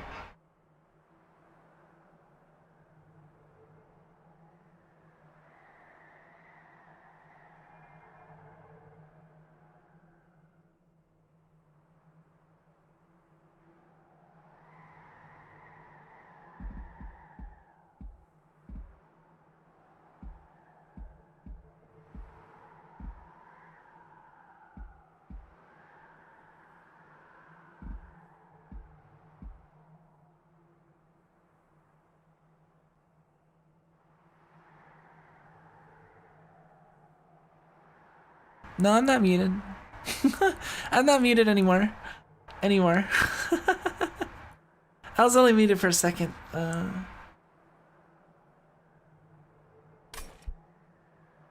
Thank you, though. Oh man, I get kind of bad at that sometimes.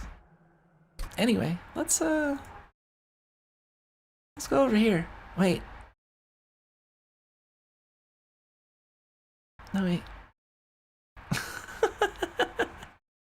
Oh, we got a lot of scuff here. Let's play him off, cause yeah, I need to end the stream. It's getting kind of late already, so let's see.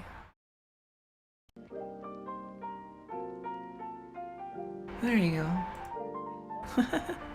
Well, thank you all for coming. I will post a schedule before Monday, ideally. And yeah, we talked about what might be you might see on the schedule next week, but yeah, I'll probably see you all on Monday. Thank you for coming, Badman, Zamiral. Yeah, we went at it for a while, for over 4 hours.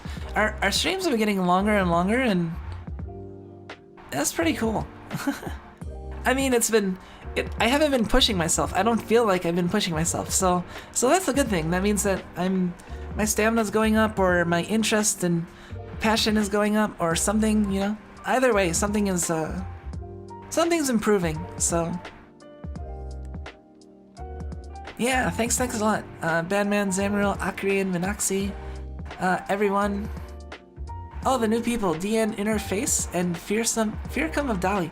Thank you all for coming. I'm sorry I didn't greet you when you came in. Yeah, I don't really do that. Yes, it is the awakening, the kakse. Thank you. All right, well, anyway, thanks a lot, everyone. Take care. Have a good weekend. Eat something tasty. Eat something tasty this weekend. Okay. All right, take care. Bye-bye. Wow.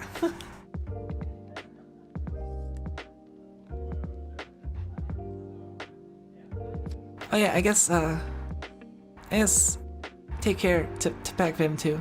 Not like I care about that. Not like I care about the vending machine.